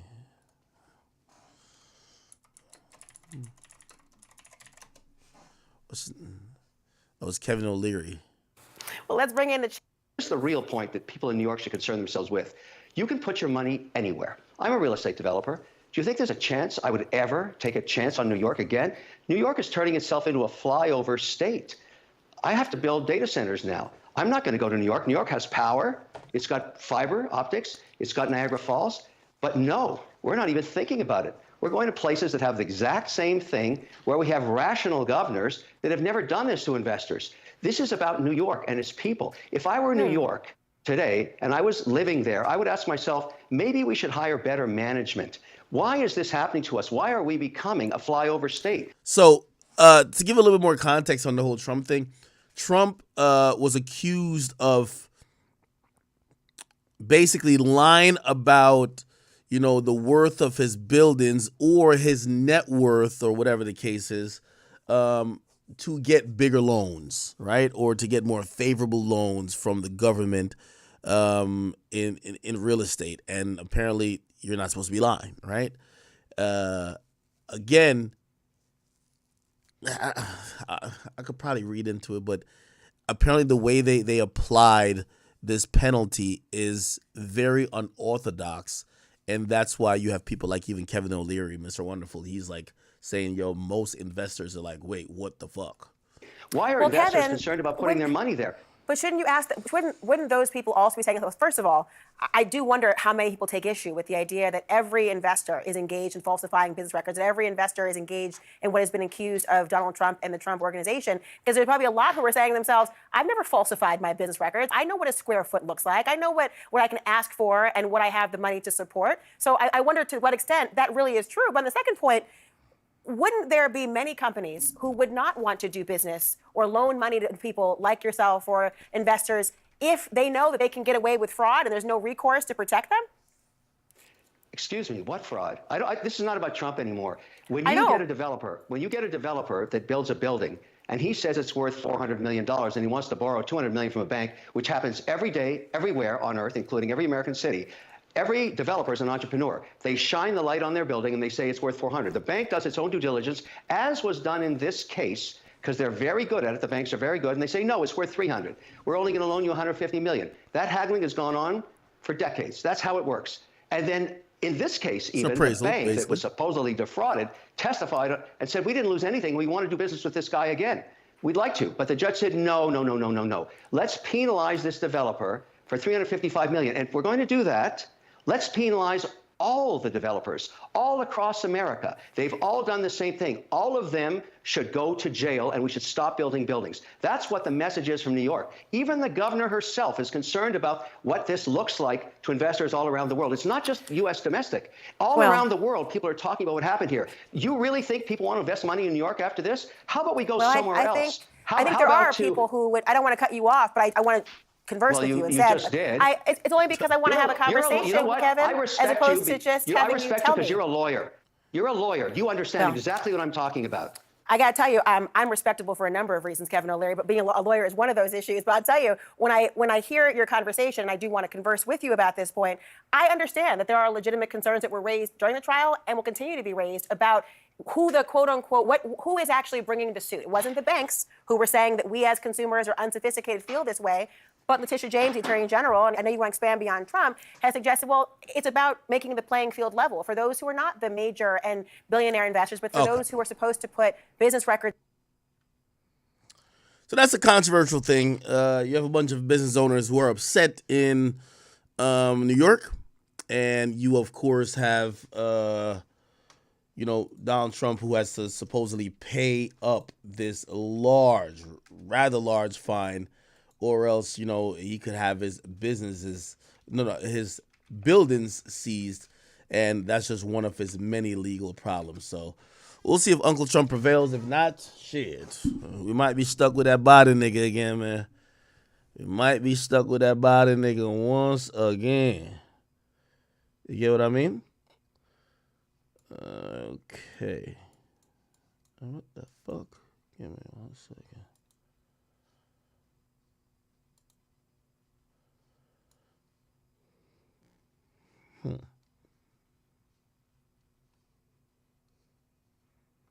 All right. Anyway.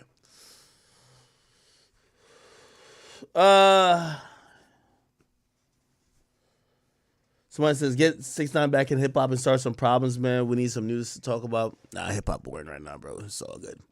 It's all good. People, I'm finna get off of this bitch, man. It's 3 o'clock. At least on the East Coast, it's midnight. If you're on the West Coast, if you're in the UK, it's gonna be, what is it, like 8 o'clock? I will be back tomorrow, but I'm gonna be back tomorrow at least with a plan because there's no goddamn news in hip hop. And unless we're gonna be talking about petty beefs between the script writers at No Jumper and some of the fake bullshit going on, we're probably gonna have to create our own entertainment. All right, so chat. Thank you for bearing with me tonight, but we will be back tomorrow, and I'll create a whole different situation where we could actually have a good conversation for like 6 hours. Okay, appreciate you guys for tuning in. Thank you guys. If you guys have copped, I see you guys copping a lot of the, what do you call it again? By the way, the academy.shop. This is where you guys could go buy any merch. I see you guys been buying a lot of mystery box stuff. We've been getting a lot of old merch. A lot of those stuff come signed as well. So salute to the people who have bought the mystery boxes. I think that's like the dopest thing we offer. Other than that, let me see. Yeah, I think that's about it. Yeah. Oh, please join the Discord. Discord.gg/academics. Everybody should get up in the Discord. We're trying to hit the number. I don't think we're at 30,000 yet. How many people in our Discord? Let's see. Discord.gg/academics. We are not at 30,000 from the last time I checked. Oh, it doesn't show the number. Fuck. But yeah, go there and it will give you a invite link and you guys can join the Discord. We're trying to get to 30,000. I think we're like close to being there, but nevertheless, thank you guys. All right. I think I read all the donations. If I didn't, let me make sure I just check on it. Call me Con. I read that. T.O., thank you for the multiple donations tonight. Hen Dog and Miles, he says, Desi gave the worst interview. It's one part, he says some gay-ass shit. And Shannon was like, bro, you should have never said that. Call me Con says, talk about See the Thing Is. Unless I missed it. Bro, they're not doing the podcast no more, right? So that See the Thing Is podcast. Bro, I keep telling you, all this cap and podcasting finna stop. Like, you know what I mean? A lot of these podcasting is not making money, bro. That's just a fact. I'm not specifically talking about those people, but the cap in podcast is about to like have to come. Like, first of all, especially with Spotify, like I think I could even just be honest with y'all. Yo, I had meetings with all these motherfuckers before we went to Spotify. Like, Spotify and, well, there was Apple in my case, so because Spotify and Apple actually, they were going back and forth. They were offering the back. They offered the back. The rest of these other companies was not offering no back. And what I'm really trying to say when I say that is that the majority of like these podcast entities and like corporations, bro, there's no back there. You get what I mean? And that was when Spotify was dictating the market. So Spotify has left the market of wanting to sign podcasts. So I'm looking at all these podcasts now like, how the fuck are y'all getting paid, period? Blue Chew ain't finna keep paying y'all bills. You get what I mean? So I'll be like looking at it. So you're going to see, there's going to be some reshuffling with podcasts. There's going to be a lot of consolidating. You're going to see podcasts go to what is working the most. Or, for example, I think the two ladies on See the Thing Is, one of them, not Bridget Kelly, the Mandy girl, she has another podcast. It's the Horrible Decision shit. Now, it ain't that popping numbers-wise like that online, but I think they do a live show, and from what I've heard from even other people, like they do a good live show. So, like, they do good on touring. So, that's their business model to make money. Yeah, why do the other podcasts that's probably not making no money? Like, keep doing that. Everybody's pivoting now, bro. It's like, yo, like, shit. We did our deal with Spotify.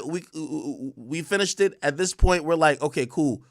Off the Record is still one of our premier brands, but it falls under the Academy. We're trying to get the Academy, like, obviously, I'm me, so I'm going to do my thing regardless, but still, everything is like, we're focused on pushing the Academy more than pushing just one particular podcast. I think podcasts are just in an interesting place where unless you have a really successful one right now, you're probably aiming to do a Cupid Shuffle, right? So it is what it is. Which, by the way, I think it's going to be interesting the next time Gillian Wallow become up for a new contract signing, because here's the thing too. Like, for example, I love my man Larry Jackson over or Apple. They helped me get the most out of the Spotify situation when it came to negotiation, because literally Apple was down to pay me a lot of money, and so it was a little competition a little bit. You need somebody in the market to be willing to pay or offer maybe even more than who you're with to really that you could get really fulfill value. I think when Gillian Wallow get out of their situation or they're up for renewal, I think you're going to see Dave Portnoy look around and say, well, if we don't give them whatever, where are they going to go? Right? Now, I do think they're important to Barstools, but I do think the market has changed. And if you haven't seen the podcast market chart change, you're not noticing business, all right? I think this is where you see places like, Joe Budden's podcast that have just focused on consistency and building that type of hub of just fans that's always fucking with them. They're pretty much the number one hip hop podcast. They're working out, but even then, didn't Joe start doing ads now? Like, Joe got Prize Picks on there. You get what I mean? So, hey, it is what it is.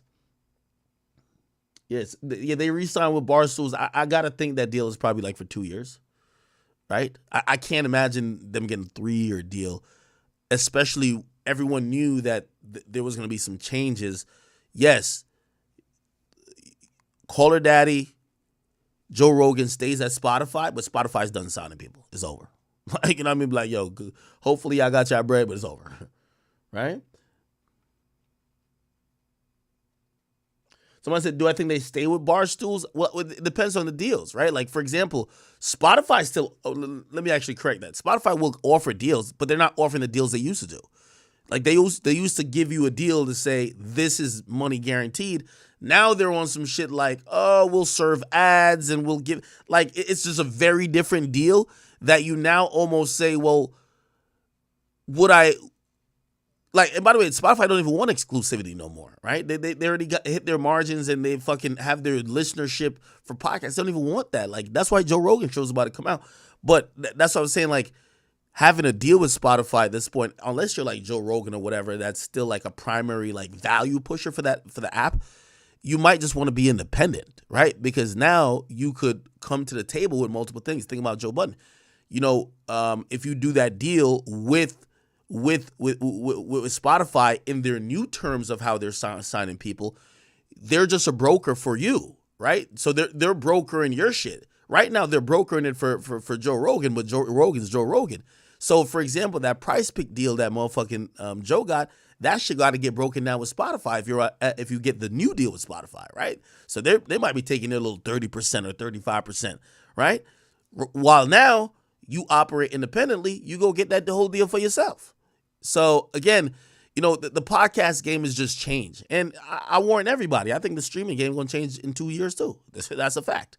So again, to be good in this industry and to be around for over 10 plus years, you better watch the ebbs and flows of this motherfucking, business, because this all is a business. You get what I mean? And when it's hot, it's hot. And when it's, it's time to change, it's not. You know what I mean? So, yeah, somebody say if you where you could send me weed from a legit brand, I don't smoke, sir. I mean, you could send it I have employees that smoke. You can send it to my workplace. There's employees I have that smoke, but I don't smoke. Somebody said DraftKings just gave Barstools $13 million a year. Yeah, they gave him that, but you got to realize that's not gonna go into just keeping. You got to realize Barstools is complex at this point. Barstools just signed on with Rumble too. Barstools is complex. Barstools isn't looking at maybe, you know, obviously, you know, Gillian Wild, they're still special because they're the hip hop component to a brand that's more synonymous with like white boy news and media type of stuff, right? So they kind of do need Gillian Wallow a little bit. But hear what I'm trying to say. Them getting, say it's $13 million a year from Barstools, not Barstools, I mean DraftKings, it becomes a deal where they just need more shows on their network to service the ads to validate why they got 13 million. Do you get what I'm saying? So again, you know, of course they need a hit show here or there, but they become, I remember Complex, like they would get $5-8 million from Sprite, and nigga, they would put on any garbage show as long as they could put an ad on it, right? Like they don't give a fuck what it is. Like they'd be like, all right, let's get this nigga doing some weird shit, backflips and eating tacos. Okay, cool. We put some ads on it because you know what? They're taking on the money. So I guess I say that to say they're not using that 13 million to fucking throw to Gillian Wallow. Like it's just not, business wise, it doesn't work like that. Are they important? Yes, but I think they're also gonna realize that the atmosphere or the business has changed. I want to see how. Well, some companies were already operating under that different model. Like for example, I think like Black Effect probably isn't much change because they were never pushing exclusivity, right? That's the big thing that changed the podcast. Exclusivity is done. Somebody says, do you know how much money I would make with Rory Runts? Holy. What's that boy up to these days, man? You know, I think he had a kid. Ever since he tried to mention me one time, I told him, unless he want his fucking kid and baby mama up on the Summer Jam screen, chill the fuck out. I ain't hear nothing from him since.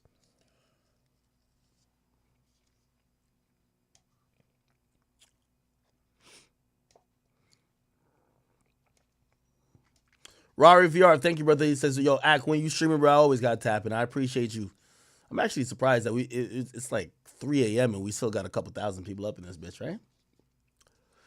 Yeah, I will be back. I will be back on tomorrow early. I'm gonna try to hit I gotta hit like a midday stream or something like that. But I gotta figure out what we finna talk about because again, I don't even feel like we caught up with every topic, but I feel like there's nothing popping in here. Like it's like nigga, we waiting for Boosie to say some wild or some shit. Like they locked up Blueface so he can't beef with nobody. Really, we're kind of in a rut. Arch Nemesis, I see you, my boy Norman Osborne. I see you. Anyway, listen, chat. I love y'all. I love y'all. I love y'all. Make sure you guys all join the Discord. We're trying to get to 30,000. Appreciate everybody in the chat community. Make sure you guys, show each other love and respect. And if you guys do get in the Discord, please be cordial, be polite, and let's just keep running it up. All right. I will see y'all tomorrow. I haven't strung 3 days back to back yet, but I've done 2 days back to back. So we're back on our first day. So hopefully tomorrow will be second, and then we'll try to get our third again. All right. People, love y'all. Talk to y'all tomorrow. Go get some sleep and have a productive day.